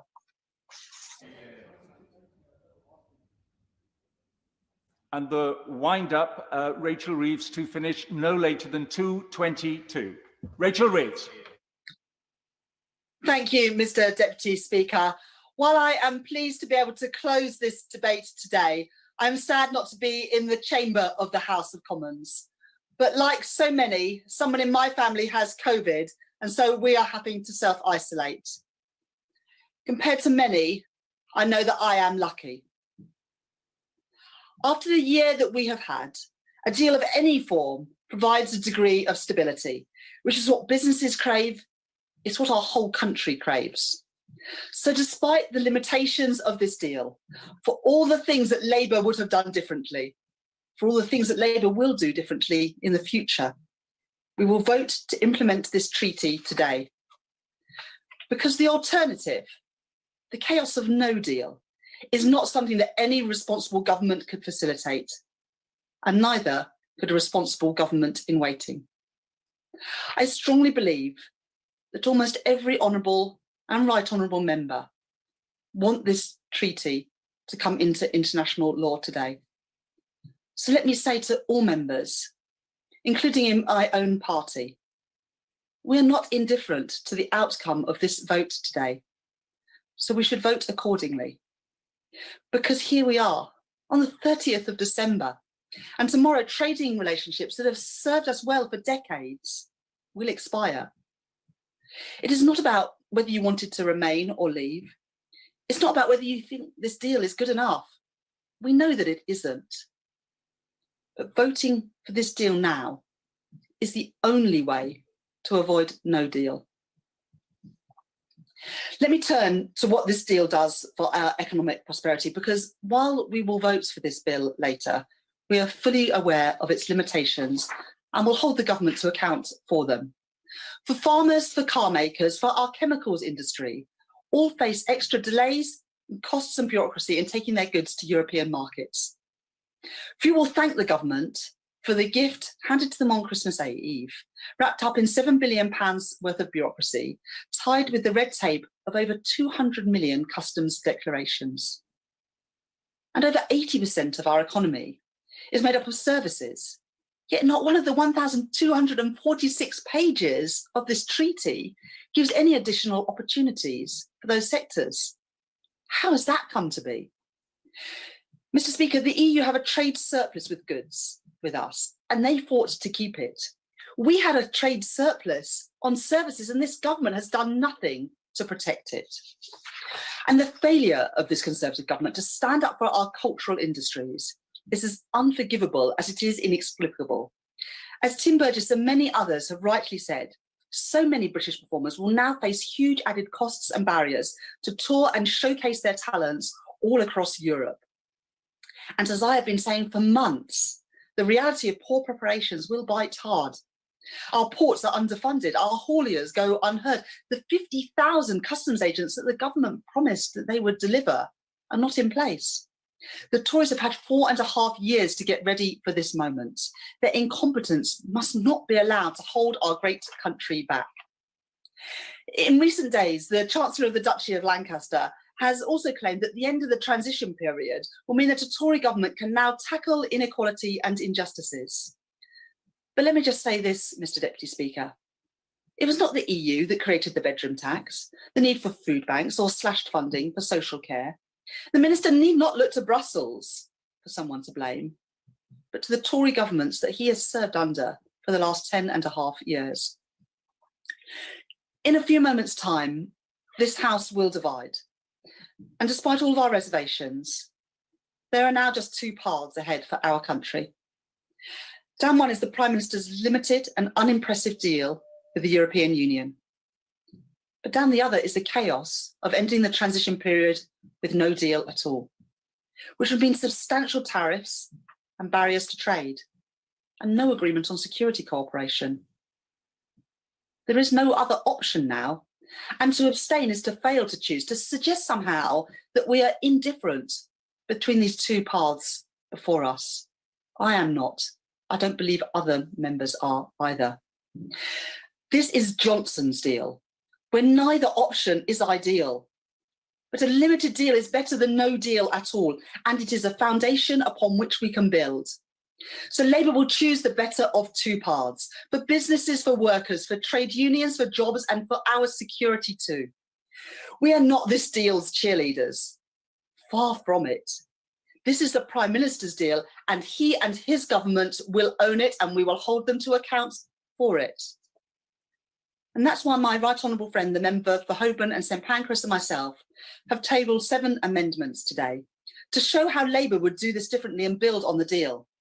These cover the economic impact of the agreement, our lack of access to the Schengen information system, on protecting worker and environmental standards, on the Erasmus programme, and on performers and artists' permits, on the duty of the Trade and Cooperation Agreement Partnership Council to report to Parliament, and crucially, on support and information for businesses. Mr. Speaker, this is an important day, but Labour is thinking about tomorrow. We are firmly focused on making this the best country for all of our citizens. Wherever you live, whatever your parents do, whatever school you went to, whatever your talents and ambitions, we will back you all the way. This must be the country where you can look forward to starting your career, developing your skills, creating and growing your businesses, locating your jobs in our towns and cities, and trading around the world.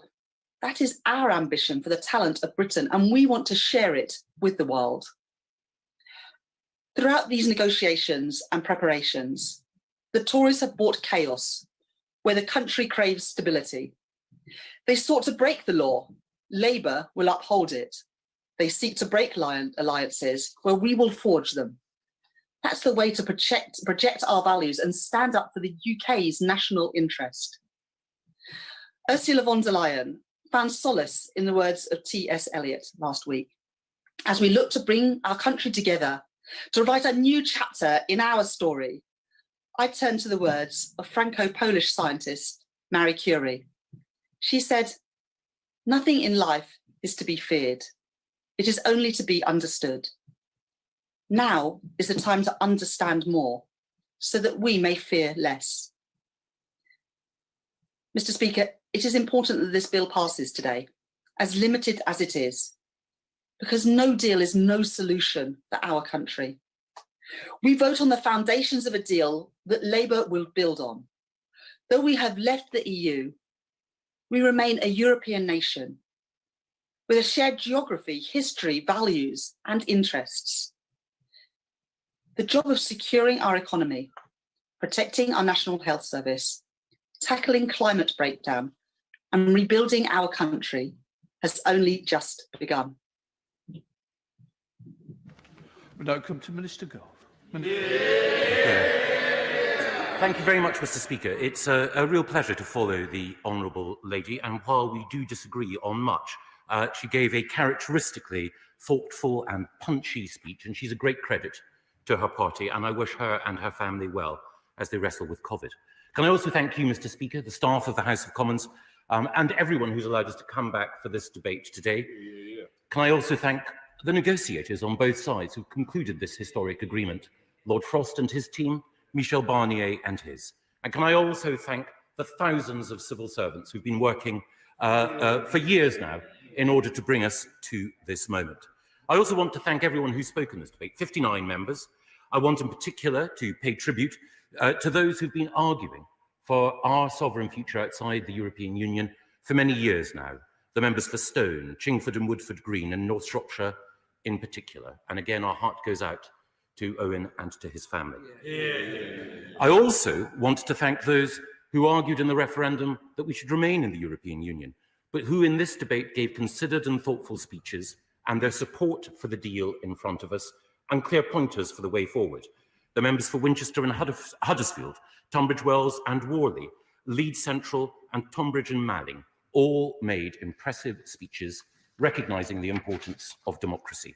And democracy is why we are here. More people in the 2016 referendum voted to leave the European Union than have ever voted for any proposition in our history. And now, 4.5 years later, we can say that we have kept faith with the people. This deal takes back control of our laws, our borders and our waters. And it also guarantees tariff-free and quota-free access to the European market, as well as ensuring our security. And it's a good deal for aviation, for haulage, for data, for legal services and financial services. And it leaves us as sovereign equals. No, sovereign equals with the EU. It also builds on the withdrawal agreement concluded by my right honourable friend, the Prime Minister. And it's important to remember that there are now 4 million EU citizens who've chosen to make their home in this country, a vote of confidence in Britain. It's also the case that we've concluded the Northern Ireland Protocol, an imperfect instrument, certainly, but one that ensures that we leave as one UK, whole and entire, so we can begin a new special relationship with our friends in the European Union. I want to turn now to some of the arguments that were made in the debate. And I want to turn, first of all, to the arguments made by, not quite yet, to the arguments made by the Leader of the Opposition. He spoke, as usual, eloquently, but not perhaps with 100% conviction this time. And that's no surprise. He argued that we should stay in the European Union. He argued for a second referendum. He argued that we should stay in the customs union. He argues still for a level of ECJ jurisdiction. At every turn over the course of the last 4 years, he's tried to find a way of keeping us as closely tied to EU structures as possible. But now he says he won't put opposition to Brexit on his leaflets at the next general election. Given the result at the last general election, when he did put opposition to Brexit on his leaflets, I can well understand. Because his attitude to the European Union is rather like his attitude to his former leader, the member for Islington North. He spent years trying to keep as close as possible, and now he wants us to forget all about it. His time in the shadow cabinets, when he was arguing for the member of Islington North to be Prime Minister and for the UK to be under EU structures, presumably, in the words of Mr. Corbyn, was a period when he was present but not involved.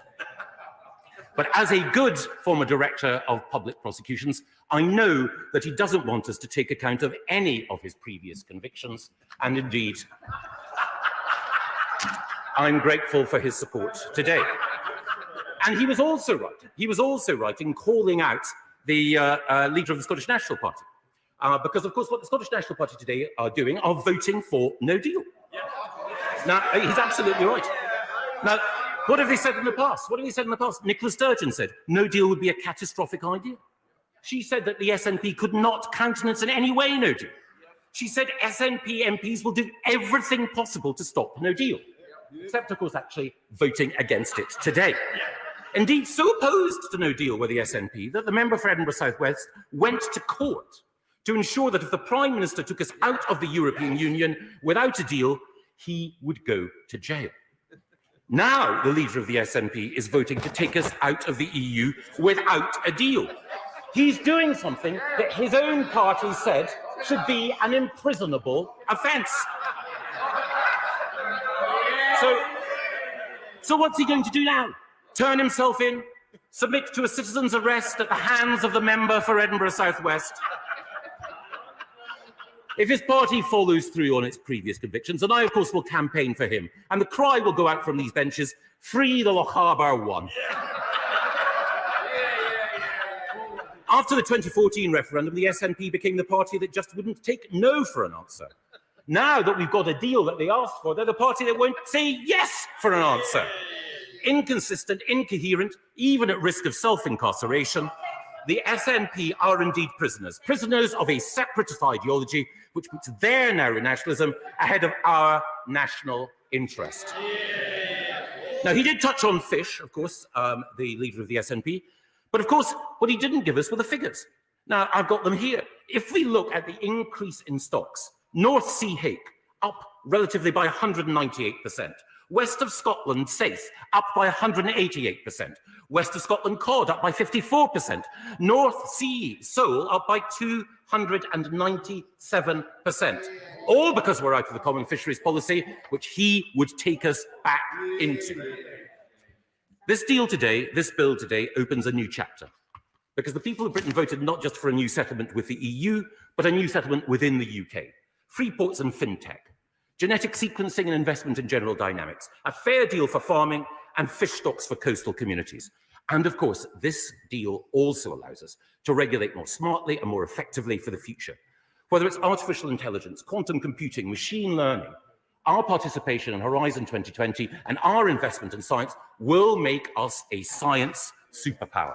And it's appropriate that we should think of that on today, the day that the Oxford AstraZeneca vaccine, a UK initiative, part of Britain, a global nation, collaborating with others in the pursuit of knowledge and the relief of pain, on the day that that vaccine is approved by the MHRA. Let's remember the difficulties and the challenges of this year. Let's also remember how important it is that we should all now come together, that we should all recognise that there are no such thing anymore as Remainers or Leavers. What we all are Britons dedicated to a brighter future, stronger together, sovereign again, dedicated to ensuring a future of sharing, solidarity and excellence. And that is why I commend this bill to the House. The question is that the bill now be read a second time. As many of that opinion say aye. Aye. The contrary, no. Division, clear the lobby.